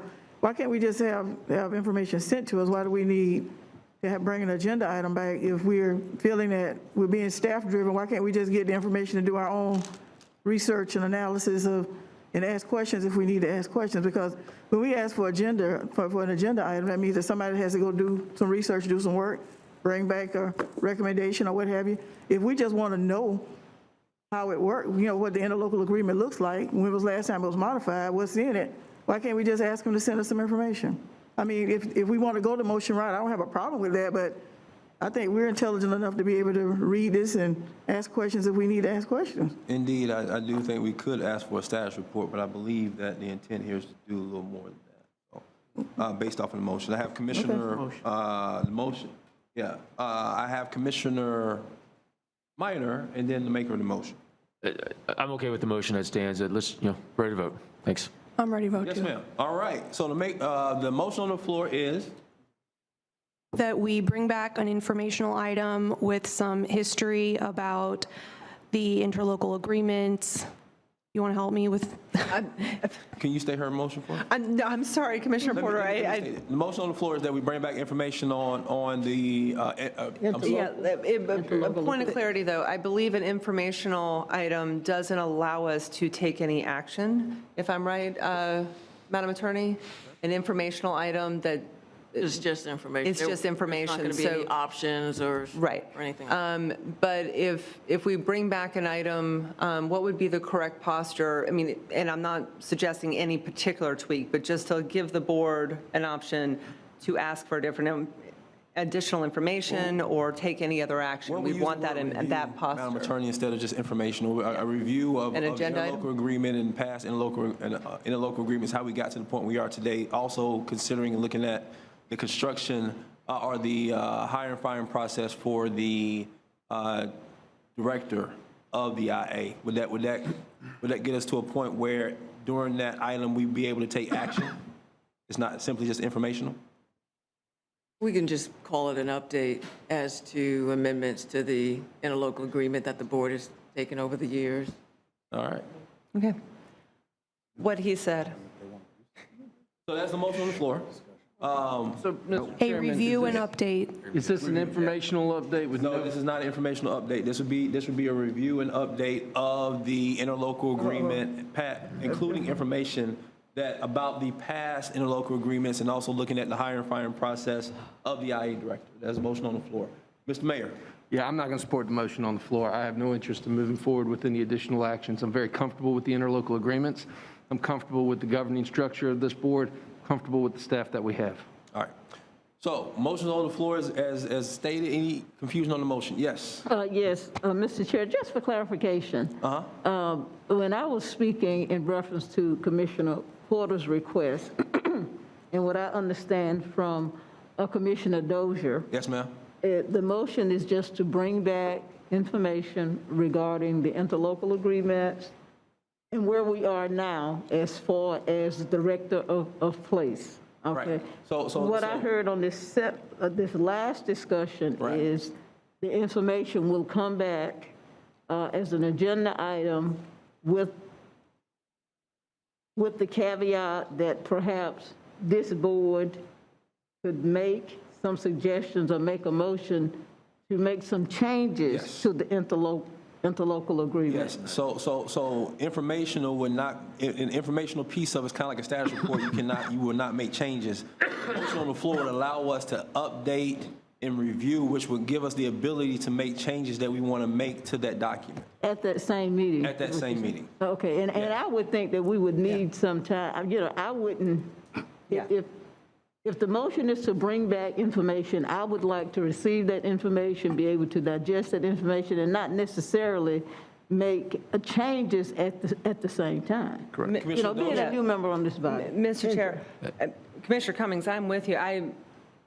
Personally, I don't think we could make changes at that meeting. For one point, both the city and county commissions respectively have to approve any changes to the intergovernmental agreement. So we could not make a change at that meeting. It would have to come back if there was something dramatic, a big change put on the table. But we could in fact vote to, at that meeting, based off of what I'm hearing, Madam Attorney, we could vote to send changes to be reviewed by the city and county to come back to this board based off of the way the motion is stated, correct? It would have to go through both commissions. Yeah, it would still have to go through both commissions. Mr. Chair, the only reason why I asked the question about the informational item is that we have had this issue before. If the board wants to change a very little teeny bit of the interlocal agreement, we need to have the ability to either ask for more information or take some action.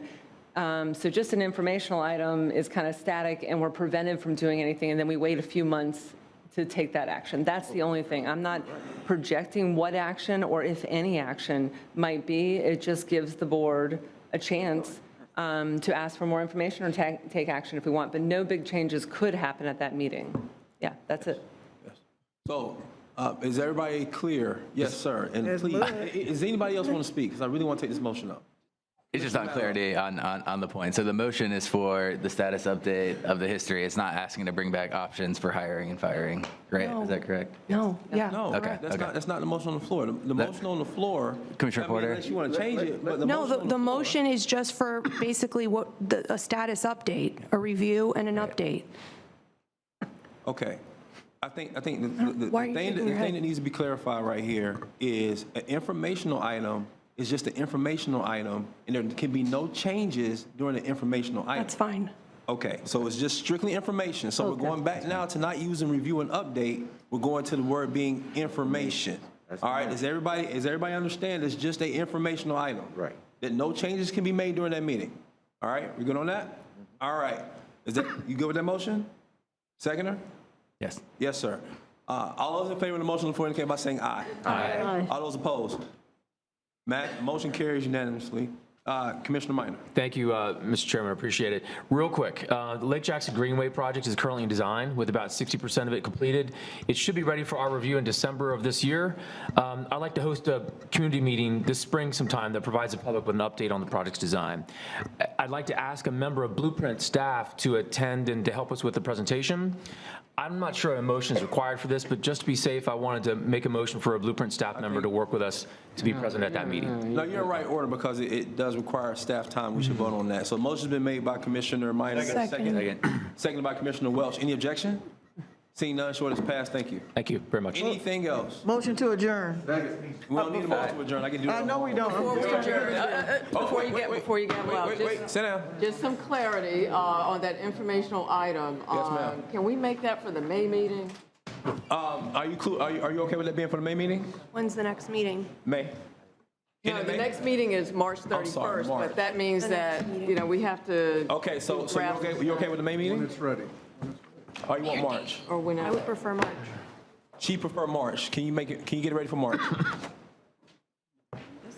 Thank you. Thank you. Thank you. We will try. Thank you. I appreciate that. All right, we're adjourned.